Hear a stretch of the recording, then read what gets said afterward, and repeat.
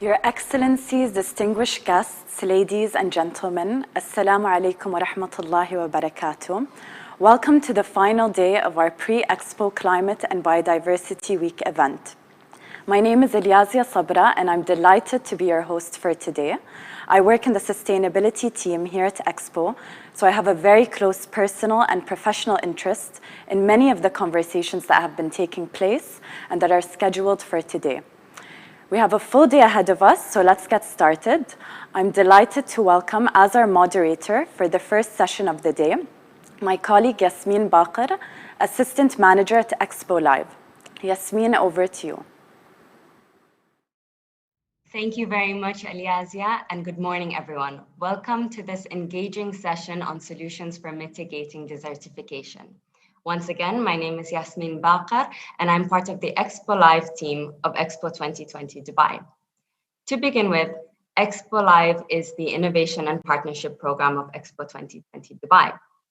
Since its launch in early 2017, Expo Live has been actively finding, supporting, and showcasing innovative solutions from around the world that have either an environmental or a social impact. To date, Expo Live is proud to have a portfolio of over 140 projects from around 70 countries around the world. These projects are all both innovative and inspiring and are a true testament to the fact that innovation can come from anywhere and be applied to anyone. We are delighted to have with us two of our project representatives, otherwise known as global innovators. Please allow me to first welcome Dr. Cici Lira, halophyte agronomist with the International Center for Biosaline Aquaculture. She's joining us from Greece, but Cici and her team have derived an innovative modular farm concept that's being applied here in the UAE. I'd also like to welcome Ole Christian Sivertsen, CEO of Desert Control. Desert Control is a social enterprise that's based out of Norway, but that is also implementing their unique liquid nano clay solution, otherwise known as LNC, also here in the UAE. Thank you both for joining us, and I'd like to kick off with the first question. We're seeing very strong linkages emerging between the issues of desertification and food security, primarily in the wake of the COVID-19 pandemic, where global trade and supply chains have been compromised, and where there's been an emphasis on various country agendas on locally sourced food. How are each of your projects seeking to address these challenges, and what are some of the key lessons that have emerged? We can start with you, Ole Christian. Thank you very much. Yes, in regards to COVID-19 and food security, I believe it is a strong wake-up call for the world. And I believe it's an opportunity to really start questioning ourselves about exactly what you said, Jasmine, about the supply chains and how we are producing, distributing, and consuming food around the world. I think in everyday life, we never ask each other's or ourselves even those kind of questions. Sometimes I even wonder myself, why do we bake pizzas in the shape of a circle to pack them and ship them in the shape of a square and then to eat them finally in triangles, right? It's really about challenging traditional thinking. And that's what I believe will be a wake-up call by COVID-19. So really to the kind of work that we are doing and that International Center for Biosaline Agriculture is doing, about creating arable land in places where there is very little of that, addressing the issues of water scarcity and arable land is a key to succeed on creating stronger local food production. Thank you very much, Ole Christian, and I'm glad that you touched on the collaboration with the International Center for Biosaline Aquaculture. Cici, could you please address the question?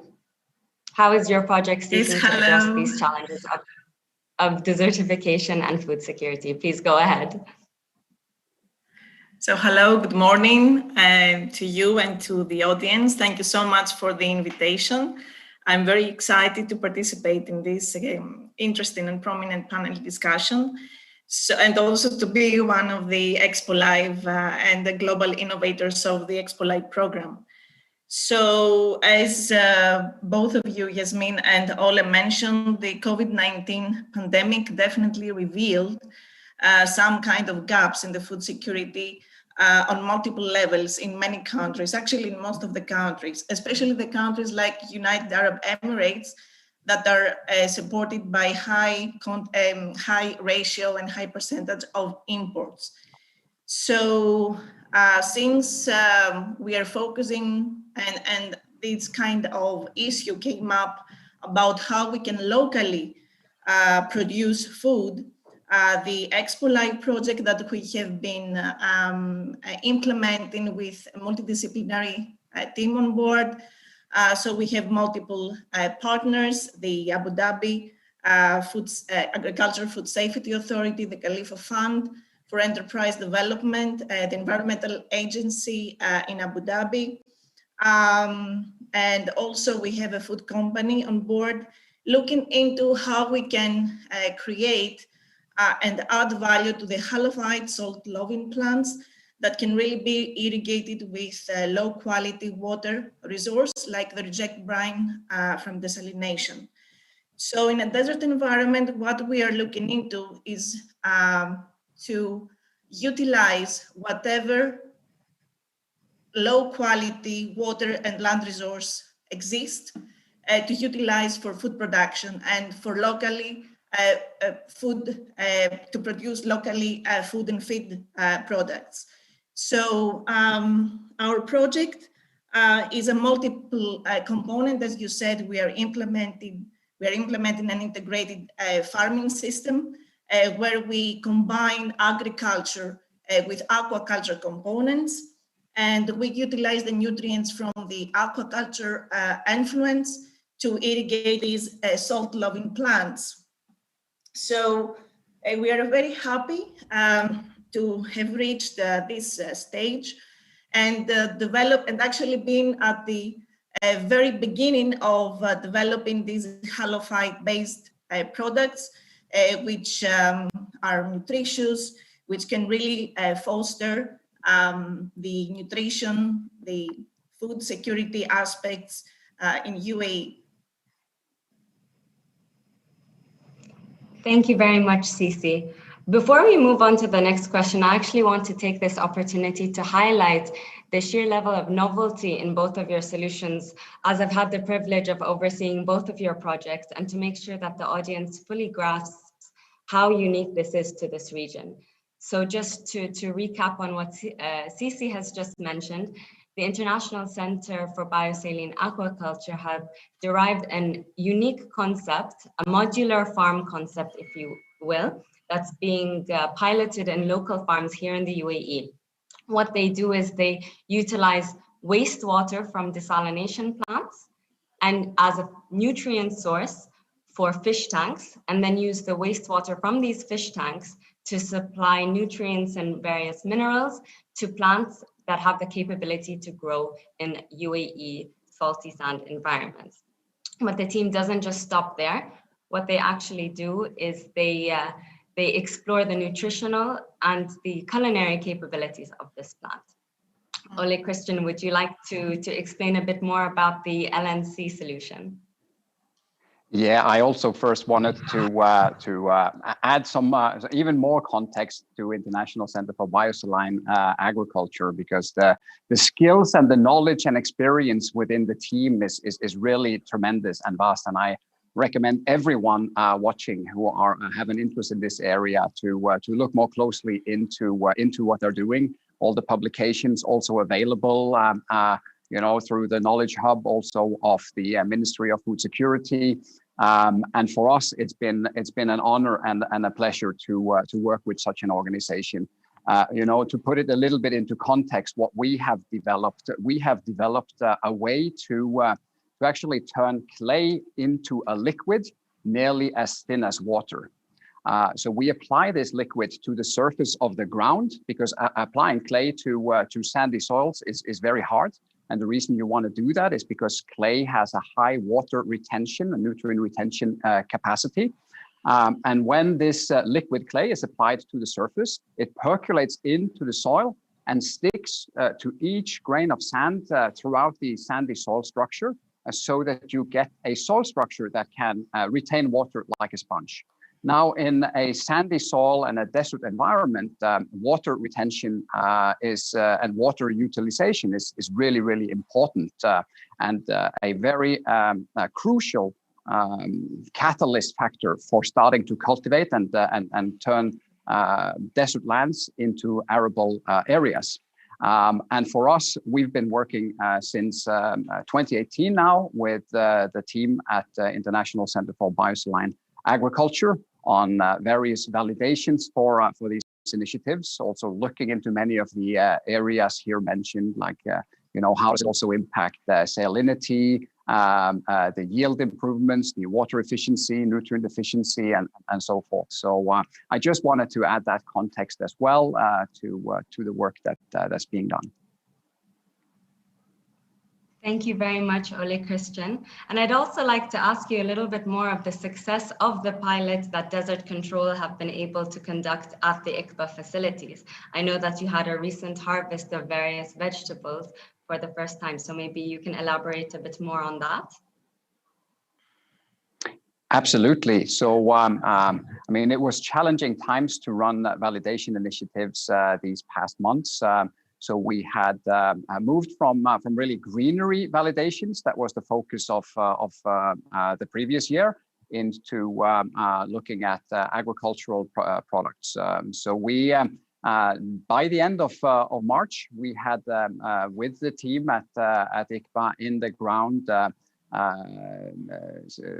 zucchinis, watermelons, and pearl millet crops for open field cultivation.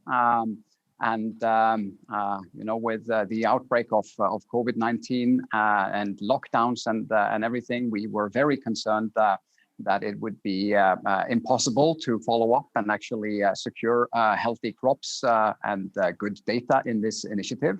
But I must say I'm so impressed by the team on the ground there and the way that this has been managed.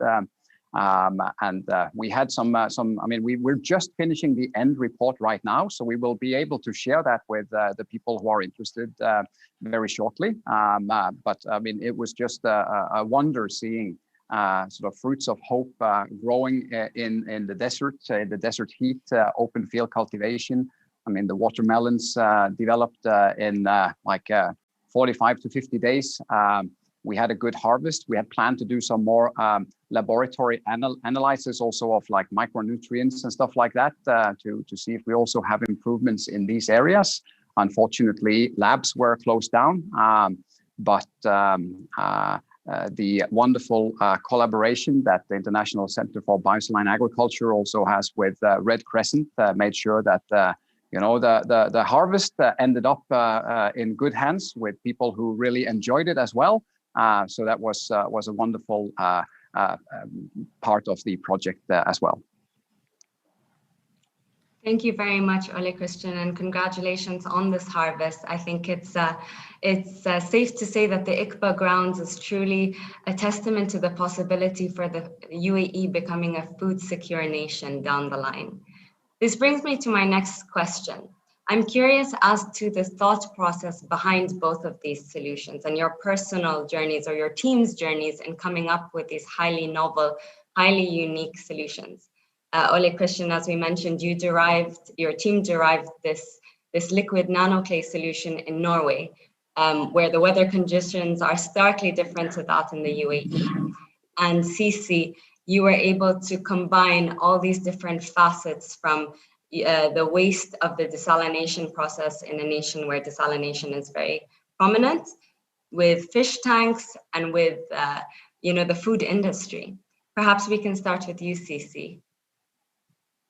Yeah, definitely. Thank you so much. And I'm very glad, also because I participated in the first phase of the experiment for the nanoclay project with a desert control team. And really, we had very exciting results on the grasses that we evaluated. And it's good to see, these kind of collaborative projects and collaboration moving forward in this very successful way.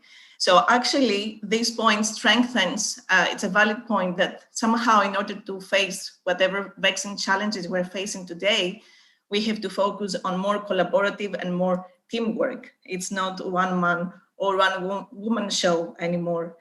So regarding the project, the thoughts that actually led us to come up with such kind of initiative and activities for the project, we have to focus, first of all, that we are working within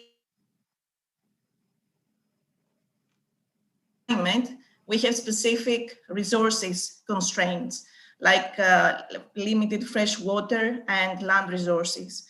So in order to produce locally different kind of food and feed products, we have to focus on how we could utilize whatever available water and land resource exist. In this case, we can utilize the reject brine from desalination, the aquaculture effluents, the drainage water, treated wastewater, even the seawater. There are some, let's say, extreme biosaline farming systems where we can utilize this abundant and huge water source.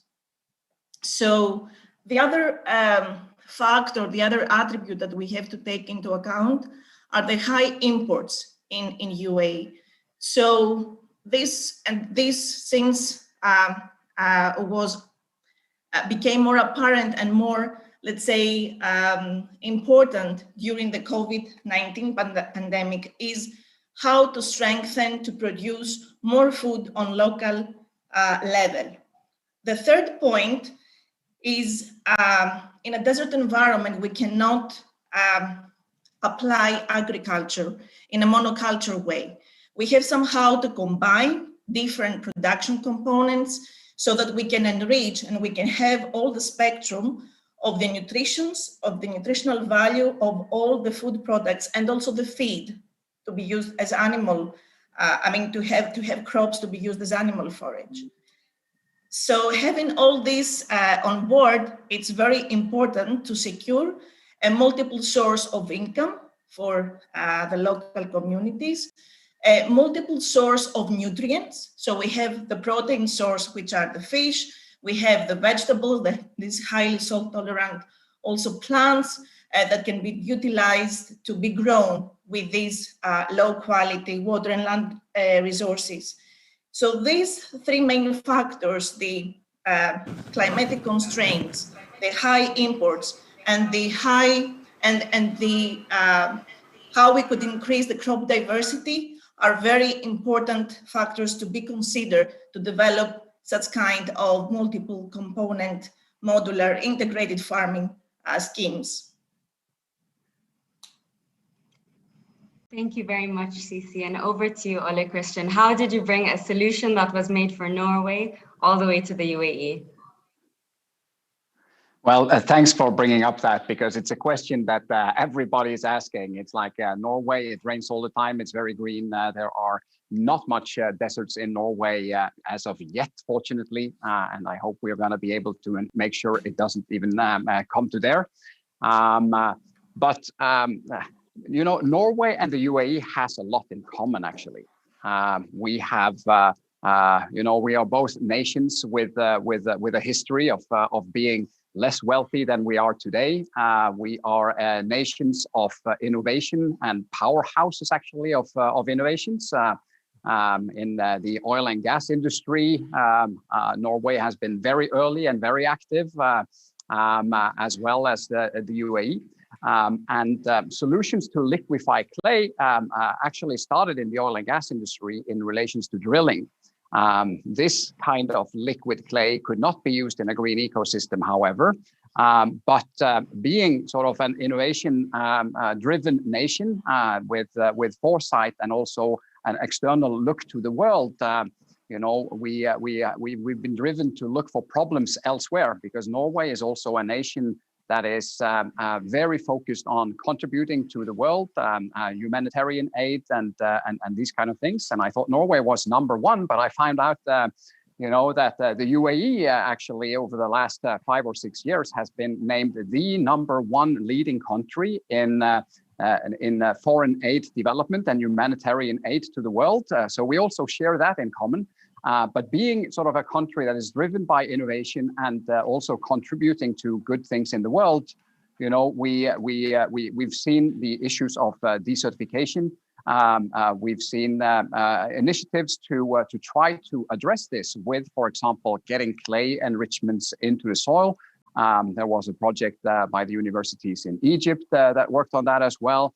And we figured out that, well, maybe if we can actually take the oil and gas technology that we have and turn that into something that doesn't use chemicals, that is completely mineral-based, purely natural, and liquefy clay in such a way that we could apply this to sandy soil and desert conditions that are not, it's not a product that is going to be used or is being used in Norway at all as such, which is why all the validation and all the initiative and research that we've been driving on this has been in the Middle East region. And the validation, you know, especially over the last 2 years here, have been heavily focused on collaborative approach with the scientific team at International Center for Biosaline Agriculture. So that's a little bit of the Norway UAE connection there, and how solutions from the oil and gas industry can contribute to a greener world. Thank you both very much for those interesting insights and for those fun facts that we were previously unaware of. I think we can safely say that the possibilities for both of these projects are endless, and we're excited to see how these projects and these solutions develop over the next year. This brings me to my last question. We understand that both of these projects will be showcased during the main Expo event itself. Can you please let our audience know how they can learn more or get in contact in the lead up to the event and then during the event itself? We can start with Ole Christian. Yes, so I mean, we will be heavily present for the entire Expo event. You know, together with the global innovators, we will have our own booth space, and we will participate in lots of sessions, educational sessions, leading up to the conference as well. You know, we want to contribute to sessions like the one we are here in today. We're also looking to host a couple of educational sessions on what we are working on and the topic of desertification as webinar sessions leading up to the event. And we are also very happy to engage with anyone who has great ideas on how we can propel and accelerate bringing solutions like this to the places that need it the most. Thank you. And over to you, Cici. Yes, of course. I mean, I'm sure the Expo Live team has already, arranged the kind of pavilion booth. So the project is going to be showcased there. In addition, the audience, whoever is interested can follow ICBA, the International Center for Biosaline Agriculture, through our social media, where we are going to post the different activities before and during the event, because it's not actually the event, the big event itself. It's also, the promoting activities even before that. And by the way, since the Expo Live project is already ongoing and running, we already have some kind of activities still pending to complete, which are also going to be showcased in the Expo Live pavilion.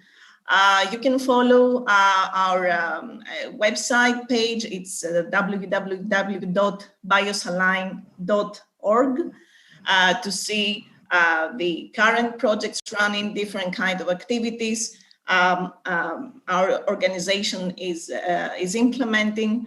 And of course, the team and I are more than willing to discuss further and to any type of collaboration that might come on board.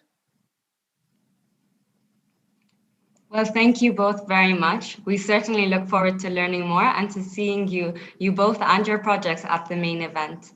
And thank you all for joining us during this session.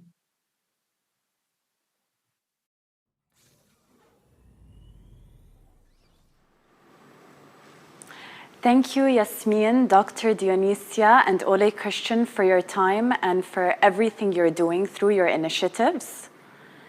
It is now time for a series of family updates from our participants, beginning with the European Union and Christian Schwarzer and Elena Bardram.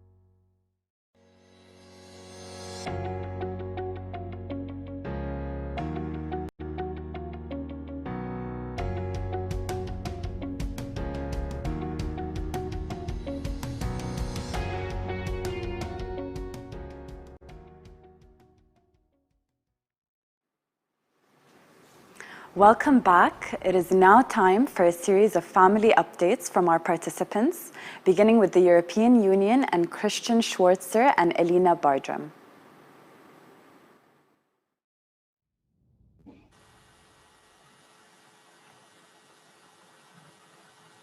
Hello. Good morning, ladies and gentlemen. It's a real honor to take part to the Climate and Biodiversity Week at this virtual Expo 2020 Dubai. Today's discussion, this family room in the midst of the COVID crisis, we're joining from our family rooms, many of us working remotely. And it is a strong reminder that ignoring climate and environmental degradation is short-sighted and detrimental. The coronavirus pandemic has ravaged every continent across the world, taken over 1 million lives globally, ripped families apart, and put unprecedented strain on our economies. In truth, none of us have ever known such an acute and all-encompassing crisis, one in which we will have all had to drastically change our lives over the last 7 or 8 months. But the crisis resulting from this pandemic does not change the climate challenge, nor the proper response to it. The world of tomorrow will be different from the world of yesterday and will, to a large extent, depend on the choices we make today. We cannot afford taking the wrong direction. Government's first priority must be saving lives, provide immediate relief to households that have lost their income, and also to protect their citizens from external shocks and prepare for future threats. And on this, science is clear. It tells us that humankind needs to slow, peak, and reduce its greenhouse gas emissions as a priority in order to limit global warming to 1.5 degree rise. We now have a once-in-a-generation opportunity that we cannot miss. We can build back societies and economies better to ensure sustainable green recovery where no one is left behind. In Europe, we decided to grasp this opportunity and turn our Green Deal into the blueprint to make the transformation possible and economically successful. The EU is and has always been one of the strongest proponents and champions of global climate ambition. Since 1990, the EU decreased its emissions by 23%, while we increased our economy by 61%. And our mission today is to become first climate neutral continent by 2050. The Green Deal is Europe's recovery and growth strategy, where environmental, economic, and social sustainability go hand in hand, because for too long they have not. We are enshrining our political commitments to a climate neutrality law. We are setting out how we will build our new future across energy, industry, farming, food, and biodiversity, as we need to embrace a whole of the economy approach. No sector can be left without an action. More than 1.8 trillion euro will be mobilized to bring back Europe on its feet, and 30% of it will be spent on climate-related projects to fight climate change and achieve a more modern and resilient European economy, in line with our commitments to Paris Agreement. This is our biggest green investment package, and it's the biggest investment package in the world that has been taken so far to transform our economy to a green one.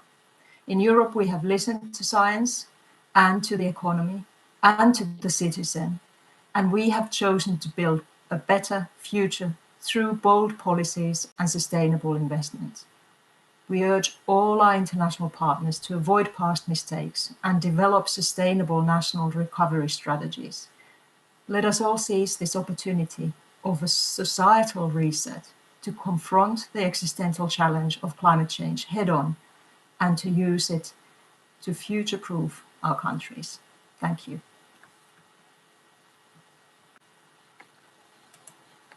Well, I could not agree more with what Elina just said. I think it's completely true. The Green New Deal is offering a once-in-a-generation opportunity to really change the game.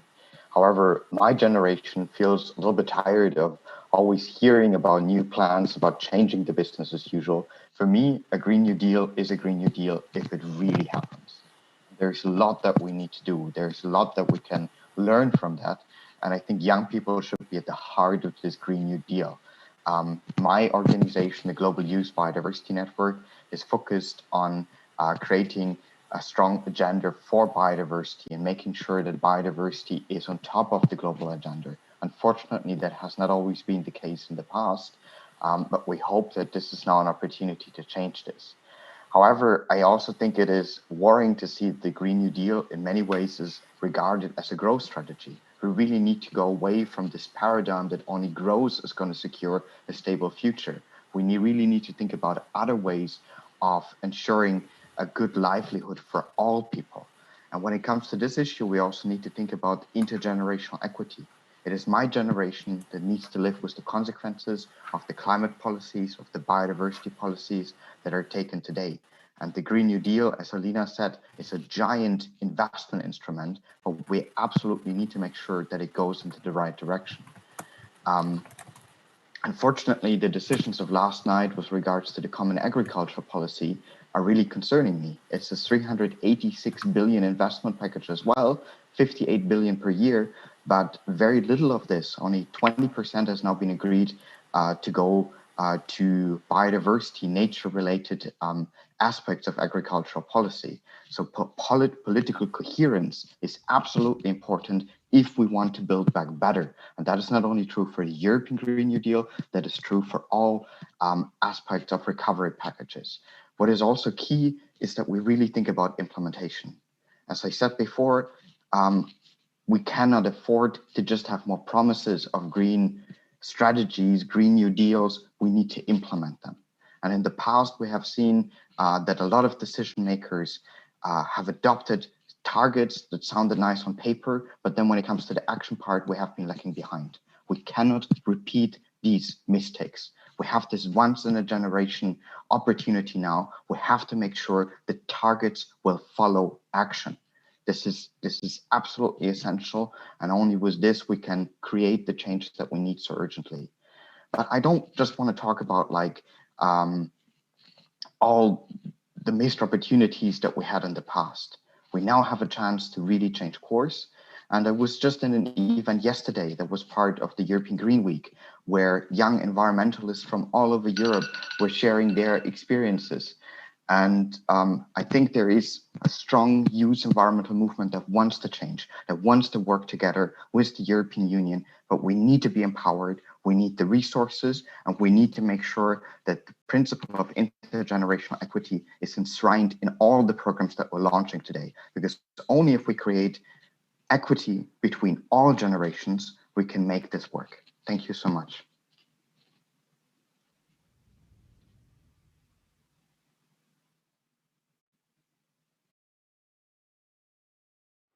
Thank you so much, Christian and Elina. I would now like to welcome our participant Chile to the floor.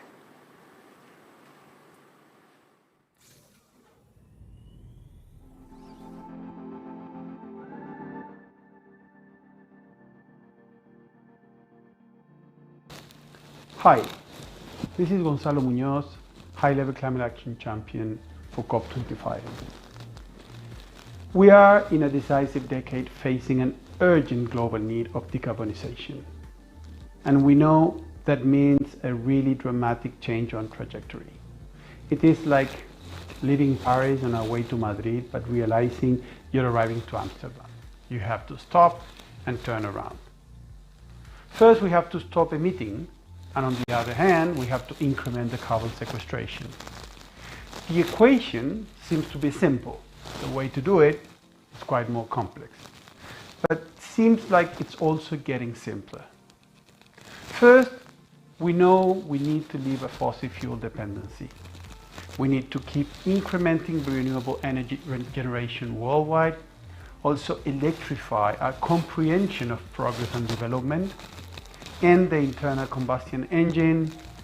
All of that has been happening on quite an accelerated way in the last 5 years or so. And that trajectory shows us that there is a remaining missing part of the equation.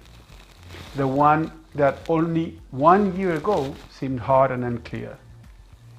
Today, it's absolutely clear that we can and we will decarbonize all those hard-to-abate sectors that are not easy to simply electrify, like shipping, aviation, steel, cement, chemicals, big trucks.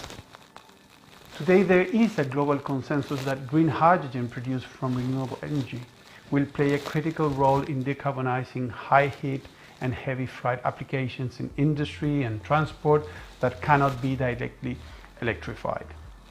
These sectors, as I mentioned, including steel, shipping, aviation, heavy freight and chemicals, amount to roughly 10 to 15% of final energy demand by 2050 and are meaning a market of between $2 and $12 trillion in terms of this industry.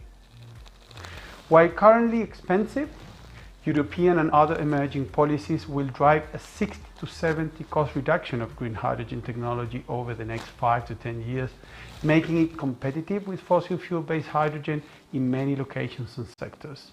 So we are seeing that clear trajectory. When it comes to the short term, there will be on-site production and use of green hydrogen, except of course where hydrogen adapted pipelines are available or where it is converted to ammonia and then shipped. In the medium term, hydrogen will also be shipped by boat. All of that is happening globally, but all of that also resonates so properly with the Chilean plans for the following years. Let me remember you that almost 1 year ago, during the SG Summit in September 2019, Chile led the establishment of the Climate Ambition Alliance, putting together member states and non-state actors, all of them committed to a net zero world by 2050 the latest, just like science is asking us and reminding us every day. Chile, as you might know, is a country that has no fossil fuel production and is one of the richest in renewable energy production. We have a capacity of producing enough clean electricity for so much more than the internal needs of the country. Then the first question is, how can we use that energy for the hours of the day in which the sun is not shining and the wind is not blowing? How can we use that energy to substitute the imported diesel for the big copper mining trucks, for example? Or how can we use that clean electricity in those isolated regions of the country that are off-grid? How can we use the electricity for those industrial processes that require high temperatures? And mostly, how can we ensure that all of those fantastic products that we export everywhere, like wine, fruit, copper, wood, or fish, reach the markets with no additional emissions due to the maritime industry? As well as any other country, the capacity of Chile to reach net zero emissions by 2050, the latest, will also, but also the competitiveness of our country will depend on how to solve these questions. And green hydrogen seems to be the absolutely right answer. That is why in Chile we are working fast and hard to be one of those leading countries for the global green hydrogen economy. This will require radical collaboration between countries, integration of natural capacities, technologies, innovation, knowledge, financial incentives, and political will. And I really expect you can find all of that in this large country in the far south that has a clear idea that green hydrogen will be the best path for the sustainable development of our country. As I said before, we will continue promoting the Climate Ambition Alliance as this North Star for a decarbonized world where member states and non-state actors work together in order to achieve this critical target.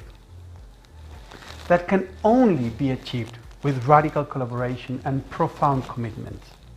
So that is why, as a high-level climate action champion, working hand by hand with my friend Nigel Topping, high-level climate action champion from the UK, we encourage all non-state actors to collaborate with the Climate Ambition Alliance, joining a Race to Zero campaign that includes cities, businesses of all sizes, investors and universities, all of them working together to a net zero world by 2050 the latest.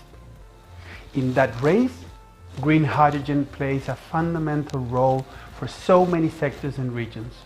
So I am extremely proud of promoting Chilean capacity of being part of such a relevant solution. Please join our Race to Zero. As you all know well, this is a race we must all win together. Thank you. Thank you very much for your interest and the invitation to participate in the Climate and Biodiversity Week 2020. Executive Director of Chilean Green Energy Hydrogen Association, Trade Association, H2T. The Chilean Green Hydrogen Association is an entity to bring together the main companies of Chile from the entire hydrogen ecosystem and value chain, such as oil and gas, energy, technology and engineering company.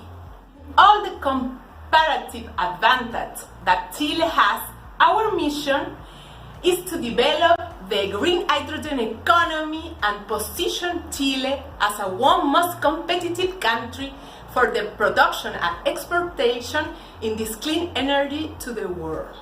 To support this developed strategic alliance with the key international investors are essential. The hidden champion, the highest renewable and energy potential in the world. It is a country with an open economy and 26 international trade agreements that allow us provide hydrogen and derivatives to the entire world. Environmental commitment and carbon neutrality goal, which will impact the sustainable development and green recovery and of local and global economy. Also, it will contribute to reaching international commitment for other countries with a high standards and alliance in the matter. Hydrogen is considered the new gold due to its versatile use and business perspective. It is projected that hydrogen will be the principal energy source in the future. The transition from fossil fuel to green hydrogen is an opportunity for local investment and industrial and residential use, the opportunity to export this energy within the region across the globe. We are certain that the collaboration of different stakeholders will make this economy an attractive business. Thank you very much for your time and interest.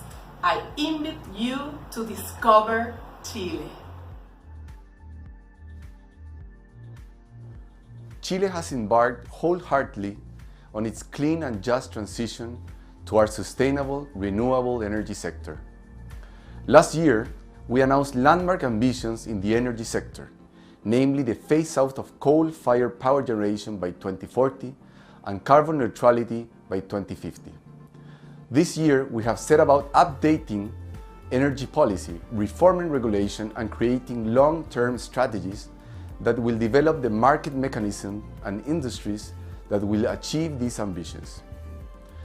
While Chile has certainly been affected by COVID-19, instead of being deterred by its societal and economic impacts, we see continuing our clean energy transition as vital to ensuring a green economic recovery from the pandemic.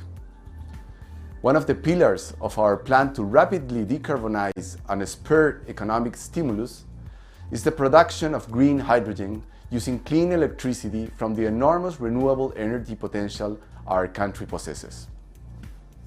We have analyzed this potential to be roughly 70 times greater than our current generation capacity. To date, we have made impressive progresses at developing these resources into generation capacity. Today, renewable energy accounts for 44% of Chile's electricity grid, with our aim to reach 70% by 2030 and 95% by 2050. Further renewable energy resources development will be built on foreign direct investment, and Chile has developed one of the most open and dynamic electricity market with one of the most stable regulatory regimes in the region, underpinned by favorable conditions for investment. These conditions have drawn more than $22 billion to the current pipeline of the energy projects that are approved or under construction, primarily solar, wind, and transmission infrastructure. To fully harness the renewable energy potential, Chile is establishing a national green hydrogen strategy to position itself as one of the leading producers and exporters of green hydrogen worldwide. The Ministry of Energy is leading this process with 7 other ministries, as well as industry, academia, civil society, and international partners, such as the German GIZ and the Inter-American Development Bank. This strategy will be published before the year is out and will clearly define Chile's ambitions, targets, and necessary actions to achieve deep decarbonization in sectors where green hydrogen is cost competitive and to enable export of green molecules to the industrialized economies around the globe. Breaking the $2 per kilo price barrier for green hydrogen competitiveness looks closer than ever, and Chile will do its part to contribute to this new global clean energy industry. It is this opportunity for green jobs and growth that is driving our national green hydrogen strategy. As a government, we are setting the policy framework to allow private initiatives and innovation to flourish in this emerging industry. We have a clear roadmap for the development of necessary regulation in order to adopt best practices and recognize standards. We are also supporting private companies to develop pilot projects, delivering technical cooperation and assisting the navigation through permitting processes and community engagement. Our focus is also on promoting innovation. We are contributing more than $200 million to establish a Clean Technologies Institute in the north of Chile that will focus on hydrogen. Additionally, other public agencies are funding technology development for the use of hydrogen in mining, particularly in transport services. Of course, international collaboration is key. Chile is proud to be part of international organizations that foster cleaner energy innovation and collaboration. As part of our leadership on green hydrogen, we are hosting an International Green Hydrogen Summit on the 3rd and 4th of November this year, bringing together high-level experts in the public, private, and research sectors from around the world. In April, in the midst of the worsening pandemic, Chile presented its updated NDC, committing to achieving carbon neutrality by 2050 and outlining a comprehensive policy framework to accomplish this ambition. The COVID-19 crisis, whilst requiring our utmost attention, expertise, and resources, has not shifted our focus from the clean energy transition. Quite the opposite, we are redoubling our commitments to sustainable recovery and development. We do this because it is necessary. We do this because it's the right. Thank you.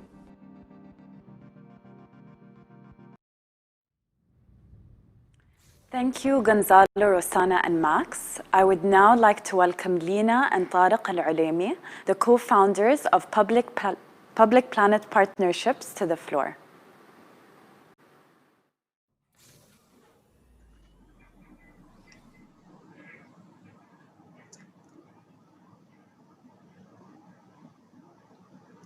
So good morning, good afternoon, good evening, wherever you're joining from.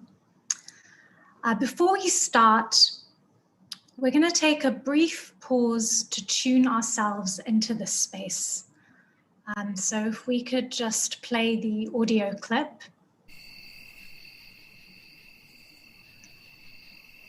Acoustic ecology, which is sometimes called ecoacoustics or soundscape studies, is a discipline that studies the relationship between human beings and their environment and how that's mediated through sound.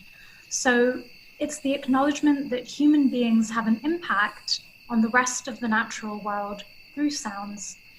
And it's important to find solutions for an ecologically balanced soundscape where the relationship between the human community and its sonic environment is in harmony. So I want you to just close your eyes and I want you to listen to the sounds of nightfall in a forest in South Africa. And I want you to just take a minute to reflect on this question. How do I normally think of nature? And do I think of it as anything in particular? So listen to the sounds and ask yourself, how do I normally think of nature? And do I think of it as anything in particular?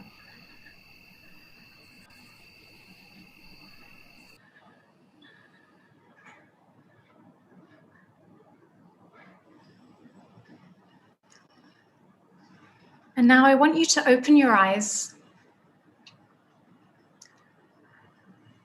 Perhaps you thought of nature as a musician, maybe for the first time, maybe not. Perhaps you thought of it as something that is sacred. Maybe you thought of it as something that is weak and needs to be protected. Or maybe you thought of it as something that is superior to human beings.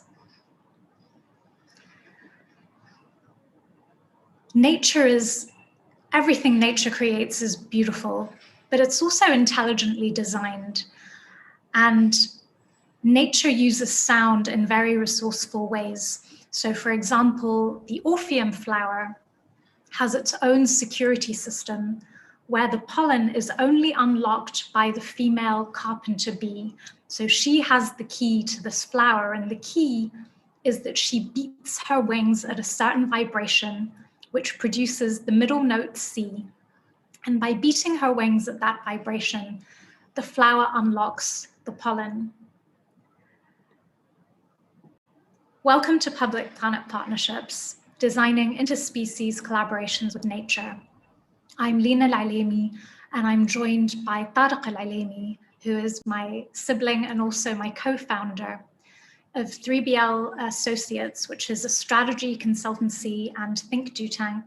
And we're also the co-founders of Public Planet Partnerships, which we created in partnership with SoScience, which is a social enterprise that specializes in scientific research and innovation for social good. So as we face these urgent sustainable development challenges while navigating a new economic era that paradoxically promises revolutionary technological optimism, but also life-threatening climate catastrophes and unexpected pandemics, we keep looking to the private sector to bridge this annual investment gap of 2.5 trillion to achieve the SDGs. And we keep looking to public-private partnerships. Now, through our work in sustainability and Tariq's biomimicry background, we've constantly been inspired by the humble innovators that have turned to nature as an ally in innovation, whether it's through bio-inspired technologies or circular business models, nature-based solutions. So we started asking, what would it look like if we had a public-planet partnership? We protect nature and we learn from nature, but we're not always actively collaborating with nature to solve the greatest challenges the human generation has ever faced. So with the support of Expo Live, we're so grateful because we were able to spend over a year researching examples of innovators that were implementing our definition of a public-planet partnership. And then we reverse engineered to create a set of tools that could lead anyone to design their own PPP. And I'm really delighted to share that when we finished the toolkit, we did our first pilot with an organization that has just been awarded the Nobel Peace Prize. So we did our pilot innovation boot camp in Tanzania with the World Food Programme.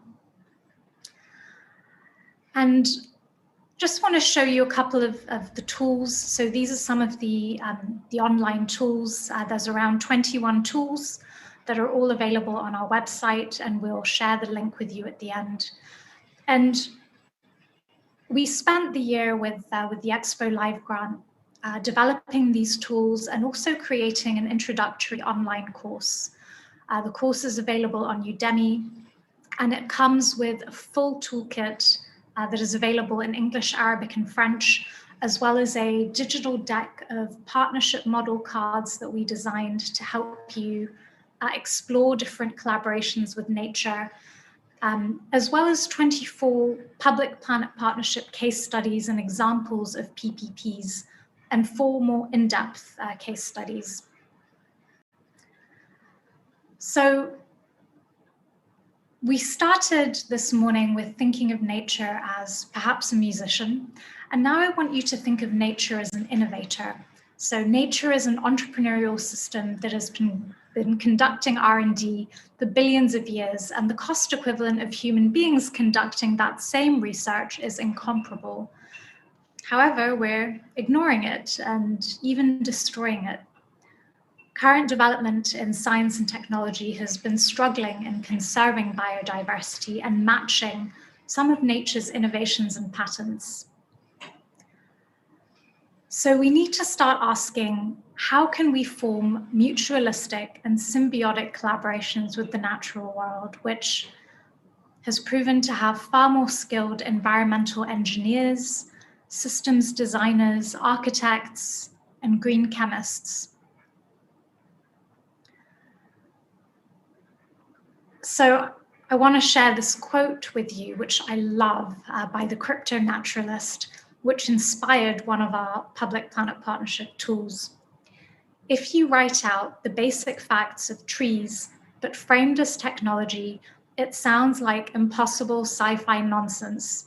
Self-replicating, solar-powered machines that synthesize carbon dioxide and rainwater into oxygen and sturdy building materials on a planetary scale. So we're going to do another very quick exercise.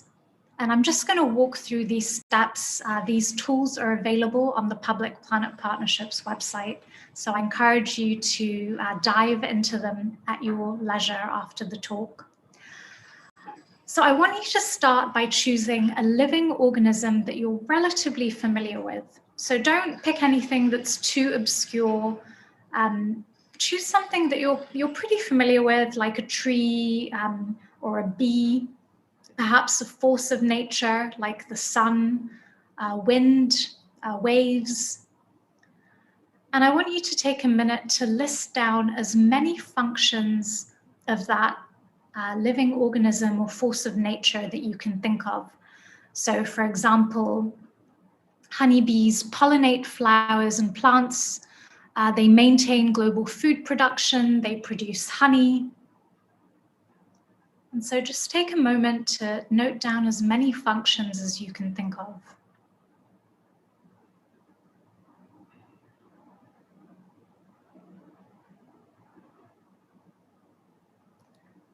And then I want you to look at your list of functions, and I want you to reframe it as though it were a technology. So for example, honeybees are mini drones that manage global food production using 100% renewable energy sources. So you can come back to this after the talk. And this is another quote that I want to share with you that I love, by a fascinating acoustic ecologist on plant communication. And she says, we should not only focus on AI or artificial intelligence, but also on BI, biological intelligence. So I'm going to hand over to Tariq, who is going to go a little bit deeper into what a public planet partnership is and share some examples with you.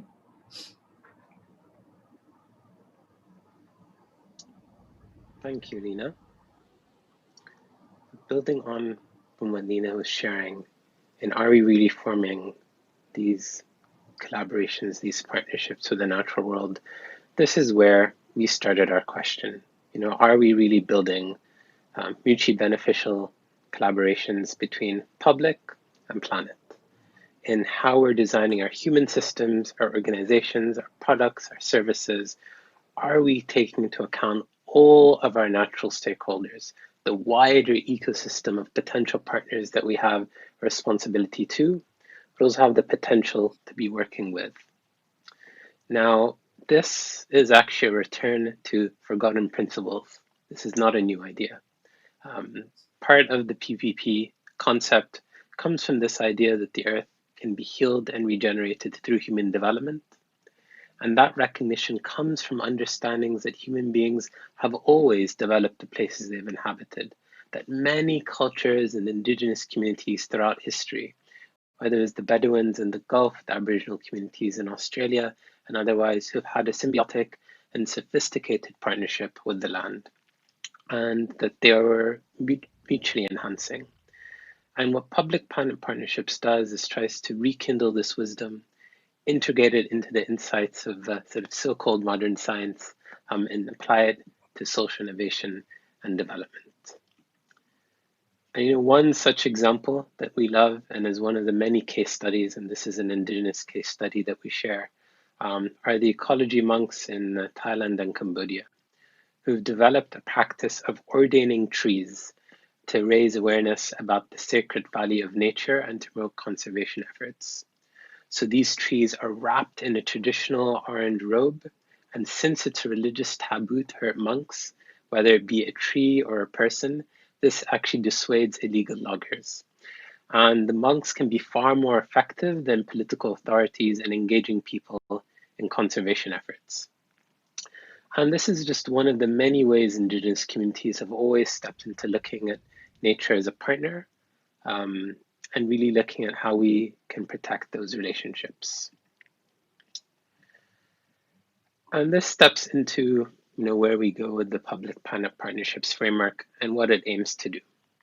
And before we get into that, a very quick biology 101 lesson, taking you back to the high school if you've left high school, or a very present lesson if you're there now, which is there are three very basic relationships in the natural world. They're win-lose, so parasitic relationships, and these are relationships between two species or plants in which may benefit one, but is also at the expense of the other, and sometimes even without killing the host organism. There are win-neutral relationships, so commensal relationships, in which one species benefits, but the other species is neither harmed or benefits from it. And these examples are, for example, a bird that lives in the hollows of trees. And then there's win-win, which we call mutualistic relationships, which is a win for both species. And often you can look at plant pollinators and plants themselves, so bees and sunflowers. And really the goal of PPP, the Public-Private Partnerships Framework, is to allow our humans' designs to be mutualistic at best, which is regenerative, or commensal at worst, which is sustainable. And really it's guiding you through the journey to be able to do that, and providing all the case studies required to provide that type of inspiration. And the example that Lena gave of the orphan flower is one of those beautiful examples of a mutually beneficial relationship in nature. Now, I want to take a step back as well and look at public-private partnerships and what is the difference between public-private and public-planet. Now, public-private partnerships are incredible in allowing better risk allocation between public and private entities. They help to make the most of scarce public funding and are able to introduce private sector technology and innovation to better provide better quality public services. Unfortunately, the downside is all too often that if we don't put nature at the center, the profit from destroying nature is almost always privatized and the cost is almost always socialized. We believe just as the human world ended the age of colonialism and how we used countries for the basis of exploiting resources, we should make the same transition for the natural world. That we must look to nature as a true partner and collaborator across all aspects of social and economic development, just as you would a public-private sector partnership. And nature is truly our greatest economic and social partner. So in this lens, by public, we mean business, scientific community, government, civil society organizations, change makers, essentially the entire human world. By planet, we mean all of nature, of which humans are a part of and are not separate. All of the world's stocks, all of geology, soil, air, water, all flora and fauna, everything that we may call ecosystem services that make human life possible. And by partnership, we mean mutually beneficial for the public, the human world, but also regenerative for the planet or that particular species, with nature as an innovator and collaborator. Now, to ground this in real world examples, I'm going to run through some very brief case studies. As Lina shared, we have over 25 case studies on our website at the moment, and these are just a sample of them across mutually beneficial and commensal.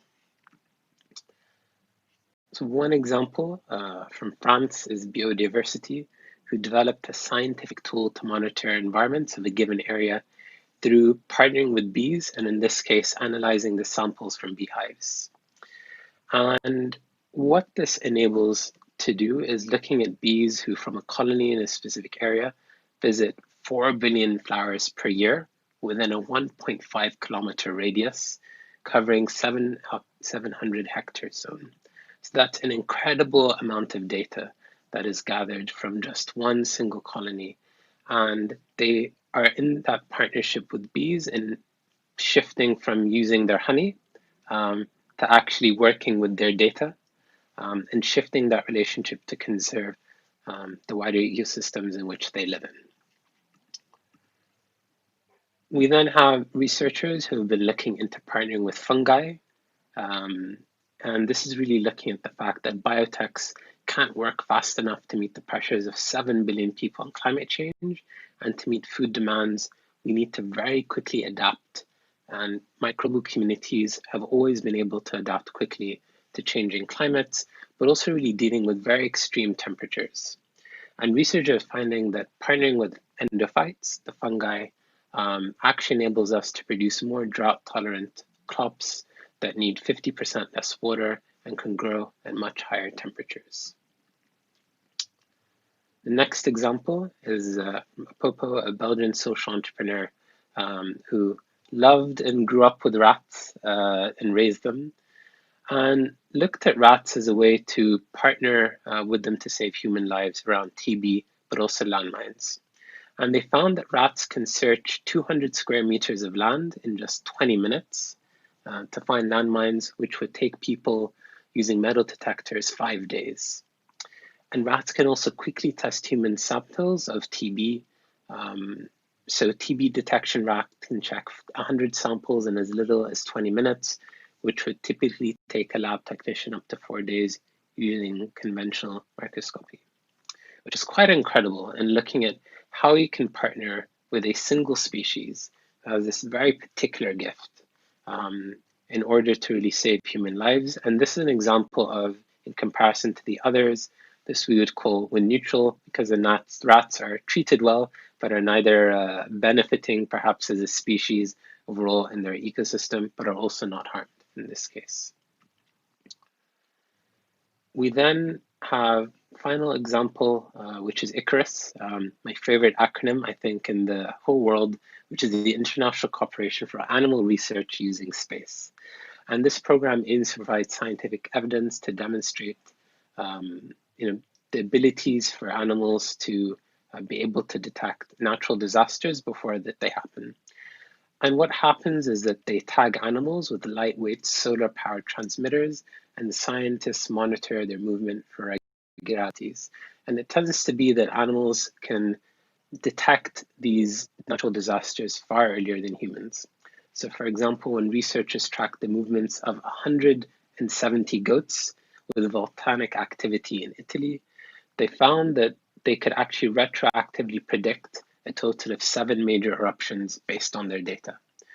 So really partnering with animals, partnering with nature for early warning systems of natural disasters. And there are many examples like this, whether it is partnering with nature to tackle air pollution, partnering with nature as a waste manager, partnering with nature as an educator. There are countless ways in which we can step into a partnership with the natural world, and I encourage you to go into our website, publicplanetpartnerships.com, to learn more about some of those collaborations. And it really comes down to this ethos, that nature doesn't just need our protection, nature needs our collaboration. We find that modern conservation approaches and learning from nature are also not enough, and neither are current approaches to sustainable innovation that focuses on creating less bad products and services, rather than positive innovations that are focused on regenerative development. Collaborations for sustainability almost are always human-centric rather than planet-centric, and therefore solutions can often miss out on the opportunity to integrate nature and natural capital as an innovation partner. And that can later become the cause of problems down the line. I know it really goes back to this principle that the natural world is our biggest social and economic partner. Yet we're not actively forging collaborations with other species. We don't necessarily leverage nature's open source innovations. We don't form trade deals with microbial communities or form relationships with other ecosystems. And public-private partnerships provides that framework to really be able to go into these coalitions with our oceans, our forests, the species in our particular ecosystem and neighborhood, and really see them as an innovation partner, and one in which it's not just a one-way relationship, but truly a regenerative and mutually beneficial relationship. And with that, we thank you for joining us, and we'll close again just by sharing you can access all the toolkits and the materials and the exercises we talked about, and further case studies on our website, publicplanetpartnerships.com. And if you go to publicplanetpartnerships.com/education, you can find the online course that Lina had referred to. I thank you for joining us again today, and thank you to Expo 2020 for this incredible opportunity, and I'm sure that you'll be inspired by many stories around biodiversity and climate this coming week. Thank you.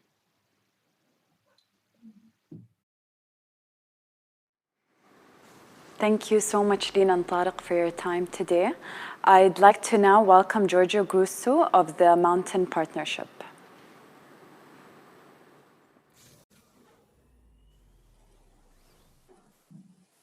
Hi, everybody. My name is Giorgio Grusso. I'm the coordinator of the Mountain Partnership Products Initiative, or MPP initiative, which is one of the 25 selected by the Expo 2020 Global Best Practice Program. The MPP initiative is a certification and labeling scheme for ethical, fair, and organic mountain products that aims to strengthen the resilience of mountain people, their economies and their ecosystems. And it also helps consumers choose carefully by narrating the story behind a product. The Mountain Partnership is the only UN voluntary alliance of partners dedicated to improving the lives of mountain people and protecting mountain environments around the world. It's a multi-stakeholder partnership with more than 400 members, including civil society organizations, governments, and global major groups. The Mountain Partnership has a secretariat in Rome, hosted by the Food and Agriculture Organization of the United Nations. Now, why a global partnership for mountains was created back in 2002? Well, first of all, because over 50% of the entire human population depends on mountains for water, food, and clean energy. However, mountain areas are heavily affected by climate change, far more than other regions. And of the 1 billion people that live in mountain areas, 50% of the rural mountain people in developing countries, and we're talking about 300 million people, face hunger and malnutrition. And why we decided to focus on mountain products? Well, first of all, agriculture is often the backbone of the economy of mountain areas. And mountain agriculture is primarily green, with low impact, high diversity, based on family farming, on traditional knowledge, and based on the work of women, because in the mountains, the men often leave their families in search of better jobs in the cities. And because there's an opportunity out there for the rising demand for quality foods and beverages from the mountains, coffee, tea, honey, herbs, spices, but also traditional grains, handicrafts, and cosmetics. However, small-scale mountain businesses are often disadvantaged if compared to lowland businesses. and cannot compete in the same markets with the lower prices and the larger volumes of lowland production. Because the isolated mountain producers often have limited access to markets, extension services, credit, and information. And the high number of intermediaries across the long value chain means that they do not always obtain fair compensation for their labor. In the end, despite the rich culture and environmental heritage, mountain communities remain economically marginalized, and the pandemic has terribly worsened this situation. The Mountain Partnership Products Initiative provides technical and financial support to smallholder mountain producers in developing countries to create enterprises, to improve the production techniques, enhance their marketing skills, and differentiate their products from the competition. To support the farmers in establishing quality assurance systems for their products, we have created the first international network of participatory guarantee systems, or PGS, specific for mountain areas. All our partners commit to establish a PGS that certifies their farming systems as ethical, fair, and organic. The PGS certification is what we can call a low-cost certification scheme for organic products valid for domestic markets.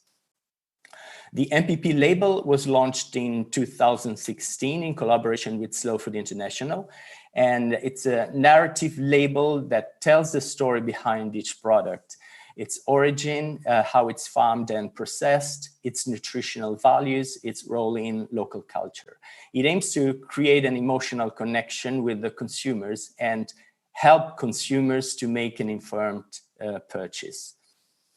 Our project is mainly supported by the Italian Development Corporation, but we have recently received additional contributions from Japan, from UNDP and FAO. And we have the technical support of a number of specialized partners, including Slow Food International, eFarm Organics International, the organic supermarket chain Naturacy, and many others. To date, the MPP initiative has supported around 10,000 smallholder mountain farmers. 60% of them are women. The project operates in 8 countries and includes 20 products, ranging from the pink purple rice from India's Himalayas to the stingless bee honey from Bolivian Andes and the golden berry jam from the Peruvian Andes. Now, with the current funding, we can only assist a very limited number of farmer groups. In comparison to the requests of assistance that we keep receiving. The project needs to grow and expand. Therefore, we are looking for new partners, also from the private sector. We are coming to Expo next year to showcase our mountain products with a dedicated exhibition, with a conference, and hopefully with a dinner with mountain products. We hope that all our activities at Expo will show to the wide public why mountains matter in moving the world towards sustainable growth, and why mountain people are so relevant in adapting to global changes, including climate change and biodiversity loss, and providing solutions. We hope that our experience with Expo will help us to expand our partnership and the MPP initiative, and we hope to see you all there. Thank you very much. Thank you, Giorgio. It is now time to hear from Adam Miller, Executive Director of Planet Indonesia. All right, I want to thank you all so much for coming today. My name is Adam Miller, and I am the Executive Director and co-founder of Planet Indonesia, an international nonprofit that looks to conserve biodiversity through village-led partnerships. So I'm actually going to start off today by talking about people, because for Planet Indonesia, people are central to biodiversity conservation. Indigenous people and local communities represent less than 2% of the world's population, but are managing and protecting up to 80% of the world's biodiversity. It is now estimated through new carbon research that up to 25%, or 1/4 of the world's carbon, resides in the ecosystems that these communities are managing. But we also know that indigenous communities are faced with a whole bunch of problems. There's political history of discrimination, systemic rural poverty, systemic issues of racism, gender inequality, food insecurity, and more. Indonesia is a country where biodiversity and rural poverty meet. Indonesia has some of the most biodiverse ecosystems on the planet. And true to form, most of these ecosystems are managed and protected by indigenous communities. So at Planet Indonesia, we look to address the underlying drivers of biodiversity loss. We address the issue of socioeconomic inequalities in rural communities that drives the exploitation of biodiversity.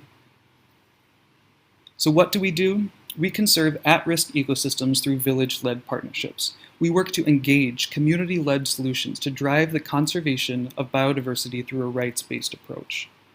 How do we do it? We reduce socioeconomic inequalities to drive conservation.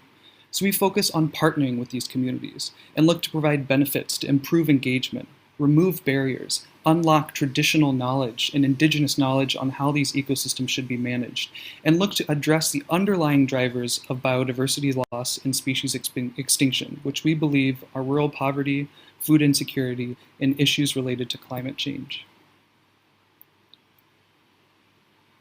So our model broken down into just 4 really simple steps. The first thing we do is we help communities ensure rights and security and access over their lands and landscapes in order to protect and conserve biodiversity.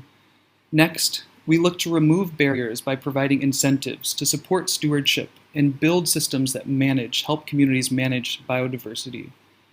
Third is we create governance systems. These systems support inclusive good governance in order to ensure that all voices are heard and all voices are involved in managing the landscape and helping their day-to-day lives reach a better. And then finally, we look at building regenerative supply chains. These regenerative supply chains are built in a way to support community-based conservation, to improve livelihoods, in order to open up the doors and unlock the power that communities have to protect and manage some of the world's most important biodiversity hotspots.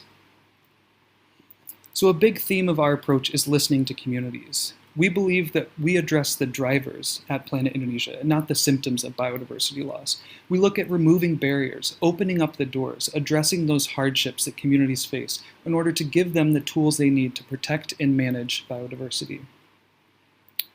Here's a Bornean orangutan, one of the species that we work very closely with communities to protect.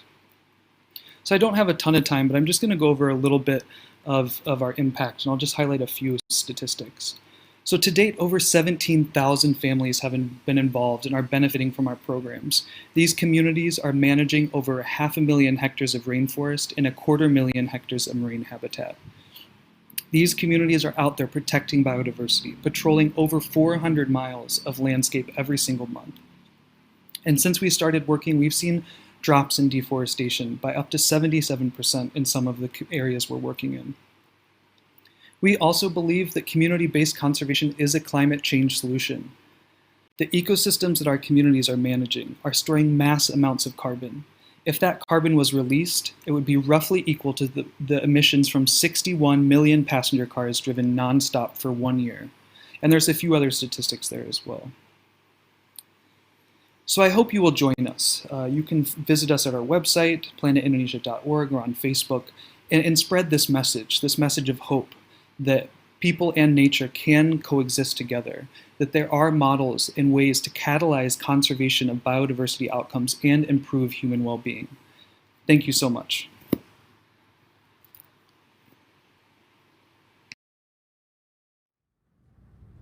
Thank you so much, Adam. I would now like to introduce the United Kingdom.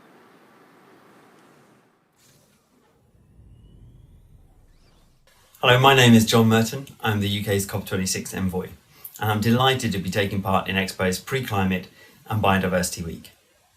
Despite the postponement of Expo Dubai, this is a great opportunity to maintain momentum and dialogue on climate change. The science is clear. We're at a turning point for our planet, and so as we recover from COVID-19, it's critical that we build back greener and more resilient. The decisions we make now will directly impact our ability to safeguard the environment for future generations. If we continue to invest in burning fossil fuels, we will speed towards a climate catastrophe. Next year, the UK will host the UN Climate Change Conference, COP26, in Glasgow, and we'll do that with our partners Italy. And this conference will provide an opportunity for the world to come together and commit to urgent climate action. As hosts, the UK will lead by example.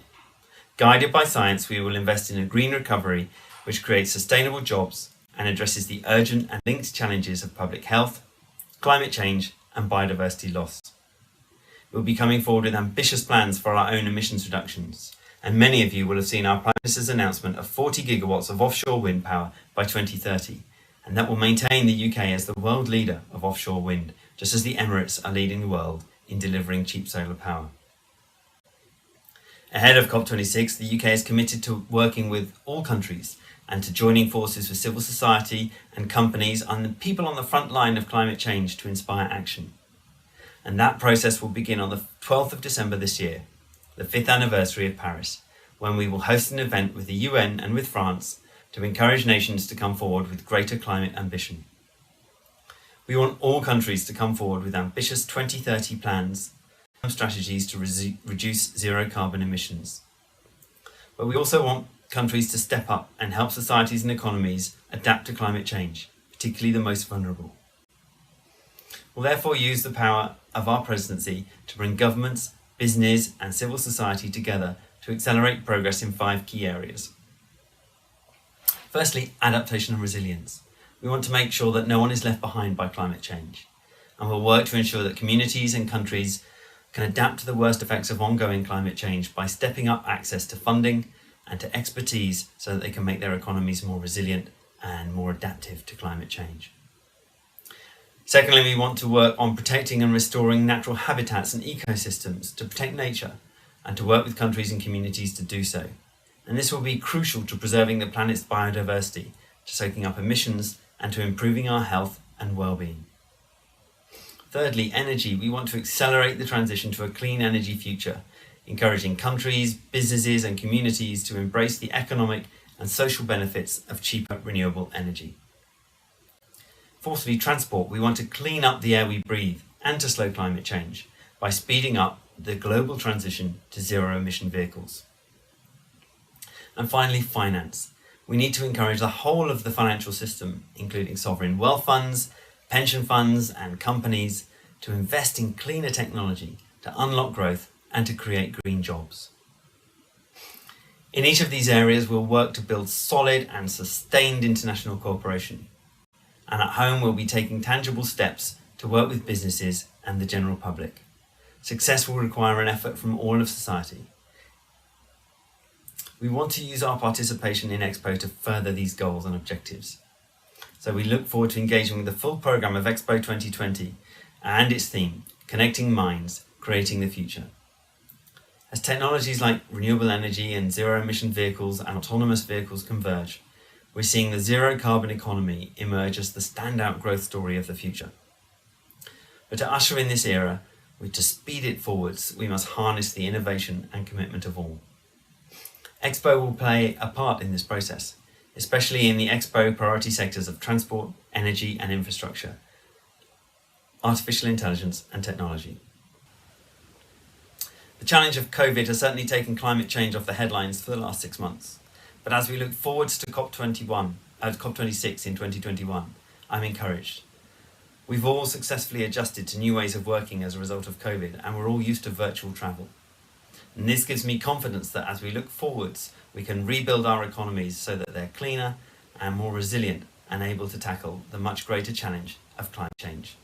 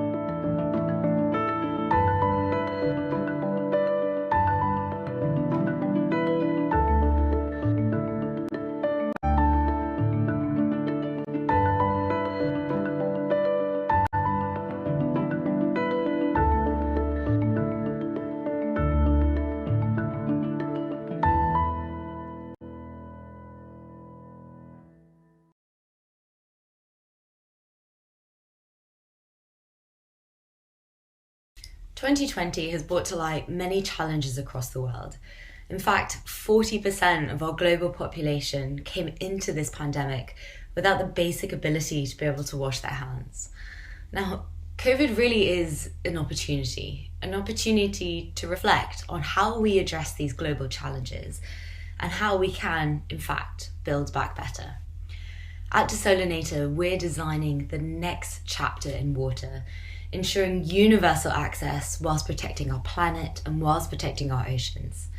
Desolinator is an award-winning solar purification technology that harnesses our abundant sunshine to transform the toughest water types into pure, clean drinking water. The process that we uses no filters, no membranes, and no harmful chemicals. And next year, our modular systems will be scaling to 250,000 litres a day, allowing us to bring the cost of water down to $1 per 1,000 litres. But what does this all mean? Well, it means the ability to be able to secure water in the most challenging environments, with transformative potential for not only communities, but for businesses all around the world. Pure, secure, and truly sustainable has to be the next evolution in water, because now is the time for water generation, for the next generation, for the next and even the one after that. We are very proud to announce that our flagship project is launching next month with the government of Dubai. And as we build towards COP26, we look forward to working in partnership to highlight how we can, through innovative and sustainable technology, build a better water future together.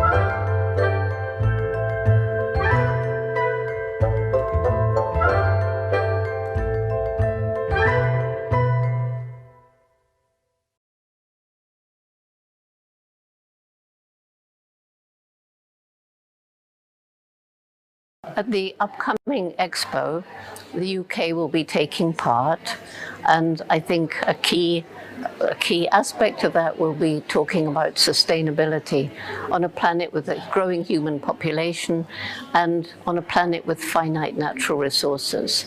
These are really difficult questions, and already we have terribly harmed the natural world.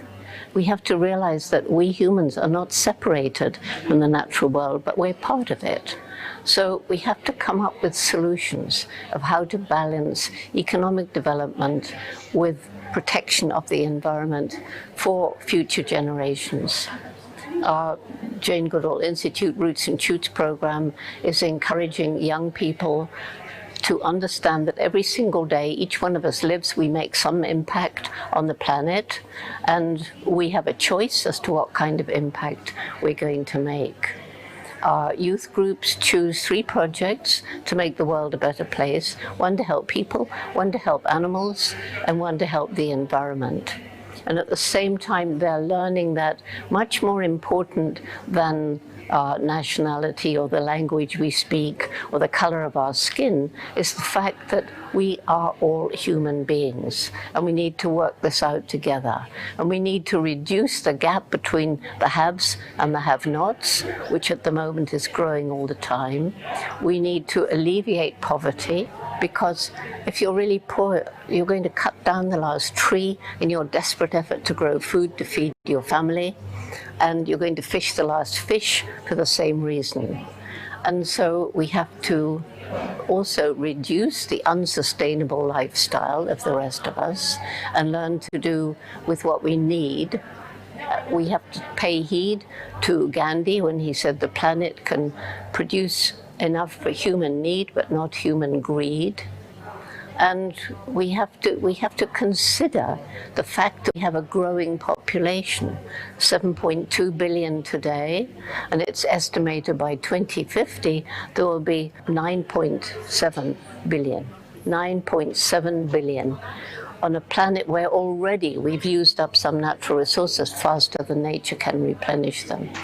So I hope that these aspects will be to the fore, and there will be solutions offered, like protecting our forests, which absorb carbon dioxide and give out oxygen, cleaning up our oceans, which do the same thing, and we can plant trees as well to help to alleviate this growing climate crisis, which is affecting people all around the world.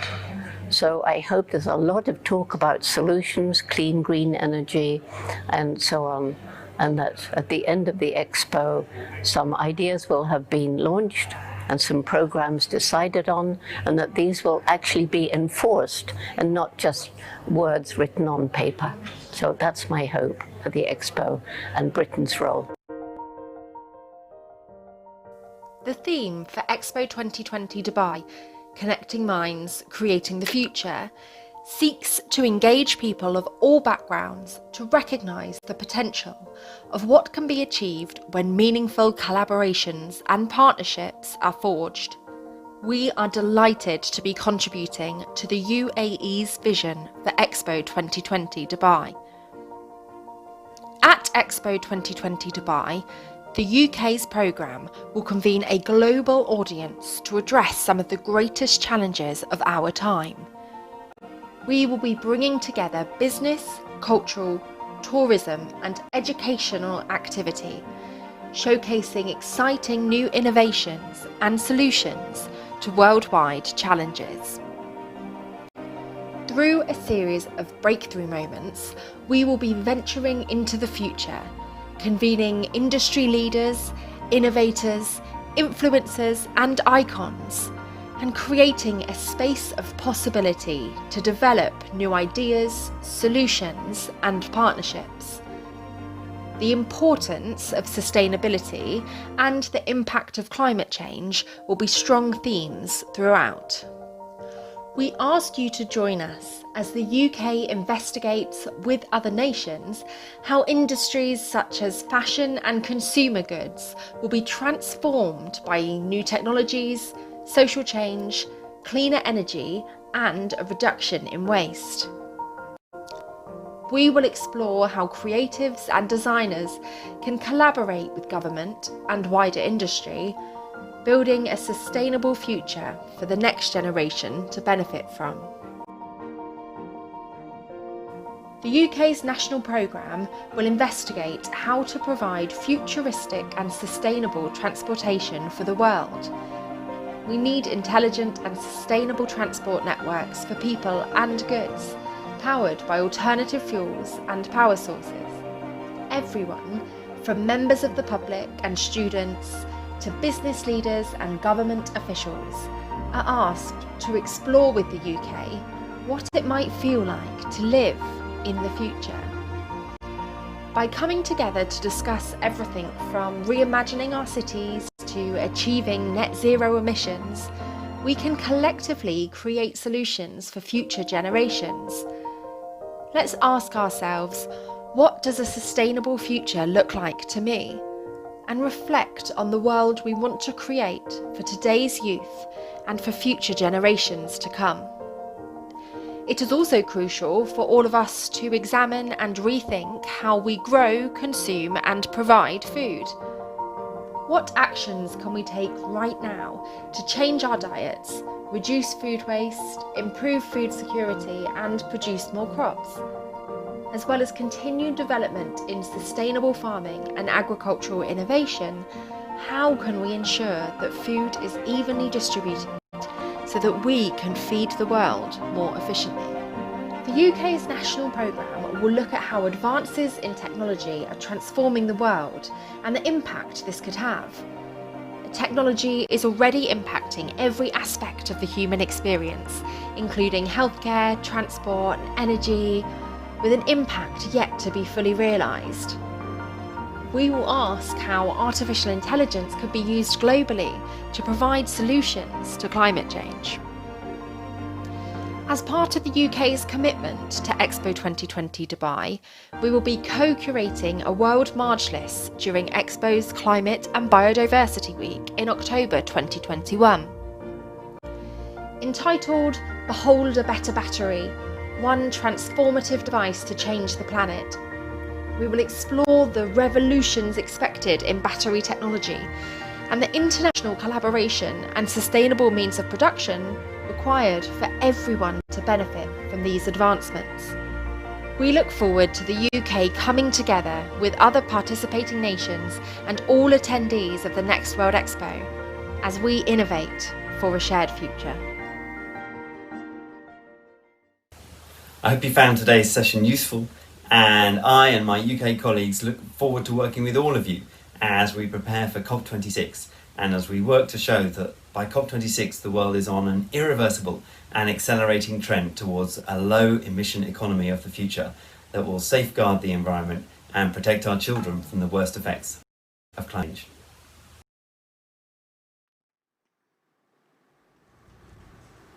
Thank you so much to all of our participants, to those organizations, and to everyone doing extraordinary work around the world. We're going to take a short break now and we'll recommence at 2 p.m. UAE time. And I look forward to seeing you then.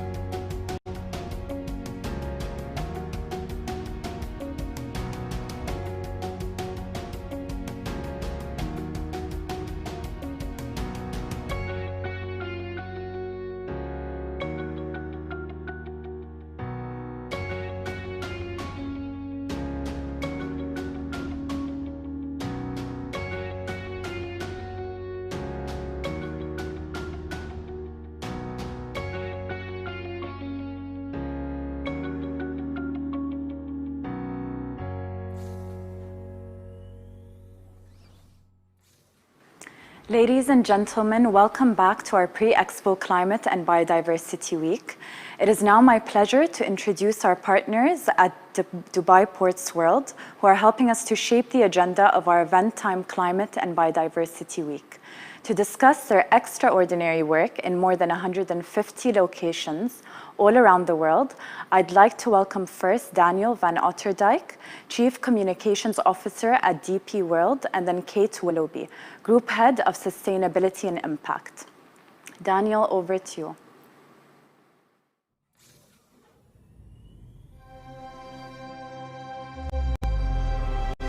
Hello everyone, I hope you're well and keeping safe. As a premier partner of Expo 2020, I'm proud to be here to share an update on our journey so far. In many ways, the world has changed a great deal over the last year. We're having to connect in new ways, in ways we haven't done before. The need to inspire hope, to encourage progress, and to build prosperity has never been more important. Our responsibility to connect the world and to enable smarter trade for the benefit of everyone is why our partnership with Expo is so special and important to us. We're committed to building an experience that showcases Dubai and seizes the opportunity in this extraordinary moment in time. As an organization that contributes to over a third of Dubai's GDP, we see a world that is in constant state of flow. How we connect, how we meet, do business, and trade is rapidly changing. We will bring these to life in our Flow Pavilion. We've made progress these past months, and our 5-story pavilion covers roughly 9,500 square meters. The experience will show how we help make trade flow around the world, how people get things they need, when they need them. Starting at the 4th floor, visitors will be able to see our rich heritage and our journey of innovation, including our vision for Hyperloop technology and smarter business geared for Industry 4.0. The 4 floors in our pavilion will showcase our perspectives on the Expo themes of mobility, of opportunity, and sustainability, with dedicated business spaces to ensure conversations can continue well beyond the tour experience. At the pavilion is an amazing water feature that will draw visitors to the central atrium, where they can relax and enjoy a host of exciting talks, takeover events, and celebrations. And of course, we'll be sharing all of this online too, so anybody around the world can join us, creating content which is as fun to experience in person as it is in a virtual world. We're also bringing our valuable relationships from the world of sport, business, education, as well as organizations that are helping us to protect the planet, like United for Wildlife and the Zoological Society of London. Our commitment to education is important to us. We're collaborating with Expo 2020 on the schools program, where we'll create daily pavilion experiences for thousands of school children and building a dedicated learning space for older students to explore and challenge their minds. As a legacy partner, this commitment to inspire the young leaders of tomorrow will continue for future generations as we transition our Expo Pavilion into a specialist education institute post-Expo. This is the responsibility of a business that has a higher purpose, ensuring everything we do protects and leaves long-term benefit for the world we live in and builds a better future for everyone.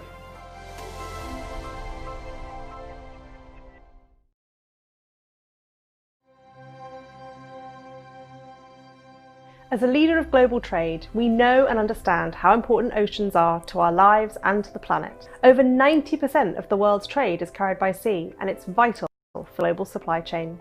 Oceans are a key part of our sustainability strategy, and we're committed to protect, enhance, and restore our oceans. And we're driving projects to support the United Nations Sustainable Development Goal SDG 14, Life Below Water. For ocean restoration, we're focusing on blue carbon initiatives to support our global low carbon strategy. And we have a robust plan for carbon and energy reduction. This is supported through investing in blue carbon programs like mangroves, coral, seagrass, which can absorb carbon and improve our company's net emissions. Additionally, programs like mangrove planting can build resilience to sea level rise and act as a vital buffer for coastal communities.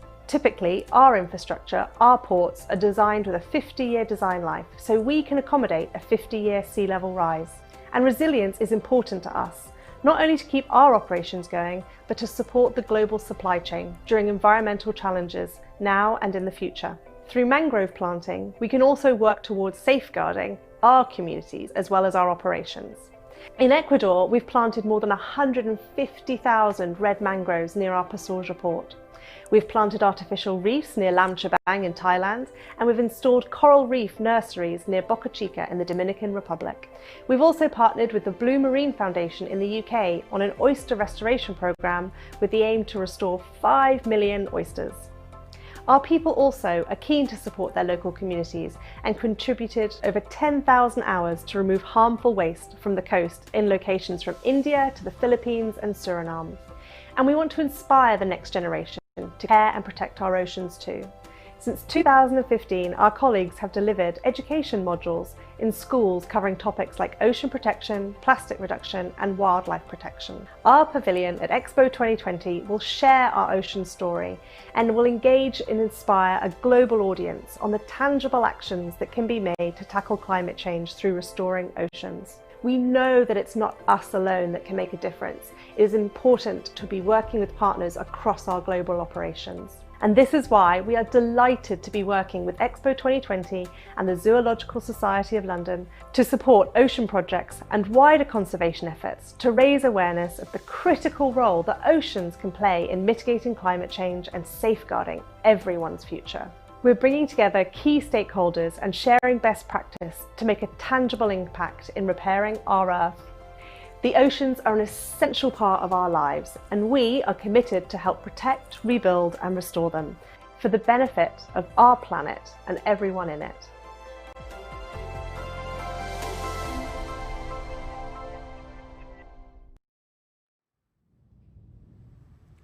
Thank you so much to our friends at DP World. We really couldn't ask for a better or more committed partner with which to develop our plans for a Climate and Biodiversity Week at Expo 2020 Dubai. Fortunately, that passion and professionalism is matched by that of our international participants, and we'll hear more from them when we recommence our program after a short break at 3 p.m. UAE time. See you then.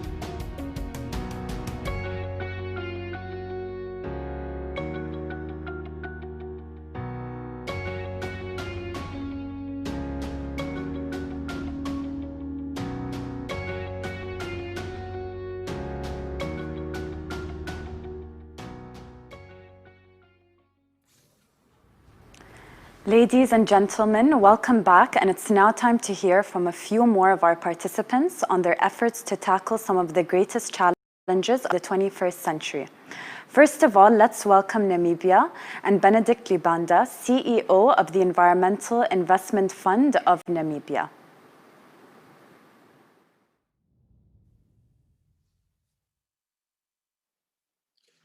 Thank you. Thank you very much for welcoming me, and thank you to the organizer.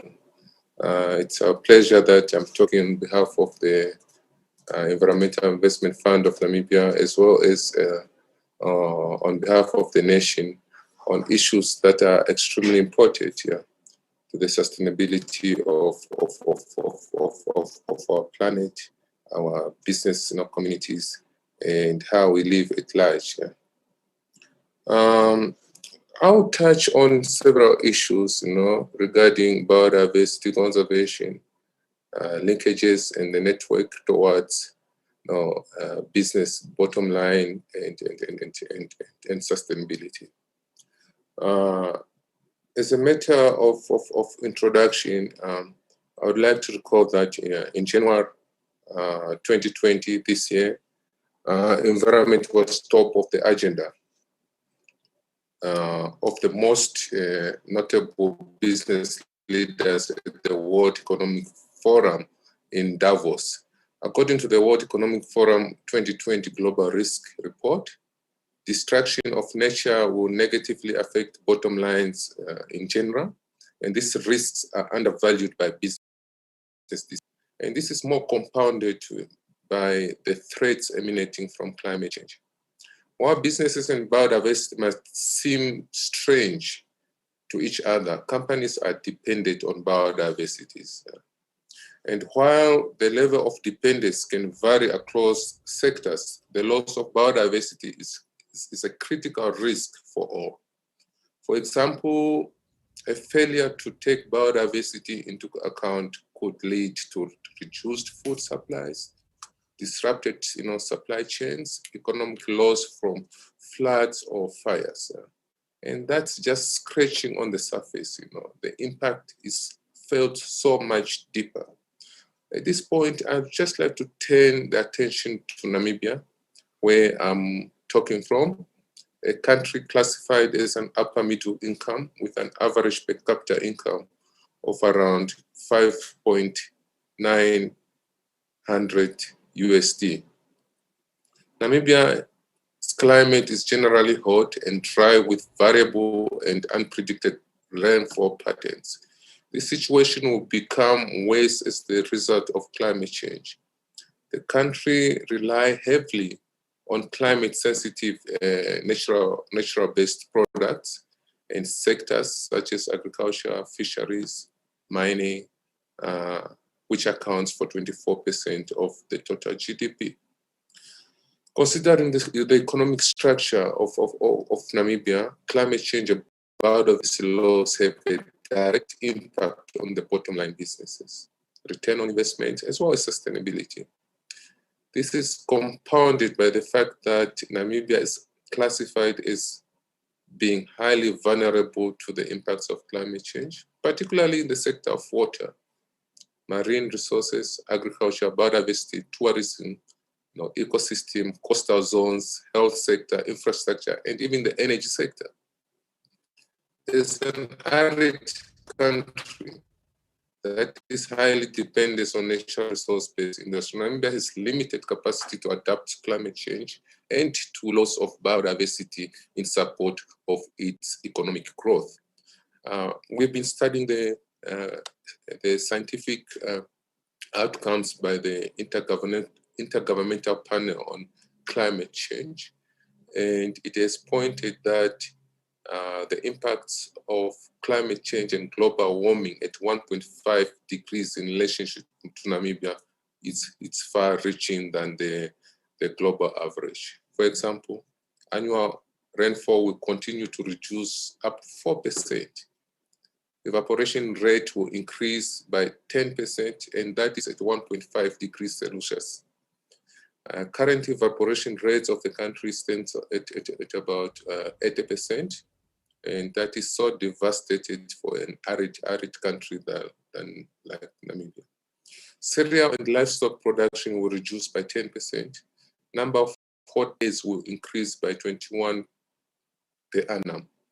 These are impacts that will decrease the economic performance of the country. This translates to negatively affecting bottom line businesses and the entire financial sectors, and also a huge negative growth on economic activities.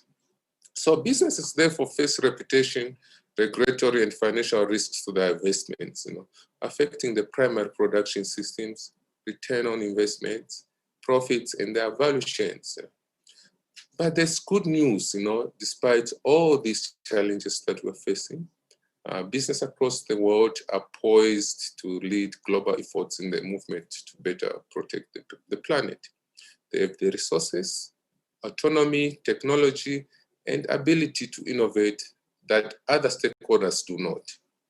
This is the right time to invest in smart, eco-forward business strategies, so corporations aren't forced to play catch-up after it's too late. The financial sectors, in Namibia, for example, has leapfrogged over the past few years in their response. This is evident in the adoption of policies such as the environmental and social governance systems that have been introduced by most commercial banks and lending institutions, including institutional investors such as pension funds and the Namibian Stock Exchange. Indeed, such intervention are commensurate well with responsible investments that target biodiversity and climate change assets, presenting long-term sustainability opportunities for most businesses. We are also witnessing more corporate companies joining the fight to slow climate change through investments in renewable energy and storage technologies. This is supplemental commitment to biodiversity conservation that support not only climate change goals, but also ensure ecosystem integrity and that ecosystem thrive while maintaining the supply of goods and services through the value chains of business development. More investors are also realizing the importance of nature-based climate solution and improved management of land that can contribute about 37% of the required emission reduction needed to reach the Paris Agreement targets. This I'm talking on a global scale. So in a wake of COVID-19, we are also realizing that most COVID-19 recovery strategies are integrating green principles. This is good news for business. It will accelerate economic recovery. It also supply the growth of business development. There's more work to be done, but I'm also optimistic that we are on the right track and that we will find better ways to live in harmony with nature and preserve this world for the future. I thank you.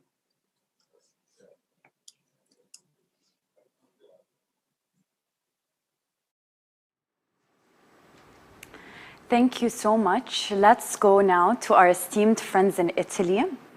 We have Paolo Galli, Professor of Ecology at Department of Environmental Sciences of the University of Milano Bicocca, Giorgio Sacoccia, President of the Italian Space Agency, Giovanni Giuseppe Vendramen, Director of the Institute of Biosciences and Bioresources, Angelo Riccaboni, Chairman of Prima Foundation.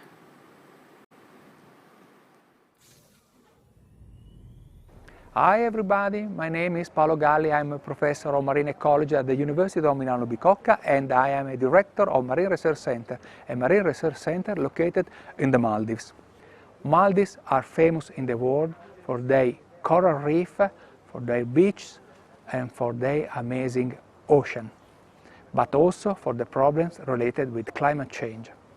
In 2009, University of Milano Bicocca, together with the government of Maldives, decided to realize this center with the aim to realize an open source center, a place where researchers and students coming from every part of the world are able to come here to share their expertise and to try to find a solution at the problem of the world. Just only to give you an idea what we are able to do in this research. Every year, several people around the world come in this place to learn how to repair coral reef. I'm speaking about coral reef restoration, a technique that we can use to repair coral reef damaged by climate change.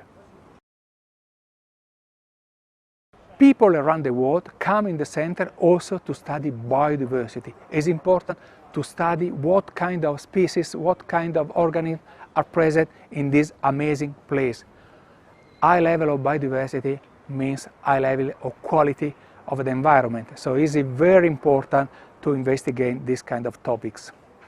We like the idea to share our results together with the community, together with students, with the research around the world, because all together we can find a solution, we can see solution, and we can try to resolve the problems that we have now in this period in the world.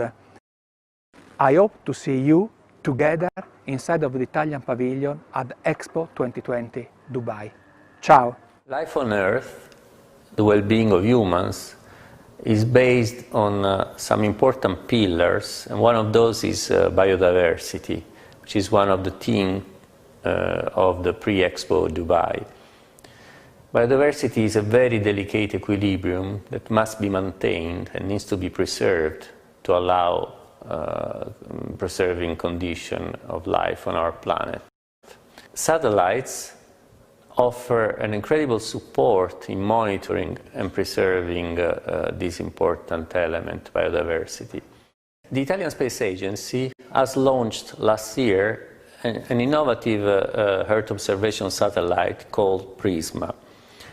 PRISMA makes use of an interesting new type of sensor called hyperspectral, which allows investigations of the chemical and physical composition of the objects that are observed. This is an essential set of information that, complementing the more classical visual information, allows to provide research in application areas such as the field of environmental monitoring, resource management, crop classification, pollution control. These are all elements that are important to monitor the evolution of the delicate biodiversity of our planet. And therefore, we can provide to our scientists and our researchers the best set of information to help supporting the biodiversity. In Italy, we believe that international cooperation is essential to mitigate the effects of climate change. And for this reason, we have decided to offer free of charge and to everyone the data of PRISMA, enough to register to our system, and people can download those data, work on them to contribute to the preservation of the possible change in the delicate equilibrium of biodiversity. I'm Giovanni Vendramin, and I'm a Director Researcher of the National Research Council of Italy, and at the moment I'm the head of the Institute of Biosciences and Bioresources. The main research interest of my group is the monitoring of genetic diversity within and among population of forestry species. Forest trees, to face climatic changes, may adopt two main strategies. They may migrate or they may adapt in situ. Therefore, using molecular tools, we monitor these two main processes. A better understanding at which spatial scale adaptation occurs and how it is influenced by environmental changes may allow to better design in situ and ex situ conservation strategies of the forest's genetic resources. We all know that agri-food systems contribute to climate change. Around 30% of GH emissions are due to agriculture.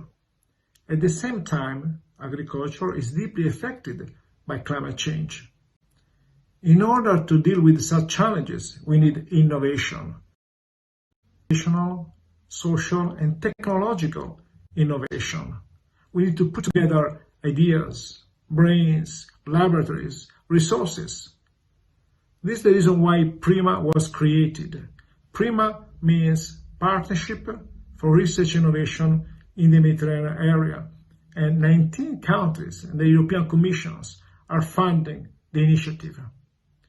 We have already funded 83 projects, and more than 740 research innovation teams are working to find solutions to deal with the consequences of climate change in the Mediterranean area. Besides funding research innovation, we are collecting and valorizing good practices, and we will bring good practices to Dubai 2020. Dubai 2020 will be a wonderful opportunity for a dialogue among experiences, among countries, among researchers, because only working together we can deal with the challenges in front of us. So please join us in Dubai 2020.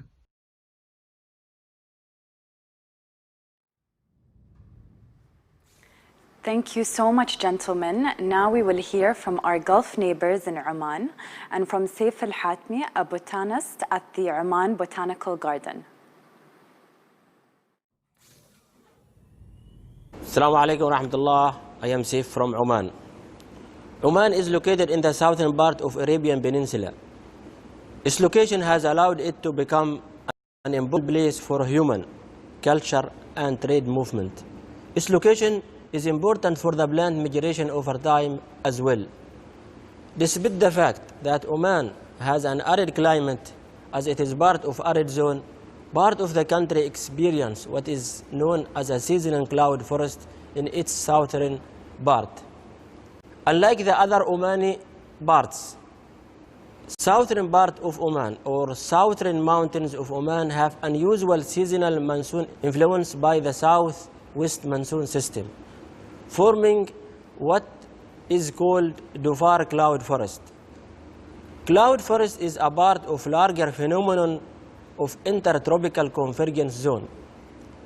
For 3 months in a year, starting from the mid of June to mid of September, Dhofar is influenced by the monsoon. During this period, cloud cover a huge area of Dhofar, about 250 kilometers along the coastal mountains and 50 kilometers toward the inland. Two main factors behind this actually: topography and climate. During the monsoon period, the air from the Indian Ocean moved toward the Dhofar mountains. When it reached the mountains, it's condensed as a fog. The tropical forest is extremely important. For example, it's fed the groundwater recharge. Recent studies have shown that precipitation from the fog itself is time higher than the rainfall. This is found in 2003 and 2004. The other important things for this cloud forest is important for biodiversity life form, such as plant diversity, fauna diversity. High rare and endemic species are found in this tropical forest. The woodland canopy provides as an important shelter and protection to the small plants that use them and depend on their existence. The tropical or the Dhofar mountains are important for the tourism itself. Actually, several thousand or several hundred thousand of tourists visit Dhofar every year to enjoy the landscape there. It becomes a tourist destination for people from the world, especially from the GCC country. This will contribute effectively in increasing the national income for the country. Because of the importance of this tropical forest, the government has put a lot of effort to protect and conserve and to take care of this tropical forest. For example, it established a nature reserve and protection area. As you know, in Jabal Samhan, there is a huge area protected by the government. It's called Jabal Samhan Nature Reserve Area. There is an Arabian leopard there, hyena, Arabian fox, a lot of rare species of bird, and also a lot of the endemic plant species that only found in the Jabal Samhan. Government also set a certain type of legislations and policy for wildlife protection and natural conservation.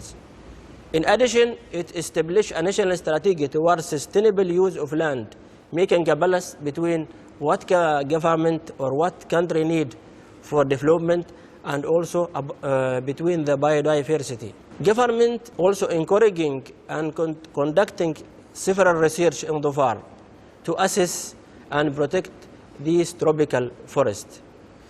Also, it increased the awareness and increased the knowledge about the importance of this for human and for animal and for plant.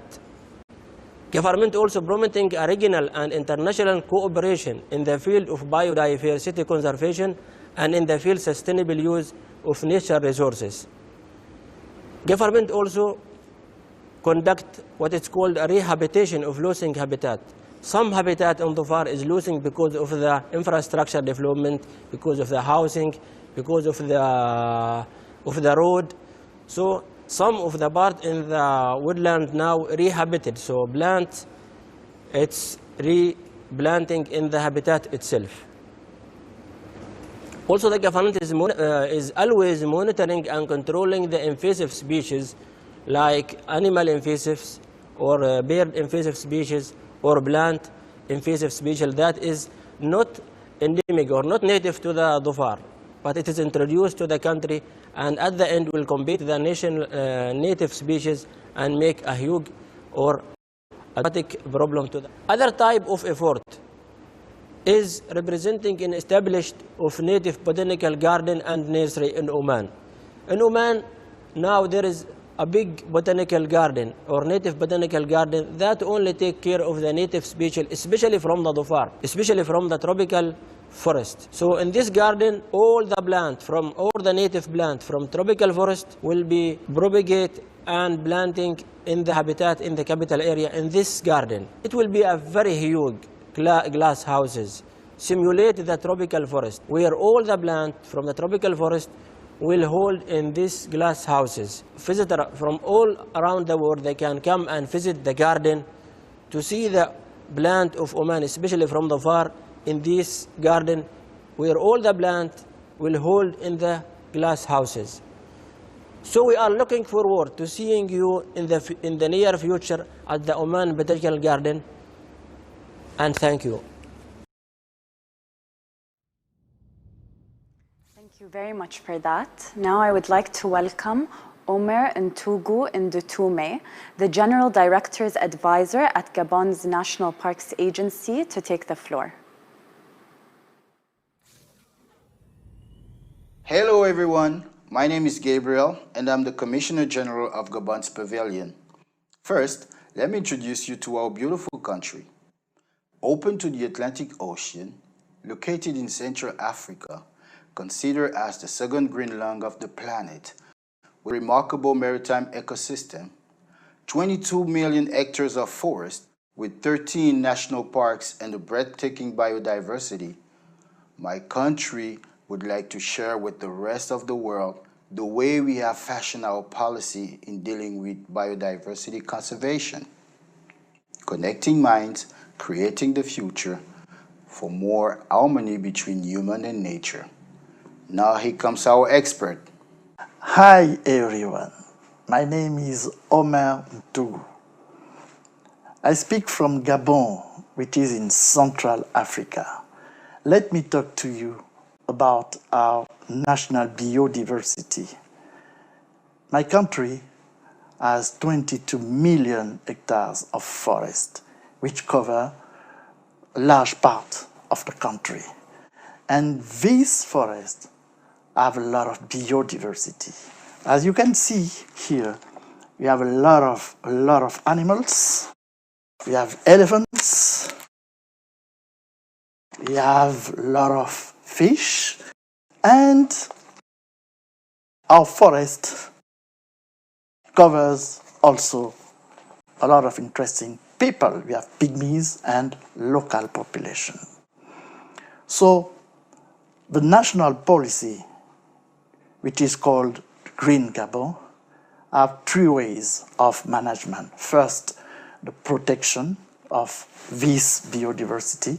It's important for us to protect our biodiversity. That's why we have a protection program, a national protection program of the forest. The second way is the management, the sustainable management of this biodiversity. As I told you, we have a lot of people in the country, we have a lot of animals on the same area, and it can be difficult to manage them. So we have a management process with the National Park Agency and the Ministry of Forest. With the National Park Agency, we have to manage a network of national parks around the country. And with the Ministry of Forest, we have to manage the forest concession around the country and to help people to be on the business of timber, the business of the forest. So this is why Gabon can be considered as a big country in terms of conservation in Central Africa, because all our forests are on the sustainable management process. So for all the country, we have 1.5 million people around all the country. But for biodiversity, we have a lot of indicative species. We have the elephant, a lot of elephants around the country. We have the pangolin, we have big mammals, we have gorillas, and for the sea, we have 20 protected areas around all the coast of the country. That's why we can consider the country as a big country in terms of management of biodiversity for all Central Africa. The way of conservation in the country is to manage with all the actors. We work with civil society, we work with international NGO, we work with local community in terms of to manage biodiversity on the common process. And Gabon is in Central Africa, as you know. So we work with a country around our country, like Equatorial Guinea, like Cameroon, like Congo. And in this way, we have a common process of conservation of Congo Basin forest. That's why we don't work just only for us, we work for all the world. To do this job, we have a lot of institutions, local institutions and international institutions. We have the Ministry of Forest, we have the National Parks Agency, we have the Ministry of Fishery, we have a National Space Agency. This space agency helps us to see how the forest can move around the time and to see how we can work to help forests to have this biodiversity for a long time. As you know, elephants don't have passport to walk around Africa. So we need an organization to work to protect elephants in all the countries in Central Africa. This is the Central African Commission for Forest. We work inside this organization to protect gorillas, elephants, biodiversity in the Congo Basin forest. That's why I think that it's important for you to help us to conserve, to protect our biodiversity. This is why I think with you that Gabon is in the heart of Africa and in the heart of the world, because the job we are doing here, we do it for us, we do it for you, we do it for all the planet. Thank you.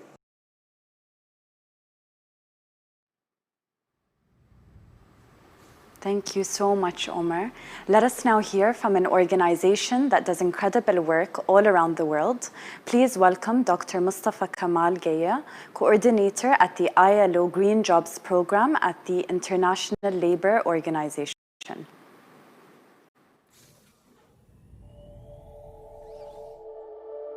The COVID-19 pandemic profoundly affected the world of work through a massive economic and social disruption of long-term consequences. The crisis has revealed the fragility of our economic and social systems and the unacceptable level of inequality that prevails in our world today. There is a huge and urgent need for greater social justice. The crisis has made it evident that a healthy life, a safe workplace, and productive economies all depend on a sustainable environment.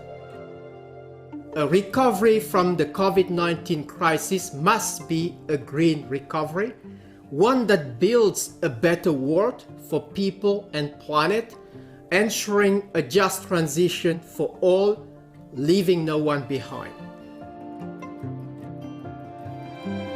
The COVID-19 pandemic has demonstrated the capacity of women and men around the world to develop innovative solutions for health and environmental goals that could stimulate innovation and drive new employment creation. The disruption in global food chains has triggered a new appetite for urban farming. For example, in cities such as Paris and Bangkok, more residents in those cities have moved to grow fruits and vegetables in their homes. Singapore, which currently imports more than 90% of its food, aims to produce 30% of its nutritional needs locally by 2030. It has encouraged communities and social enterprises into urban farming, and this will create jobs and income locally. In Ghana, a startup is using drones to deliver medicine and medical materials to health centers, avoiding traditional road-based transportation. In South Africa, a social enterprise got into the local manufacturing of multiple-use respirators and got an award at the First Africa Innovation and Investment Forum in 2020. Moving forward, there is an imperative to act with ambition and determination on climate change. Addressing climate change and biodiversity loss will safeguard jobs and livelihoods and make economies and societies more resilient. Over 1 billion jobs depend on ecosystems such as forest, water, land, and the ocean. Inaction on climate change and biodiversity will compromise progress towards social justice and undermine the prospects of decent work for all. This is because environmental degradation affects the poor and vulnerable, women, indigenous and tribal peoples. The good news is that we have a positive narrative. Action to address climate change can lead to net gains in employment. The expansion of clean energy, improvements in energy efficiency, green construction, waste management and recycling, sustainable agriculture, or green technology development can all deliver more and better jobs. The ILO studies find that achieving the global targets on climate change can generate 24 million new jobs by 2030. I would like to highlight 5 action areas to support a just transition to a climate-resilient economy and society. First, strengthening social dialogue to build a strong social consensus around the ecological transition and its social and employment impacts. Second, promoting the development of the skills that are required for a smooth transition in labor markets, both in order to capture the opportunities for new job creation in emerging occupations, but also for the professional reintegration of those who could lose their jobs or income because of the ecological transition. Third, unleashing the potential for enterprise development in green sectors, stimulating economic viability, sustainable growth, and decent work creation. Fourth, expanding social protection systems to better promote social justice in the context of climate change mitigation and adaptation. Finally, fostering international cooperation and exchange of experiences among countries, cities, and communities. The world of work has a critical role to play to advance social justice and promote decent work and tackle climate change. The Iowa tripartite structure, with representatives of governments, employers, and workers' organizations, offers a unique capacity to help build the indispensable social consensus through social dialogue for ambitious action on environmental sustainability while equally advancing social development. The Iowa has the knowledge and the tools to effectively marry climate policy with social and labor policy, such that the ecological transition can be made a powerful driver for decent work and ensure that it is a just transition, leaving no one behind.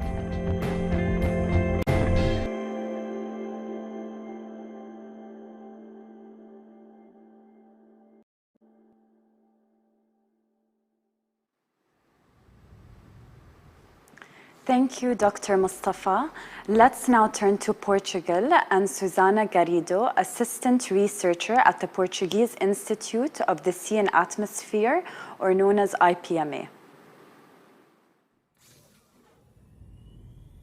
Hi, my name is Susana Garrido. I am a senior researcher at the Portuguese Institute for Sea and Fisheries Research, and I am going to present you insights into potential impacts of climate change on marine biodiversity using case studies from Portugal. Let me take you on a trip to Portugal. Portugal is located in the Northeast Atlantic Ocean, near the confluence of three biogeographic realms from the North Atlantic, South Atlantic, and Mediterranean Sea. It is at the northern part of the Canary upwelling system, where productivity is highly influenced by seasonal upwelling events and river runoff. Let's zoom into the Iberian coast, particularly its west coast, where Portugal is located. Sea surface temperature, represented in these maps, is the variable that is most widely used to describe climate change in marine ecosystems. In this region, an increase of sea surface temperature was registered in recent years that ranged from 0.2 to 0.3 degrees Celsius per decade. And one of the IPCC scenarios estimates a future increase of 1.5 to 3 degrees Celsius in this area. So it is important to predict its effects on marine ecosystems. Climate change can have multiple effects on marine ecosystems, and these effects take place at multiple levels of biological organization, from the individual level to populations and up to communities. Moreover, these effects are accumulated throughout these different levels. For example, an increase in temperature can reduce the survival of the early life stages, leading to a reduced productivity and abundance of populations of that species, and ultimately leading to changes in the composition of marine communities. Communities are composed of different species linked through different types of connections between them, and the most important of which are trophic relationships. A modification of a single species can have a cascade effect on their predators and prey and ultimately the whole ecosystem. This diagram represents the complexity of such relationships. It is a simplified food web focusing on some demersal species that occur in Portuguese waters. You can see that species relate to each other through complex prey-predator relationships, also by competition. Therefore, the changes in the dynamic of one can have, either directly or indirectly, an impact on the whole community. IPMA regularly conducts several monitoring scientific surveys for decades, collecting large datasets of biological and ecological information. This time series of data allows us to follow the distribution and abundance of a large number of marine species. They are exceptionally valuable data sources. Demersal fish surveys are done every year in the Portuguese coast since the 90s. And based on that data, we were able to track temporal changes of demersal species abundance at a national scale, such as an increase of subtropical species in recent years. These changes are related to variations of the fishing effort, of the oceanographic conditions, and also of climate change. Effects of climate change are particularly striking for pelagic fish communities, dominated by a few species of short-lived, highly fecund fish, such as sardines and anchovies, that respond quickly and intensely to environmental changes. Pelagic surveys are carried out annually along the Portuguese coast since 1996. Data from these surveys enabled us to distinguish two periods before and after 2005. During the first period, a lower water temperature occurred and European sardine abundance was very high, whereas during the second period, where higher temperatures occurred, there was a dramatic decrease of sardines and an increase of species that are more tolerant to warmer temperatures, such as chub mackerel, bogue, and anchovy. Now at the population level, these studies have found significant relationships of population dynamics and temperature. In this example, a shift in the distribution and abundance of swordfish was observed, suggesting a cause-effect relationship with climate change. Populations of sardines off the Iberia were shown to depend on temperature variability. In fact, sardine recruitment, or the number of juveniles that enter the fishery, was found to be intimately related to temperature variability, where years of higher recruitment of sardines of Portugal were related to years with lower sea surface temperature. On the other hand, the two-banded sea bream had a higher increase in abundance since 2005 in southern Portuguese areas, which was where the increase in sea surface temperature was mostly remarkable. Temperature has a direct effect not only on fish distribution, but also influencing its reproduction. For example, temperature can affect the season of reproduction, the maturity, and also egg survival. In this study, sardines were shown to mature at smaller lengths at higher temperatures, and this can impact negatively its fecundity. National fisheries institutes typically have vast collections of fish athletes, which are small ear stones located behind the brain of bony fish. These are collected for decades, since these structures are used routinely to determine the age of fish and are also a proxy for their size.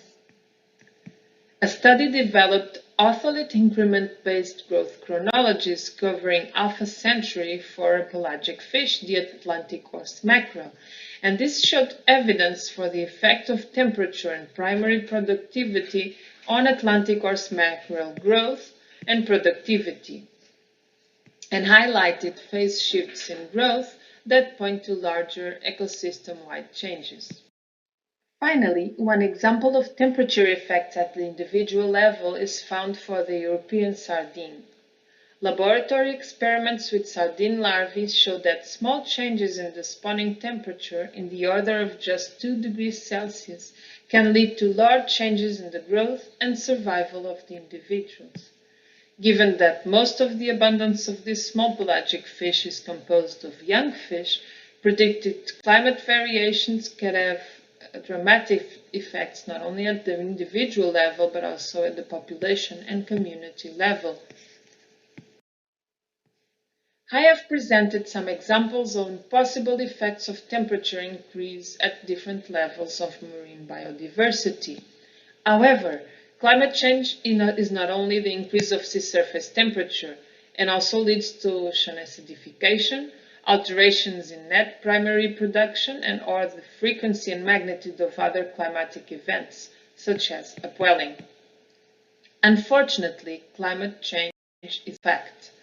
Organisms are adapted to particular habitat conditions and will respond to modifications. As seen previously, responses will be species-specific but can drive to the loss of biodiversity, changes in the abundance and distribution range, changes in the reproductive and growth parameters, and changes in survival. Given that some of these large-scale changes are irreversible, both monitoring as well as dedicated studies are crucial to better inform management regulations, regionally and globally tailored, to mitigate their effects. Thank you so much for your attention.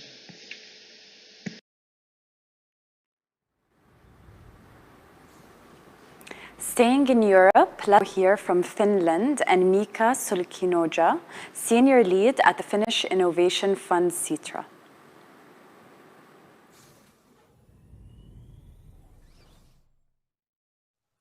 Warm regards from Finland to the distinguished participants of this pre-Expo event on climate and biodiversity. My name is Mika Sulkinoja and I represent the Finnish Innovation Fund Sitra. Sitra is a public, future-oriented organization of Finland. Our parliament gave us the mission 50 years ago to build successful and sustainable Finland of tomorrow. Thank you very much for this great opportunity to talk at this very important event.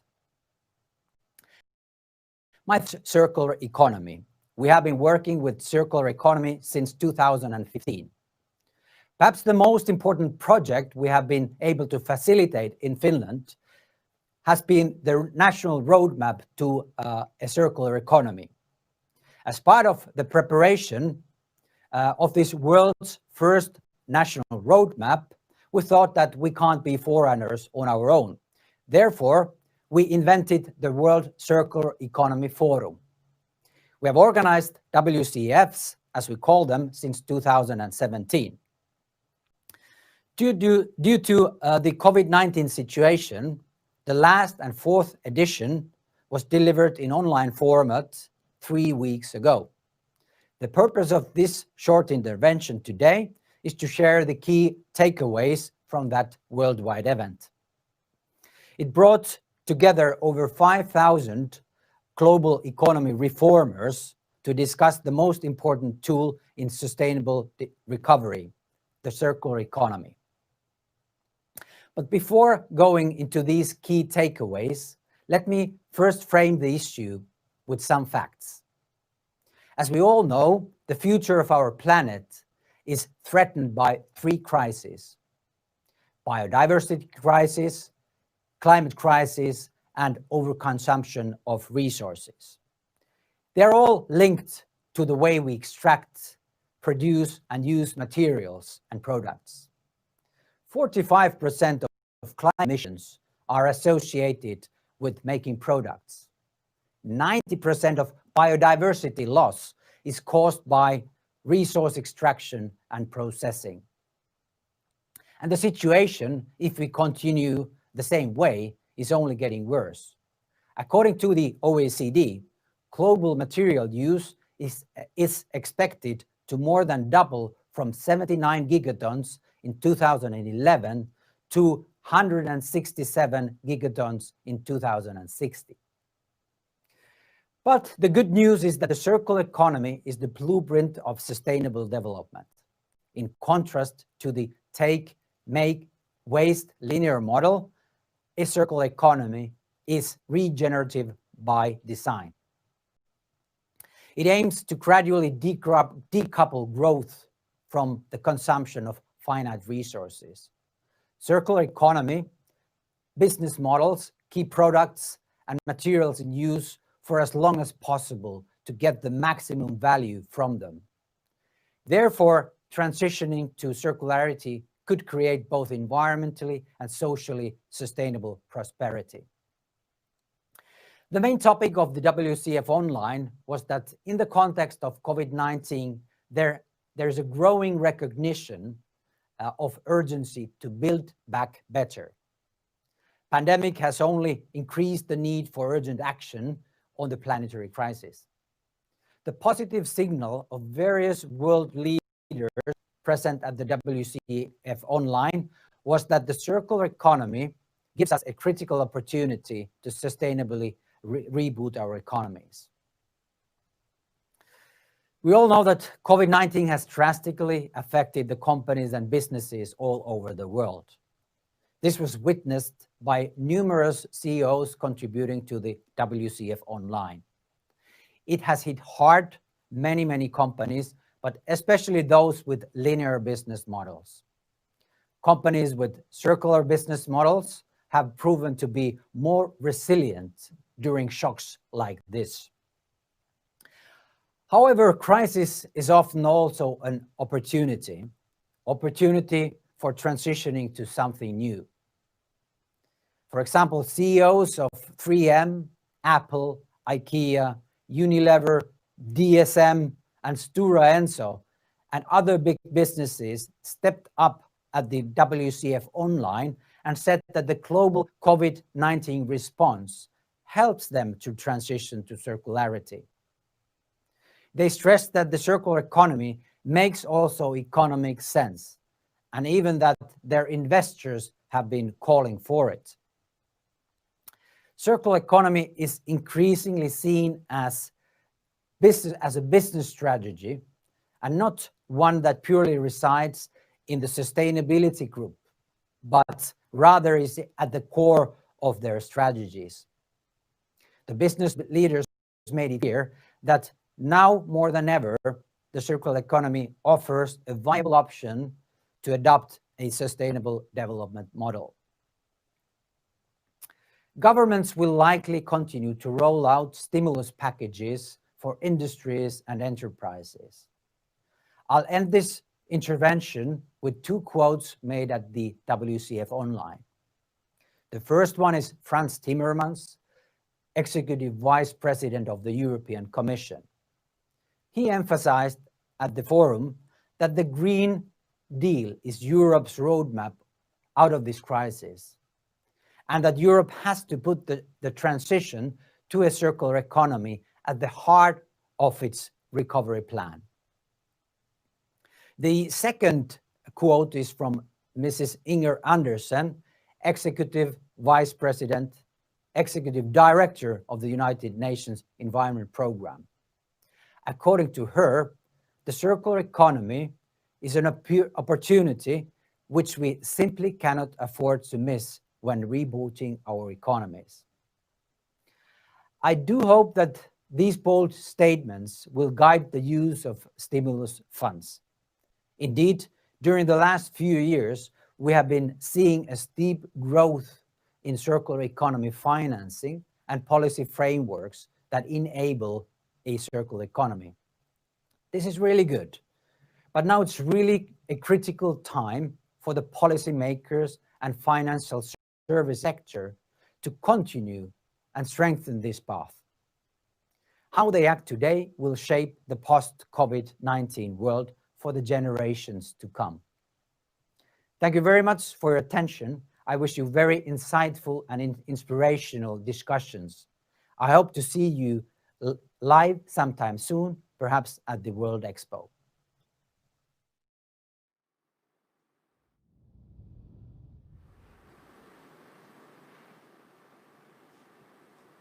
Thank you so much to the Finland team. Ladies and gentlemen, we'll continue the sessions in just a few minutes.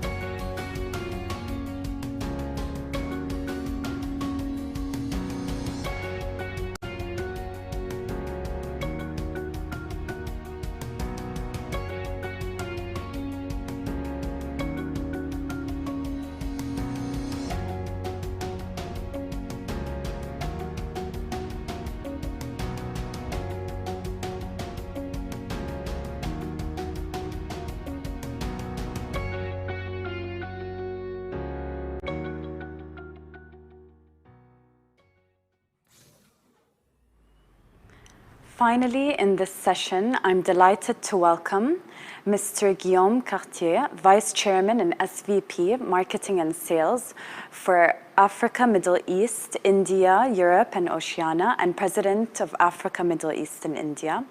Mr. Frederique Kienetz, Regional Vice President, Legal, External, and Government Affairs and Missions. Mr. Francisco Carranza Sierra, Managing Director for Nissan Energy. And Ms. Raida As-Sarairi, Director of Communications for Africa, Middle East, India, Europe, and Oceania. From our commercial partner Nissan, to take the floor and share its vision for the future of mobility, in particular to discuss how electrification technologies are key to unlocking the full potential of electric vehicles, transforming energy systems, and accelerating the growth of smart cities.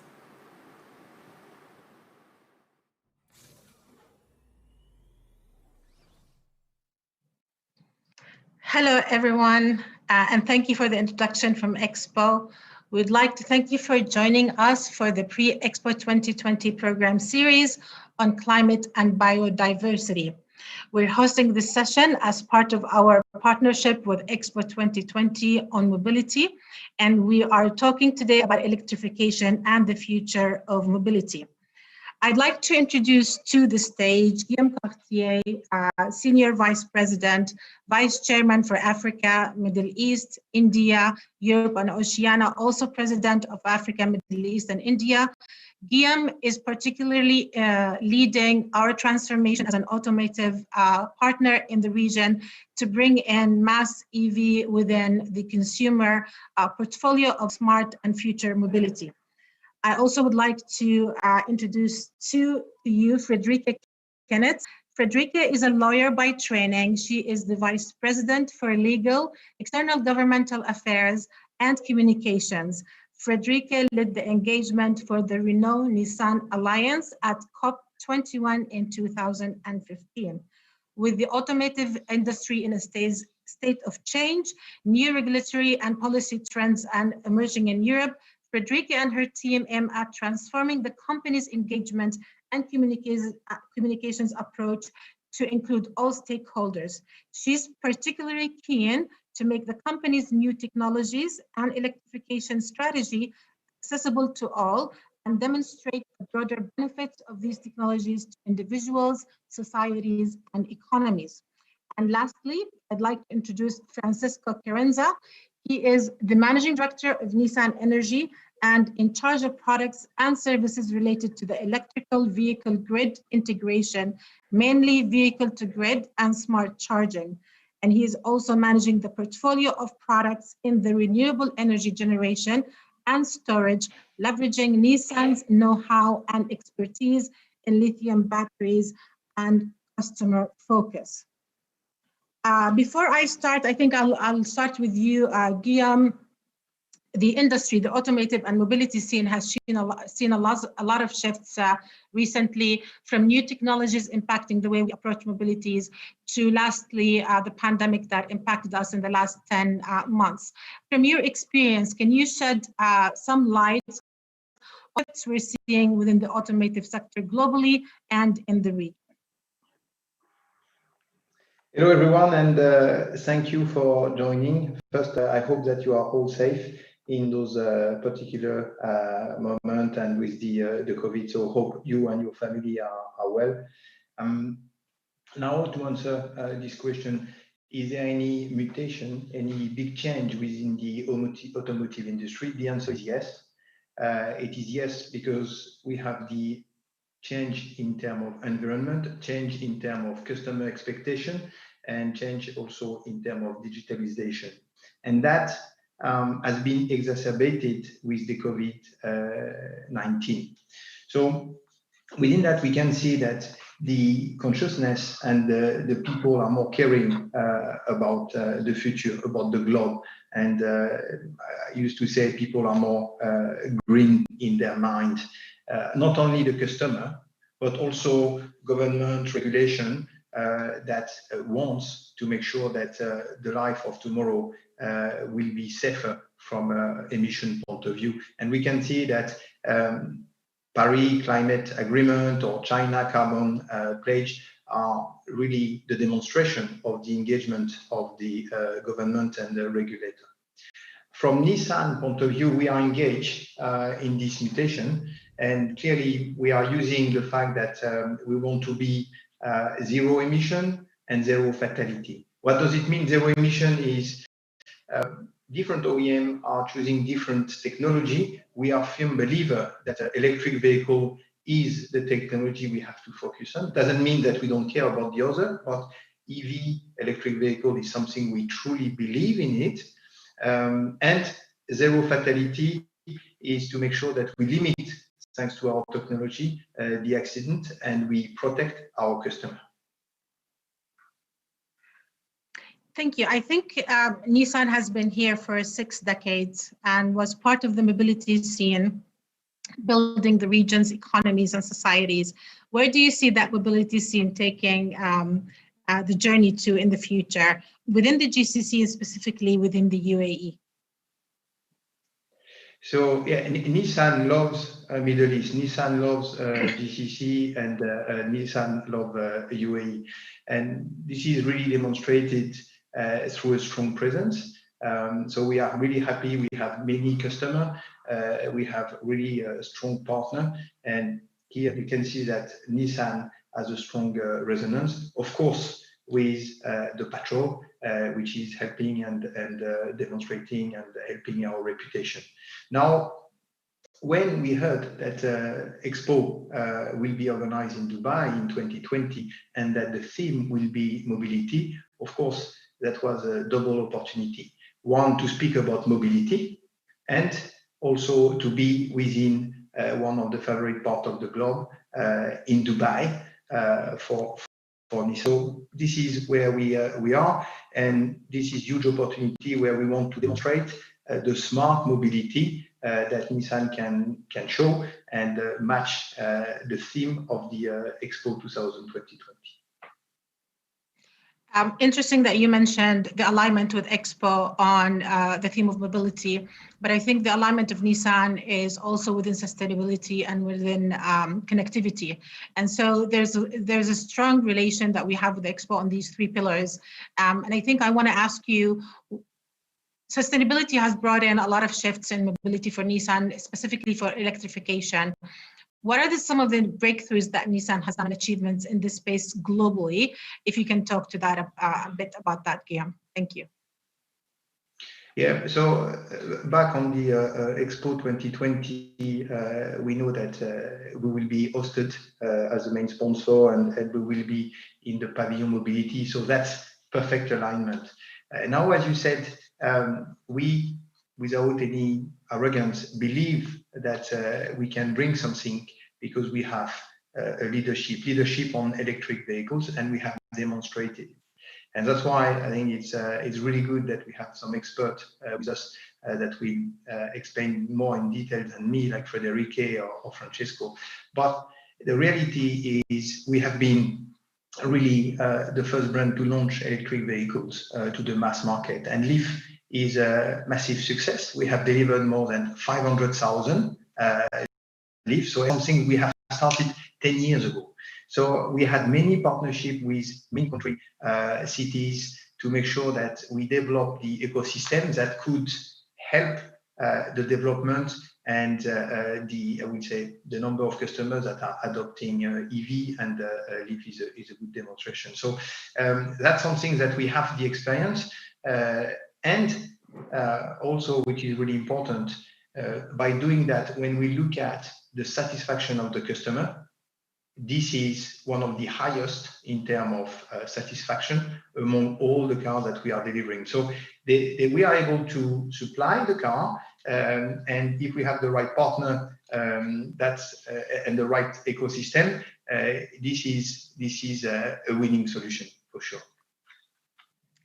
Thank you. Frederique, Guillaume mentioned customers and consumers. What would be your advice and the priorities that governments and cities need to work on to encourage customers to shift from traditional vehicles to EV?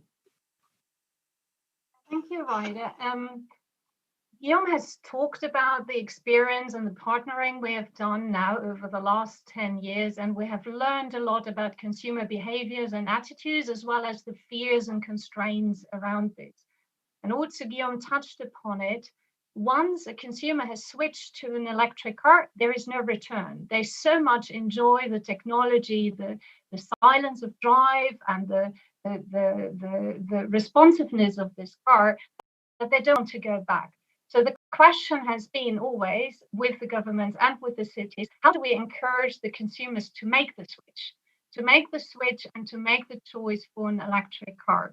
And obviously, the variety of models the variety of choice is important, and we have enriched our electric vehicles with a variety of models.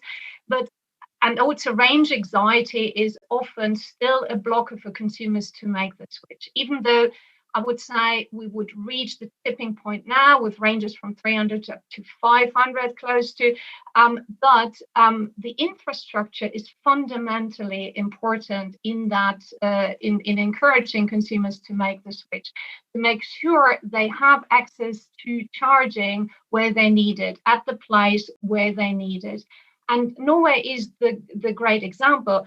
You know, they have invested into the infrastructure in 2008. That was 2 years before the first mass electric vehicle or Leaf came on the market. So you see now the success in driving the switch lies with obviously investing heavily into the infrastructure and making sure the consumers have confidence that they can charge their car. Purchase incentives are still important to give the consumers the incentive to buy electric. The level of price is still not yet comparable with an ICE because of the cost of the technologies. But what is a very powerful tool for cities are the social incentives. And this is really where you see also cities driving a change: access to free parking, access to parking space, access to special lanes in congested cities is quite an attractive tool to get consumers making a switch. What we have learned really is that cities are often a driving force. They have a lot of power to make a switch. Why? Because they are close to their citizens. They know what is needed. And those examples like Oslo, but also Lisbon, California, Singapore, are showing us how much of change can be done. But that goes with a bold political commitment and then a close collaboration with the various stakeholders that are important to drive the change. Thank you, Frederica. I think I'm just going to go back to Guillaume. Given what Frederica has mentioned, where do you see the journey to electrification in the region going, specifically within the UAE, given the parameters that Frederica spoke about? I think this is something that can develop for sure. As it was explained by Frederica, it's not only with one OEM, with one car manufacturer. So we need to make sure we have the full ecosystem that can welcome electric vehicles. And here, Nissan is more than ready to see how we can succeed in that dimension. So again, that we are in contact with the governments, the authorities, and also we have this Expo 2020 to even put that under the radar. Thank you, Guillaume. Just getting back to Frederica, you've heard about the journey within the region, and what can governments or cities do to accelerate that change and shift to a much more enabling environment for electrification? Yeah, Europe is probably a very good example where you see how much policies are actually driving a change. In Europe, you have seen strong policies with the bonus-malus scheme. We have penalties on reaching certain levels of CO2s. You have diesel taxation, and on the other hand, strong government incentives to incentivize the purchase of electric vehicles. On a national and city level, also, you have seen in Europe in particular, a lot of countries are setting deadlines when they want to stop selling new ICE vehicles. And the range depends on the countries. You have France with 2040, you have the UK 2035, potentially even earlier. And what stands out actually is Singapore. Singapore wants to ban all ICE vehicles from the road from 2040. These are obviously very strong measures to accelerate a shift. On the other hand, cities are introducing low emission zones, which have a significant impact actually on the last mile delivery fleets. And we have been supporting the journey with our electric van, supplying the DPD Chrono Pass for their fleets, but also electric taxis for the cities in London, Barcelona, Madrid, and entering into various partnerships to support that policy framework and the acceleration of that switch. Obviously, and I think I've mentioned that earlier, that needs to go hand in hand with having the infrastructure in place to make sure the increasing demand on electricity is captured by the grid. And I would say equally important, when you do those switches and governments are driving this, they obviously also need to lead by example. And we see very good examples across the globe of governments also changing their fleets. So it's a lot of questions around this topic, but what is important, bold decisions that are required on every side, and a good collaboration here to reach the ambitious aims and targets in the electrification. Thank you, Frederica. I'm going to switch to Francisca. Francisca, within electrification, there's a lot of potential. You're an expert on vehicle-to-grid or V2G and smart charging. What are the opportunities that will come from shifting to electrification in terms of energy management? And if you can give examples from Europe on this and how the region can actually learn and benefit.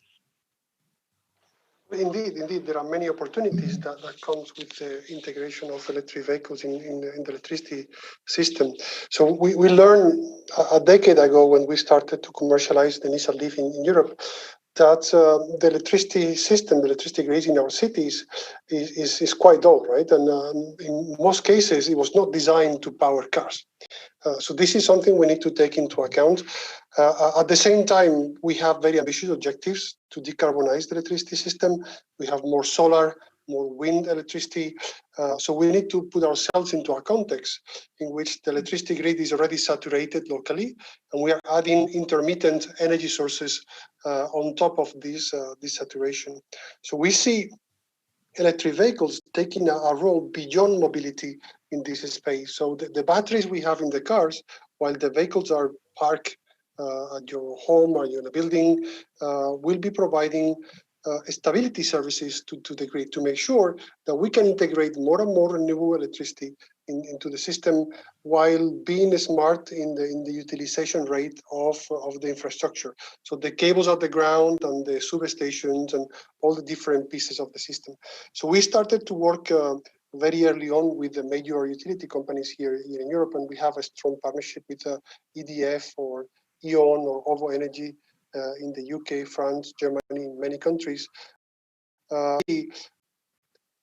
demonstrating and designing all of these pieces of technology and regulatory, let's say, context in the different countries to make sure that it's not just technically feasible, that there is a business opportunity behind that can be exploited for Nissan and the partners.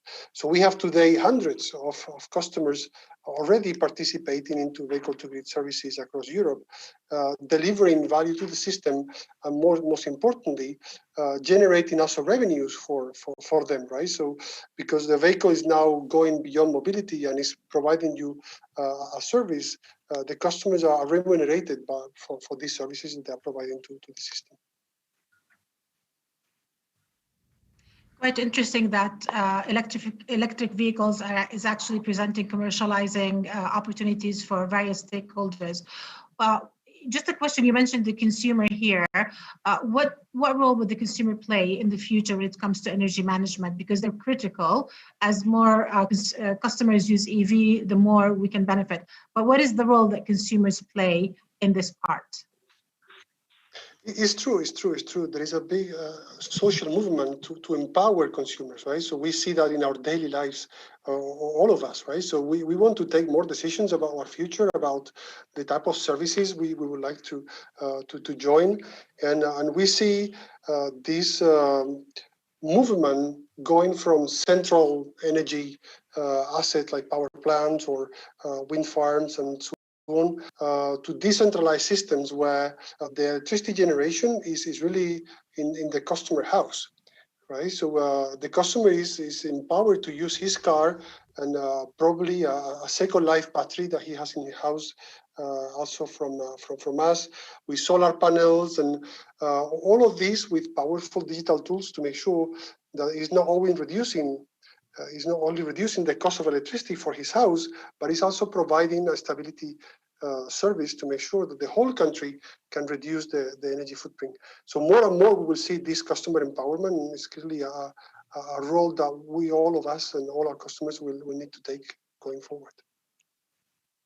Thank you, Francisca. Frederica, I'd just like to mention that within all of this, the regulatory framework is quite essential in regulating EV. There are various frameworks across the globe, Europe having the toughest regulations. However, the challenges are quite common. And from your experience, what are the challenges that cities face as they move to electrification? And what are some of the common solutions that you experience and you'd like to share with us today? Yeah, it's an interesting question. And indeed, while often the solutions need to be tailored to the specifics of a city or of a region.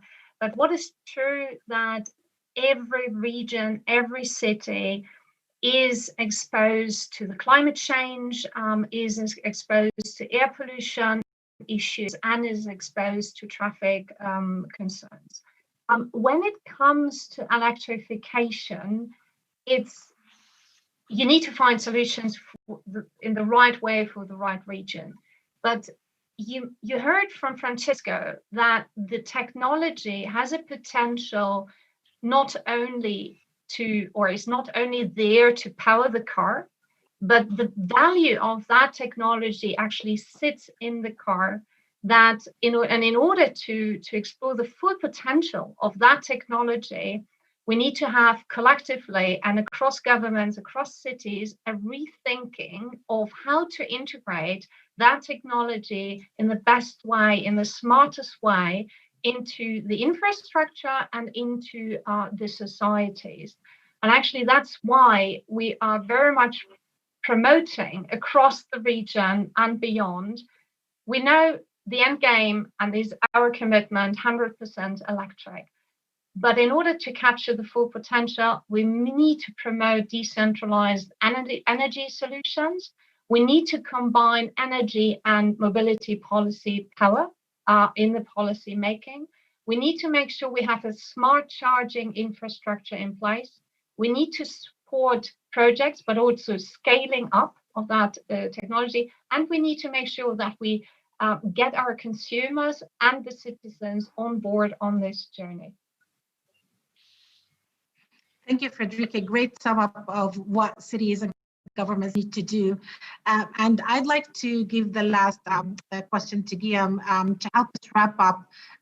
What is it that we can do to support the ecosystem development, to support introduction of mass electric vehicles within the market, and make sure the consumers do the shift in the right way?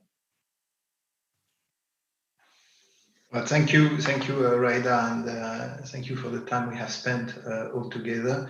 I think it was summed up already by Frederica, but let me insist on it.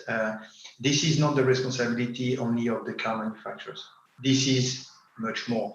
And to sum up, first, we need a car manufacturer, and Nissan is ready. We have cars. Then we need to make sure that the customer likes the technology, and this is the case. It's proven outside of the region. And I can tell you, as it was said, when you test it, you love it. This technology is addictive. You don't come back because the pleasure of driving is really big.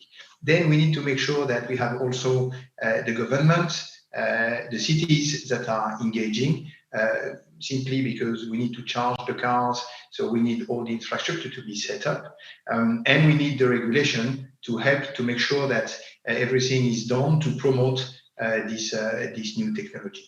So that's a kind of puzzles where you have many actors, and we wish to work all together. And Nissan is ready, of course, to work more with UAE and with Dubai. Thank you, Guillaume, Frederica, Francisco, for your time today and such a great discussion on the future of electrification in the region. And we thank Expo for allowing us to have this panel. Thank you for everybody who's joined us today. Enjoy the rest of the day.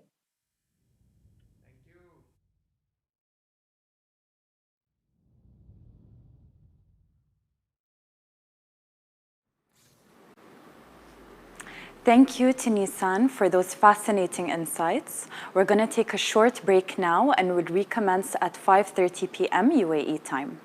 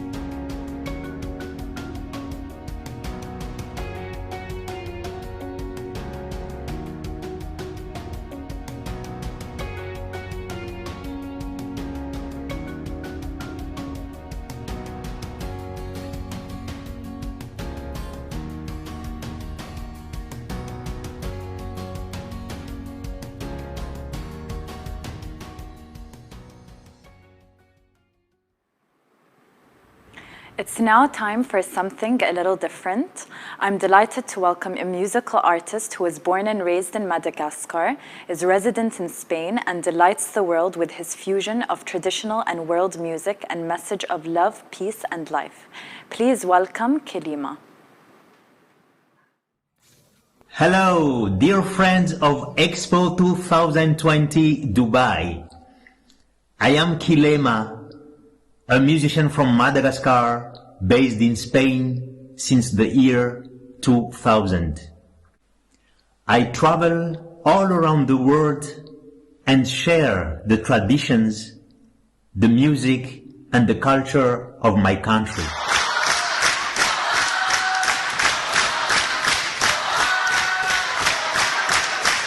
Next year's Expo will be a great opportunity to share the common values of peace and coexistence between all the people and communities on our planet.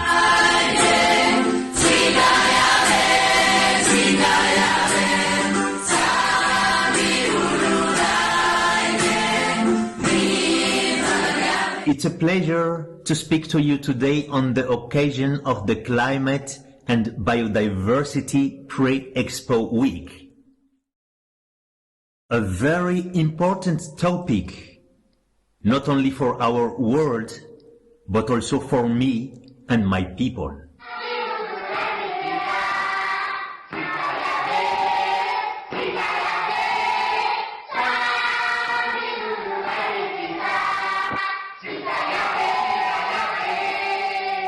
In Madagascar, we are proud to work hard in order to preserve our forests, our diverse wildlife and large biodiversity,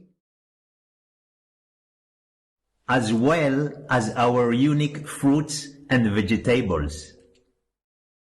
Recycling is part of our culture, and you can see this through the instruments that I will show you now. Everybody, mena, mena, mena, mena, mena. Mena, mena, mena, mena, mena. Yeah. Mena, mena, mena, mena, mena. Wow, amazing. Thank you so much.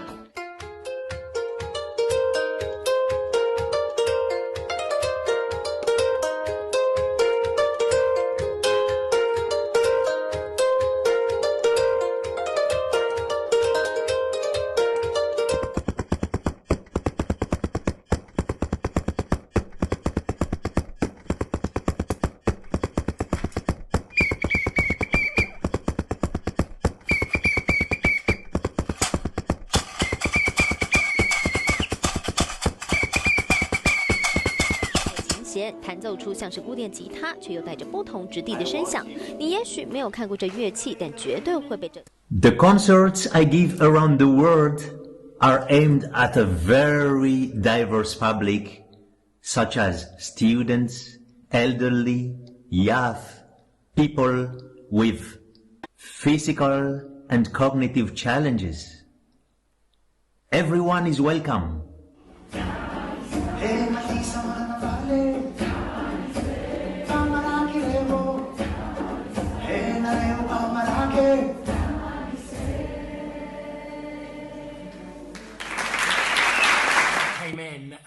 The kids were smiling and they were singing and they're dancing, and these were teenagers who normally when I asked them something, no, and they were full of joy and it came from their hearts, and credit to you, Kilema, it was fabulous. Thank you so much. Expo 2020 will be a common space for a unique experience for creative and cultural exchange.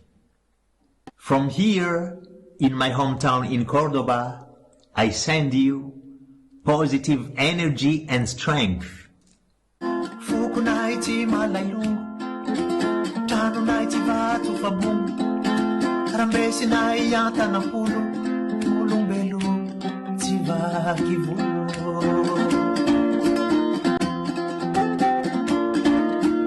hopefully see you in the Expo next year.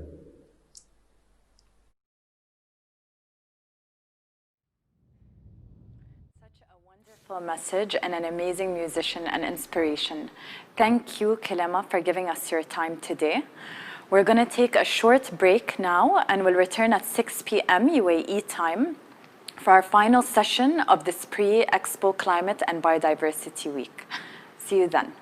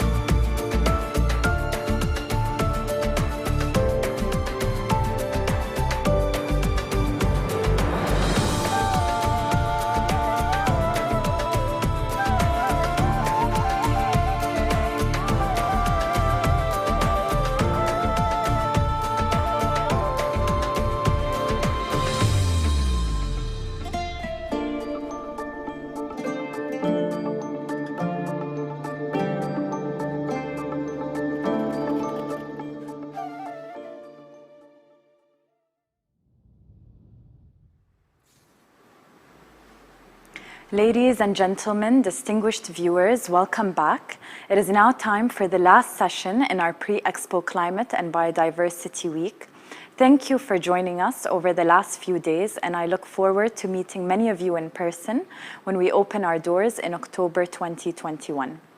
Right now, it is time for our World Majlis session, hosted with the Eden Project in the United Kingdom.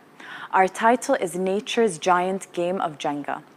And to explain what we mean by that and much more, it is my pleasure to welcome your moderator for this session, my Expo colleague, Dr. Federica Busa. Federica, over to you.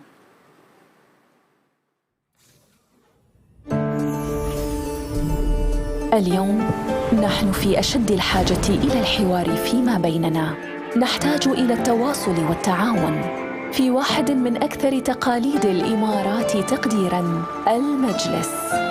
المجلس العالمي هو ملتقى للآراء والأفكار المتنوعة، هو منتدى للنقاش والاستكشاف والفهم، للاتفاق والاختلاف، هو مساحة للاحتفال بالأفكار، أفكار تطلق العنان لإمكانات الأفراد والمجتمعات حول العالم، لتصميم التقنيات التي تفيد البشرية، لخلق كوكب جميل ليس ليعيش فقط بل ليزدهر، ومن أجل بناء مجتمعات تتخيل وتصمم معاً غداً أكثر إشراقاً. المجلس العالمي، حوارات لغد أفضل.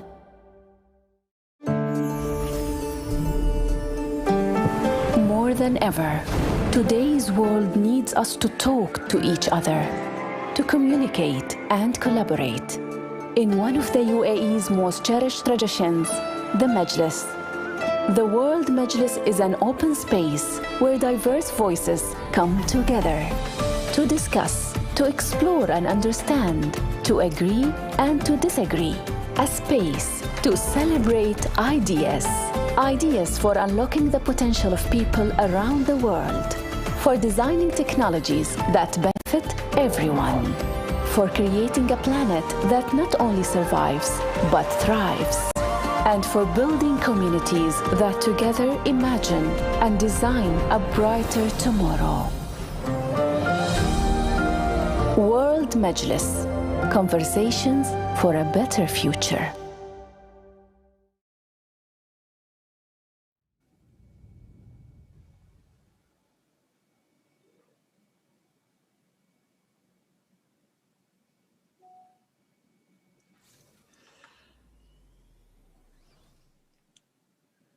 Hayakum and welcome to Expo 2020 Dubai World Majlis.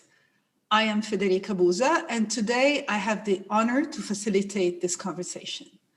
To first introduce myself, I've been with Expo 2020 since its very early days, developing our priority themes, one of which is sustainability. And currently my work is on ensuring that those themes resonate and inspire the visitors that will come to Expo. And today, to talk about the complex web of life, which is our natural world, we have chosen the metaphor of the game of Jenga. You first build a structure made of individual building blocks, and then each player starts to remove each one of them individually. And the more you remove, the more the structure becomes unstable until it collapses. We have chosen this image to picture the tipping point we have reached, with species, plants, and entire ecosystems disappearing at an unprecedented rate. But after we chose this title, I actually discovered that the word Jenga comes from Swahili, a word that means to build. It's the word kujenga. And this actually better captures the spirit of what we want to talk about today. So yes, we are at a turning point, but one where we have the ability to choose.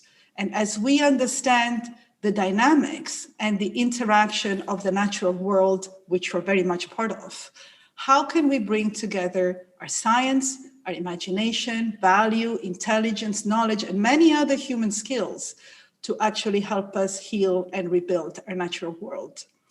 And we will talk about this for the next 90 minutes with a group of highly accomplished people, which I'm about to introduce. And as I do so, just keep in mind that I had the rather difficult task of trying to pick specific highlights of who they are, because they have done so much that we could just spend the entire full time of this Majlis introducing them.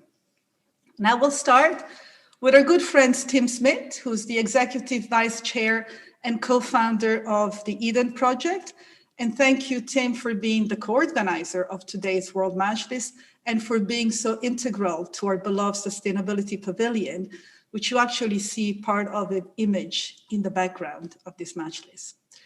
Her Excellency, Razan Al-Mubarak, she's the Managing Director of the Mohammed bin Zayed Species Conservation Fund, where she brings a lifetime of experience dedicated to species conservation in the United Arab Emirates and well beyond. Paula Ehrlich is the President and CEO of E.O. Wilson Biodiversity Foundation, and her background combines a deep understanding of the connection between health and nature, a connection that is ever more important in the times we live in.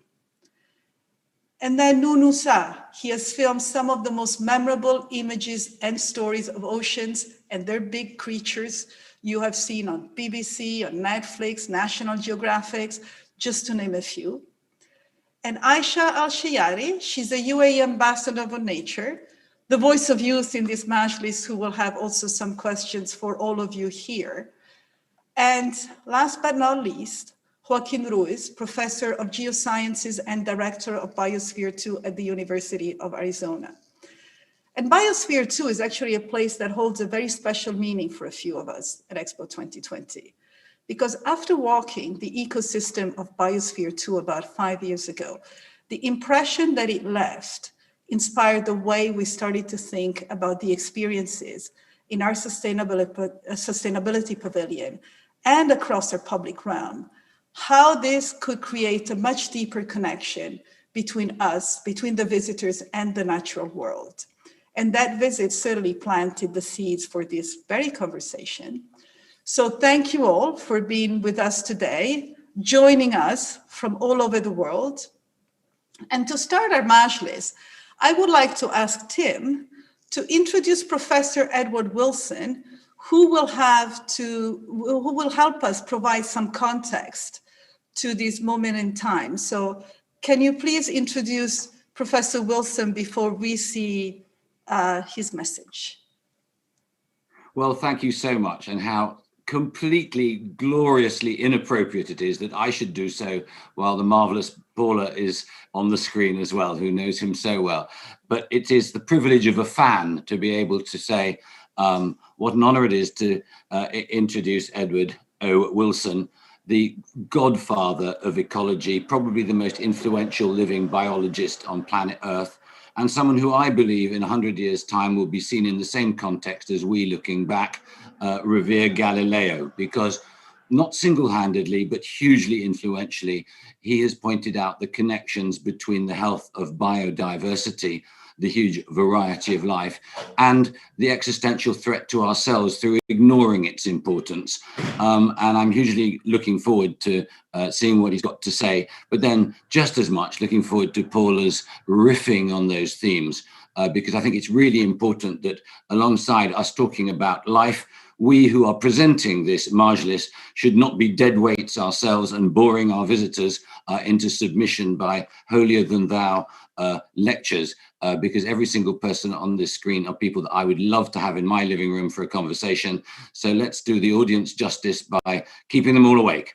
So without further ado, let us hear from the great master himself.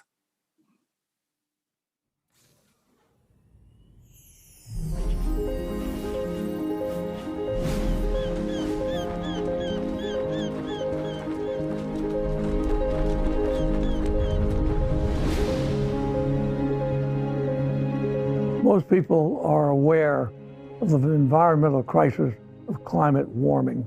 They are less aware that there are two other environmental crises facing humanity in this century. The first one is the shortage of fresh water. And in several places around the world, the running out of fresh water is affecting agriculture, is affecting economies, is causing migration of people. The other is the decline of Earth's biological diversity, biodiversity for short, through human activity. Species are going extinct at an accelerating rate.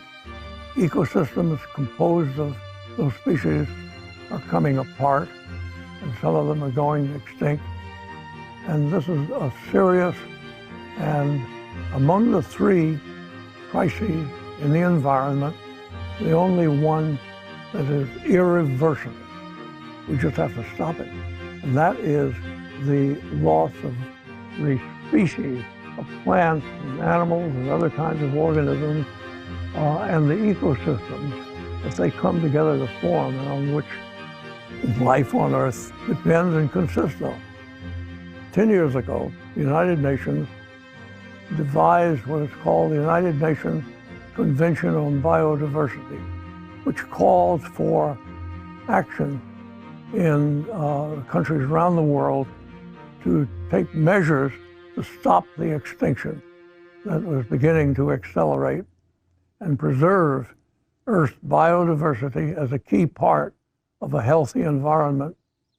10 years later, the United Nations has made an assessment of how well the United Nations Convention on Biodiversity has worked.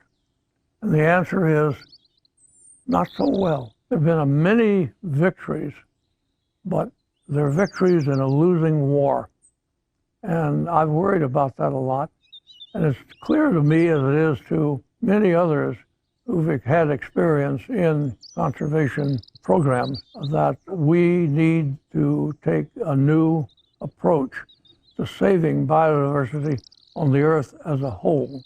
An effort that I call Half Earth, to set aside half of the planet, half of the land, half of the sea as regions devoted as a high priority to saving the biodiversity within them, where people want to set them up, where there is an ethic of containing and saving, nurturing, using, and appreciating the biodiversity living within their domain.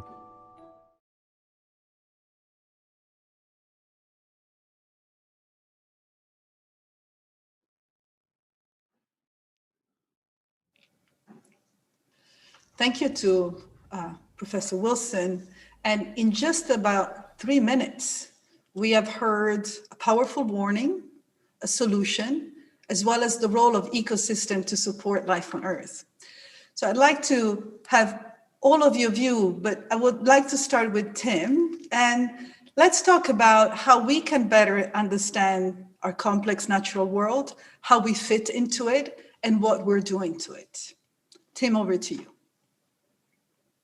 Well, gosh, let me tell you a story.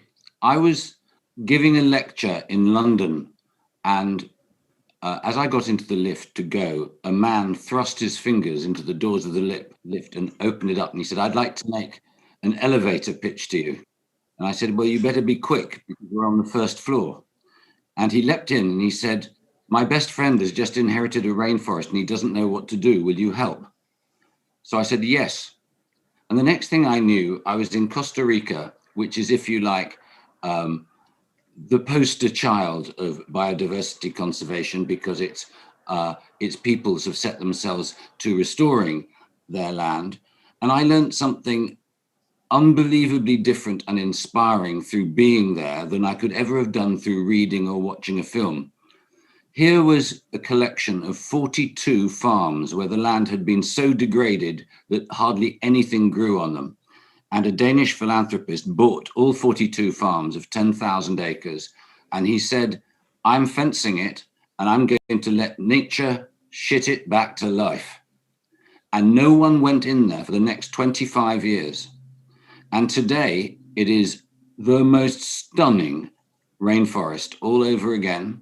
But the most important thing is its relationships to the human population. we were honored to be invited to the nearby town of Paquera, 8,000 people who, for 5 months of the year, up until 10 years before, had suffered murders because of drought. And we were present to hand the water rights to the town. And the mayor made the best speech I've ever heard, at least in translation, because I don't actually speak Spanish, but it was translated beautifully. And he said, very few people on earth have the chance to have a second chance. And here we are. This rainforest has now given us water 365 days a year. 4 rivers flow where previously none did. And you can see weather systems forming over the rainforest. But more importantly, the farmers, the people of that whole area of Costa Rica have suddenly seen that the wild is not an enemy place that needs to be tamed and re-domesticated. It is a place which can nurture of its own right. And they're having really brilliant conversations about starting agroforestry and agricultural growing within the confines of creating marvelous biodiversity corridors. Something I thought had been a middle-class liberal piece of shtick turned out in front of my eyes to be something I could believe in. I actually now do believe in the image of a half Earth, if one can look at it from the viewpoint not of the noble wildness, but sees humans as a part of it. And actually, we need to learn how to work with and within the pattern and rhythms of nature in order to find livelihoods by so doing. But I can't tell you the thrill of seeing a heat camera pick up 3 weeks ago, for the first time in 40 years, a jaguar just coming into the land. And we've persuaded the farmers who live next door to give up some of their land to create a corridor to go through the next big patch of forest. We need to be telling a picture, not of a dystopia where the world is coming to an end. We do need to be mindful. We do need to listen to the lessons that we have been taught through our ignorance and negligence. But ultimately, our duty as adults, as teachers, as champions, and sometimes as philanthropists and workers, is that the future still remains ours to make. It still remains ours to make. We must not continuously tell stories about the fact that we're doomed. When I go, like all of you do, into classrooms or into universities, and I see those smart young people, I think, crikey, what has my generation, I'm older than all of you, maybe Joaquin is close, what has our generation done? How have we not been angry enough? And I think it is our duty to rekindle in ourselves the duty to be angry with the anger we had when we were 19, that the world should still be beautiful, it should be full of joy, and we ought to be aware that it is a fragile planet and we still have the ability to live within its boundaries. And that's why this Majlis is important, and that's why I feel really privileged to be in the company of all the people on the screens here today. Thank you. I've seen Razan and Paula nodding quite a bit, and I would like to address both of you, Razan probably first, and then Paula. I mean, you seem to be very much in agreement with Tim and his approach to the issues. Do you also want to say, as you tell us your point of view, is this also an area where maybe for the first time we may start getting also a global consensus on what's happening? Razan, over to you.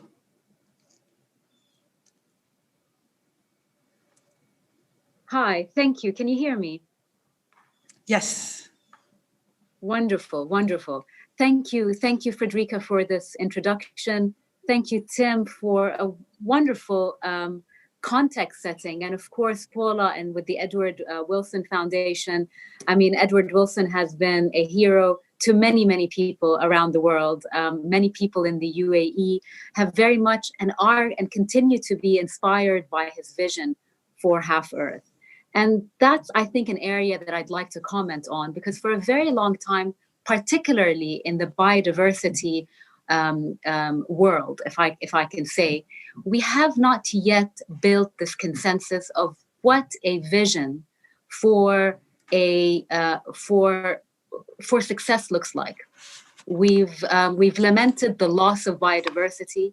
We've communicated what this loss means to humanity, the fact that we are interlinked, the fact that not only is Is it an existential challenge from a food production, from ecosystem services, but also from a sort of soulful connection to who we are? It's no surprise that 70% of world languages exist in the most biodiverse ecoregions. And the loss of those ecoregions is also a loss to humanity and languages and culture. So I very much subscribe to setting this vision. And I do also agree that for a very long time, the issue of biodiversity has been overshadowed by the issues of climate change. There was this somehow assumption that if we address the issue of climate change, biodiversity and the loss of species would be sort of addressed as a consequence. And I'm sure many of you on the panel would agree that this is not true. There needs to be investment and recognition that we need to act. And in addition to that, we need to create that vision. Very similarly to perhaps what the climate change movement have worked very hard to put together. We, in parallel and similarly, need to create that vision for what a planet with a thriving biodiversity could look like. And indeed, that can be achieved.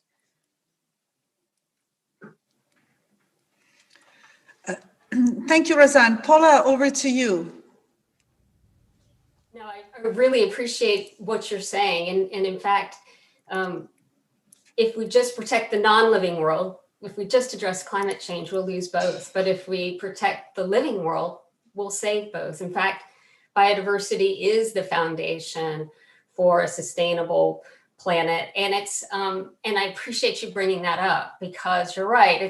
It's the next big thing, and it must be part of this conversation. We were talking a little bit about Jenga, right? Where you never are exactly sure which piece, when you pull it out, will cause the whole to collapse. And maybe you're really good at Jenga, but the tricky thing is that the game of Jenga is played with 54 wooden blocks, and our planet's made up of something more like 10 million species. And we only know and have a name for 2 million of them. So even if we try to be strategically smart about which ones it might be okay to lose, we know only 20% of the players on the field, and very little about their connections with the 8 million others that are unknown. And so the difference is that once those species are gone, they're gone forever. And forever is a long time.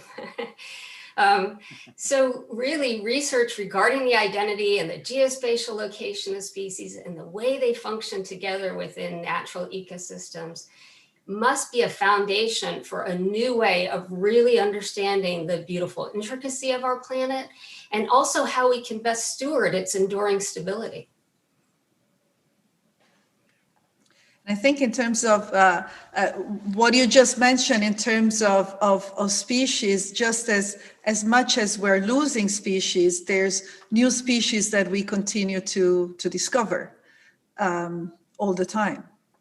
But also you mentioned this relationship or this disconnect potentially between biodiversity and climate change. And Joaquin, you're actually somebody that works very much at that intersection, especially in Biosphere 2, which is quite a legendary place in terms of understanding the natural world.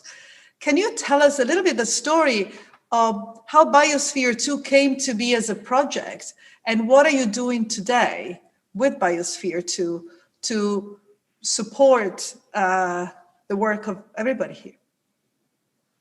Well, Federica, thank you so much for your question, and thank you for inviting me to this panel and for the opportunity to lower the IQ of the whole panel with my presence. But let me just tell you a little bit about Biosphere 2, because it's extraordinary, really, as you point out. Biosphere 2 was created, as many things are created in this world, by free thinkers that are not stuck in the past with views that are static. These free thinkers, which included most of them were actually artists, were trying to understand how the world operated. Their group at that time, this was in the 60s, when they first got together, their group was called the Theater of All Possibilities, which is a terrific name for anything.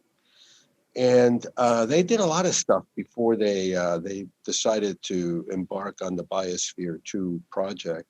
They built these were like 18-year-old folks, and some of them were older, but they built a concrete ship that went around the world so that they could understand how, and up the Amazon, so they could understand how the ecosystems would operate. Among the various things they did, they lived in New Mexico more than 30 years ago with what may have been one of the first specific organic farms created anywhere. And then after many years of traveling around the world, they all decided, and at that point, the group, it also included National Academy members and quite distinguished folks.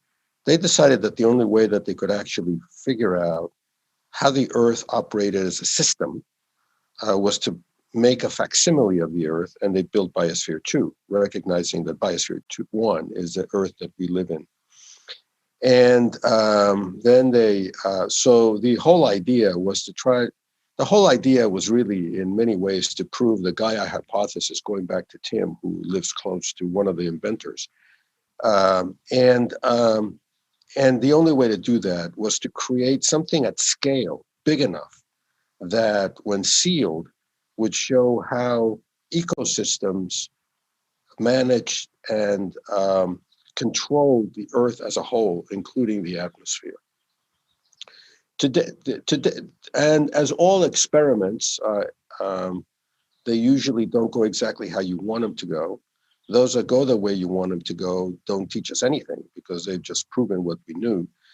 This one has had a challenge in that the folks that built the biosphere didn't quite understand how soils worked, and as well as we would know today. And the soil ended up sucking up more oxygen than they thought that it would. The concrete sucked up CO2, so there was not enough CO2 to dissociate to oxygen. So there was a big deal with how the atmosphere of the Biosphere 2 evolved, and which is a big lesson, in fact, for all of us, how there are tipping points that we don't quite understand. And I would say all those tipping points, in fact, are driven by biodiversity, by various ecosystems with its biodiversity. So what we do today, and we may have a big disagreement with this, I think, is we're really looking more at resiliency right now at Biosphere 2, and trying to understand how we can make various ecosystems resilient. For example, the corals. We have the biggest ocean inside of a building anywhere, except for aquaria, but aquaria can't quite study these things. And we're trying to understand how we can save the corals. And it may be, in fact, that in order to save the corals, which are so critical, not only for livelihood of many parts around the world because of tourism and fisheries, that we can't actually save the biodiversity of the corals the way that they are today, but we can still save corals and their structure and their importance to livelihood. Those are the kinds of questions that are coming up today as global climate change has reached many tipping points around the Earth about many things, and how do we actually deal with resiliency? So if we can, I'm sure that some of you may have also comments on the corals and possibly Razan, what is being done in the UAE with the coral restoration. But I would like first to go to Nono, who has a very close relationship with very large creatures that live in the ocean, in fact. And these are probably creatures that we all find very scary. And, you know, from Pinocchio to Jaws, their portraits have kind of scared generations. And but you probably have a very different story and a very different picture to tell us about what the ocean actually as an ecosystem does for us. Over to you, Nuno. Well, thank you, Francesca. Well, definitely. Well, my point of view is more of a personal point of view than as much as a scientific point of view, because I do travel a bit of the world, diving in different places. But I do think when we're talking about regaining the biodiversity and stopping the loss of biodiversity in our planet, the ocean has several different obstacles in its way, and harder and more urgent objectives that we have to address. And basically it has a lot to do with lack of knowledge. We have a great lack of, about 80% of our oceans are unmapped. And the industrial, commercial exploration of our ocean has been a lot quicker than the scientific exploration of our ocean. If we look at just 100 years ago, we all looked at the ocean as something with almost infinite resources, and that the human being would be unable to affect. We all know about the importance of the oceans, of how it generates our 60 or 70% of the oxygen we breathe, about how it regulates our climate and so on. But the fact is, we know more about the surface of the moon than we know about, for example, deep sea waters. And this is, I think, the great problem that is in front of us right now, is that in the last 50 years, we lost about 90% of all big fish in our oceans. As Joaquin was talking about the importance of corals, we lost about 50% of our corals. The latest statistics say in the next 20 years, we'll probably be up to 70 or 90% of loss of our corals. So I think a lot of the problems that we see on land, it took us a lot longer to see them in the oceans. And when we think that, for just recently, a few months ago, we discovered that, for example, Greenland sharks can live up to 400 years, and they can only reproduce when they're 150 years old. But these sharks have been fished since the 1800s. Actually, they stopped being fished in most part of the world because we ran out of them. So if we really need for science to pick up the pace, and as we have to slow down our industrial exploration of the oceans, and we have to start looking at the ocean as, when we look at what we're doing on land, for instance, a lot of the fish we're consuming every day, some of them live up to 50, up to 200 years. A rockfish, a red rockfish, lives up to 200 years. And we are not consuming 200-year-old chickens or 200-year-old cows. So we have to take a very specific approach to the oceans, I think. And we have to look at it as something that we're just understanding, but we're already very late to react onto. I mean, as we were talking earlier about the United Nations goals, the United Nations goals to regarding the oceans was that until 2020, 20% of our oceans would be protected. Until 2030, 30% of our oceans would be protected. The truth is, for the last 30 years, we've heard scientists saying we need immediately to have 30% minimum of our oceans protected.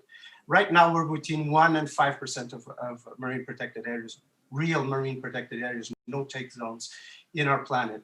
So there are several problems that are very specific to the oceans, I would say, but I think it goes, the most important ones are lack of knowledge, and the knowledge that we do have, we're not we're not putting into action. Of course, there's a lot of politics. There's a lot of, when you create a marine reserve where most of the fish take 20, 30 years to come back, it's not a good politics if you're a politician and you want to be re-elected in 4 years. So there's a lot of problems that happen in the ocean that need to be solved very quickly, and that have really been delayed, and there are very few nice, successful stories in the oceans, unfortunately. Yeah, I'd like to re-emphasize that, because I think what you're saying there is really important. Many of us know, as we work locally to survey native animals in order to manage their conservation and restoration, how important this is. And we really must organize the best of our energies and skills to study species and know ecosystems biology in order to care for our planet. And the key there is to discover and map the species of our planet at a high enough resolution that we have the information we need to identify the places where we have the best opportunity to protect the most species. The Half-Earth Project map is driving significant scientific innovation regarding the most effective path for protection of endangered species and endangered ecosystems. And you mentioned targets like 30% by 2030 for our oceans. Those are wonderful steps on the way to Half-Earth. But having this kind of information can also help us understand how well we're doing against ambitious targets that we set, how well conserved places are doing and actually protecting the biodiversity of their place. In other words, whether the conservation target's actually achieving the biodiversity goal and protecting life. And as we've said, if we lose those species, we lose the ecosystems, the intricate web of life that sustains nature and sustains us as part of nature. So I think this is just reemphasize, this is a really, really important thing to pay attention to and devote ourselves to, and really raise our ambition from a process that's been somewhat successful to a real goal that can solve the problem. Frederica, can I also jump in here? Please. Yeah, and I would very much agree with both of you. But I think, the narrative needs to change by which we consider nature conservation as a fundamental service rather than an ornamental thing to do, something that we do if we have enough money or something that we do if we have an additional budget. This should be part and parcel of the core of what governments and need to do around the world. It is very much fundamental to our survival. And on the other side, recognize that when things are done, and Paula, maybe this is something that I may just slightly disagree with you, because we know enough.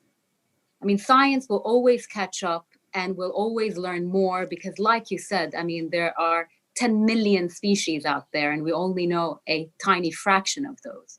But we know enough to do protection measures, and we know when we do protection measures, they work. A small example from my hometown, Abu Dhabi. For a very long time, there was a scientific consensus that our fisheries were on the brinks of collapse. And we would collect this data year on year, year on year. And finally there was, and that's what it takes, it's that political will. Because once you set that standard or target, or when you have the political will, things follow, markets react, entrepreneurs find ways. And so we actually stopped commercial fisheries overnight. In less than a year, we saw an over 10% of our fisheries rebound, less than a year. So it's also incredible to also understand, and I know our colleague from Arizona was talking about the resilience of nature, how quickly actually nature can rebound. And I'll stop there. I wanted to talk about. I absolutely agree. I absolutely agree, and it is those experiences as they convene together that allows us to achieve this goal of Half-Earth. The idea is to inspire a moonshot, right? That creates the groundwork and trust that each of us presented with this moonshot goal will use our unique experience and expertise to contribute to the goal, to make these huge contributions like what you've just spoken about. And also that our nobler instincts will be elevated and inspired to convene with others to work together to care for our planet. And what you're really talking about is our core humanity, that we really begin to understand and see how important this is to our lives and the way we live on our planet in a hopeful sense. Absolutely. And if there's ever a time, this is it. During this great reset, when every business, when every government is understanding what a new normal could look like, this is the time when we really need to make sure that nature has a seat on the table. Could I This say something? also remind me of, sure. Picking up on what Nuno said, I'd love to say something unacceptable at this margin, which is most of us in the conservation movement have been craven.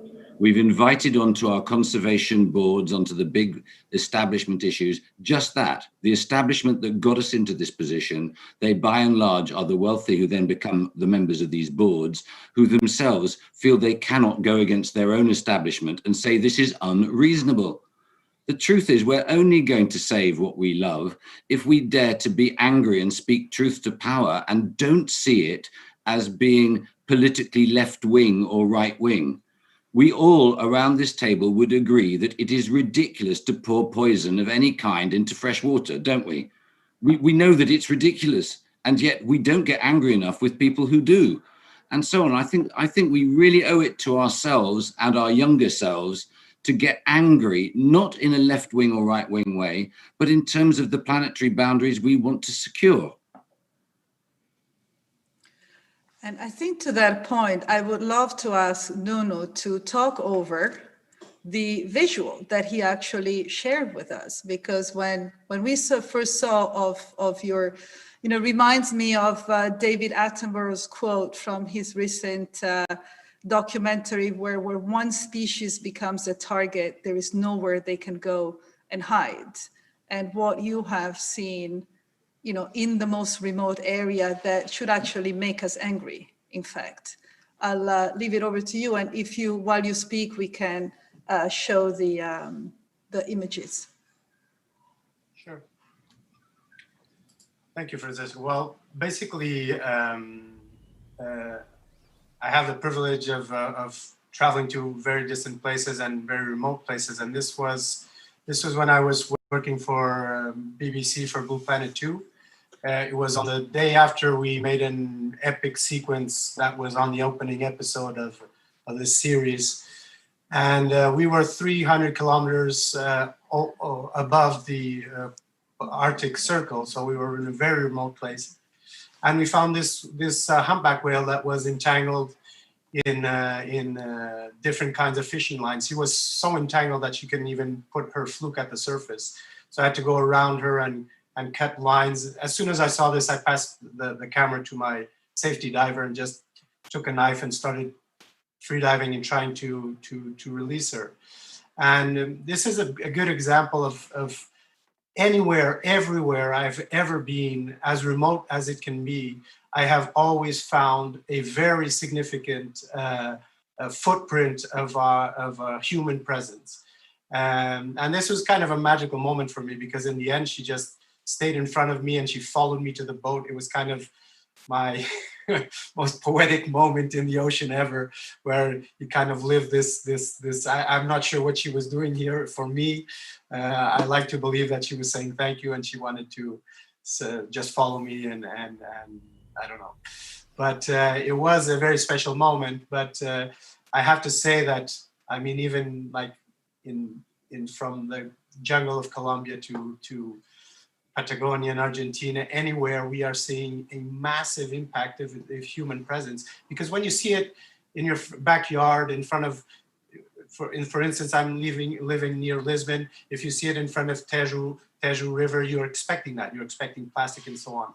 But when, for instance, when I was filming for BBC for Blue Planet 2 for this series, we found in the Atlantic Ocean, hundreds of kilometers from everywhere. I mean, the closest island was an island of the Azores, which is halfway between Europe and the United States. We found a river of human debris, trash, and everything you can imagine, from toothbrush to helmets to razor blades to boots to anything you can imagine. And it was a compact river that we followed for miles and miles and miles. And we found turtles, sharks, every kind of different, the whole chain, food chain, living in a city of human debris.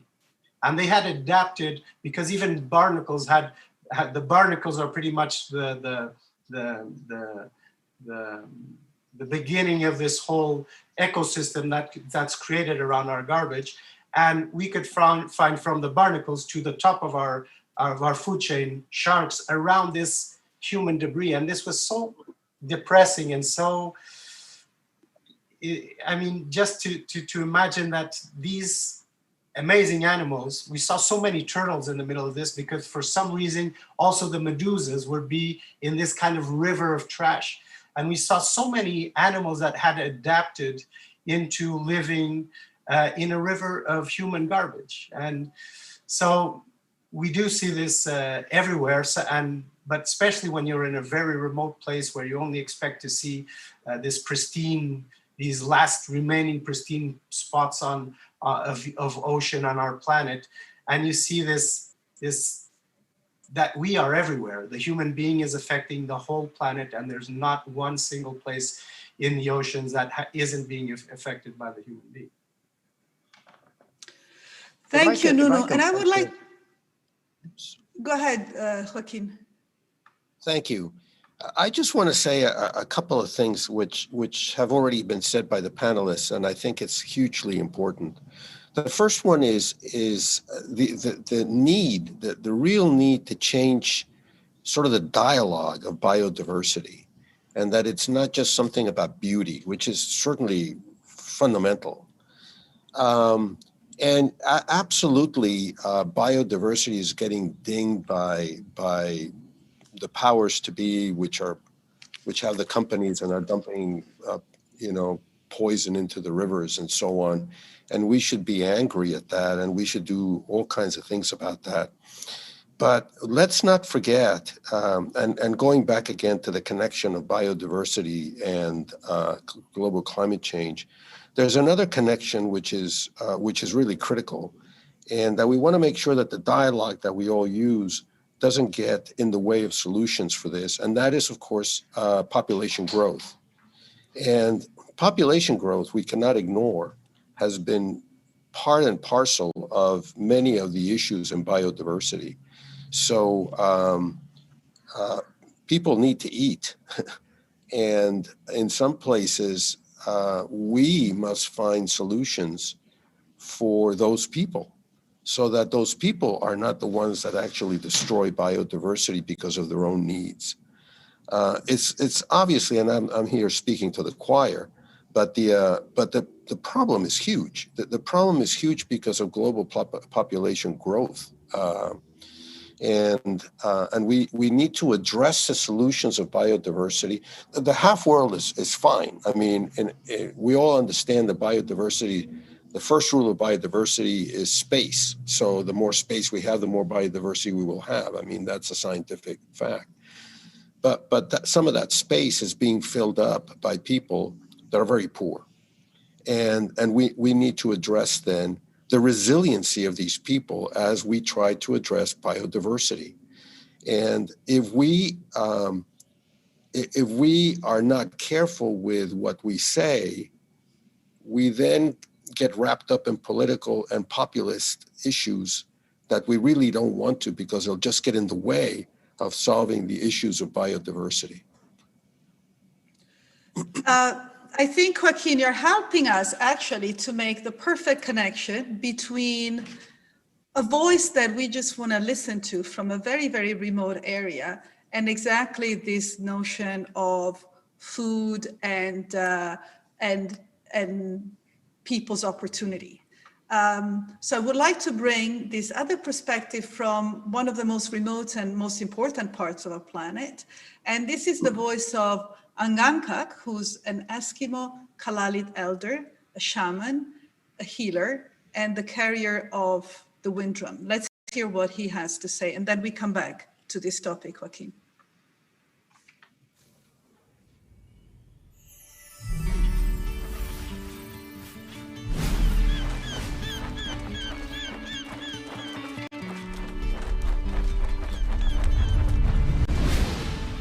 My name is Anganga, which means the man who looks like his uncle. I'm from the very top of the world in Greenland.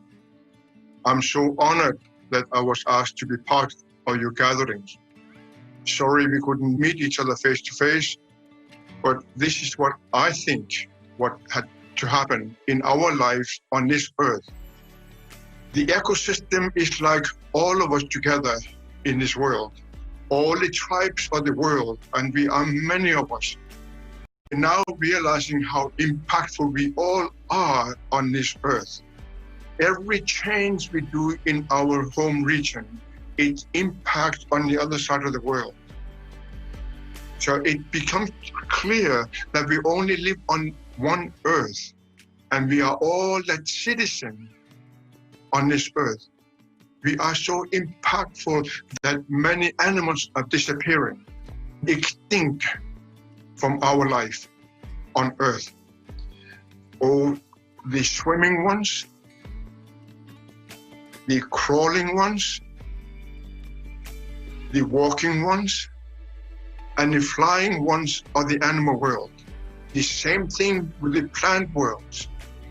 All the different plants has an impact for how we are on the other side of the world. Now is for you and I to come together. We are the only ones on this earth who can do something about our environment and our ecology and the way we are if we want to survive together. Economic development is not just money.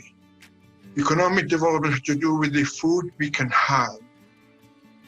If we do not eat good food, we will become sick. Many will die. Many will barely survive. Few will have a life. I've always wondered about those teachings. Which one do I want to belong to? Now, as an old man, I realize that it's no longer just the humans. It's no longer just the animals.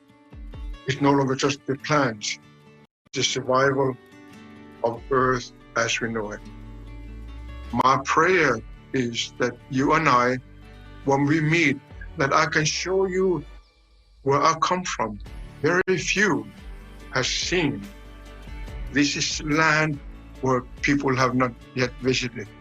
My land is a big, big ice, which is melting really fast, which will impact not only the environment of the earth, but the ecology in every region we live on this earth. I look forward to being able to discuss it more in depth with you and celebrate our togetherness as a human race, one race of Earth.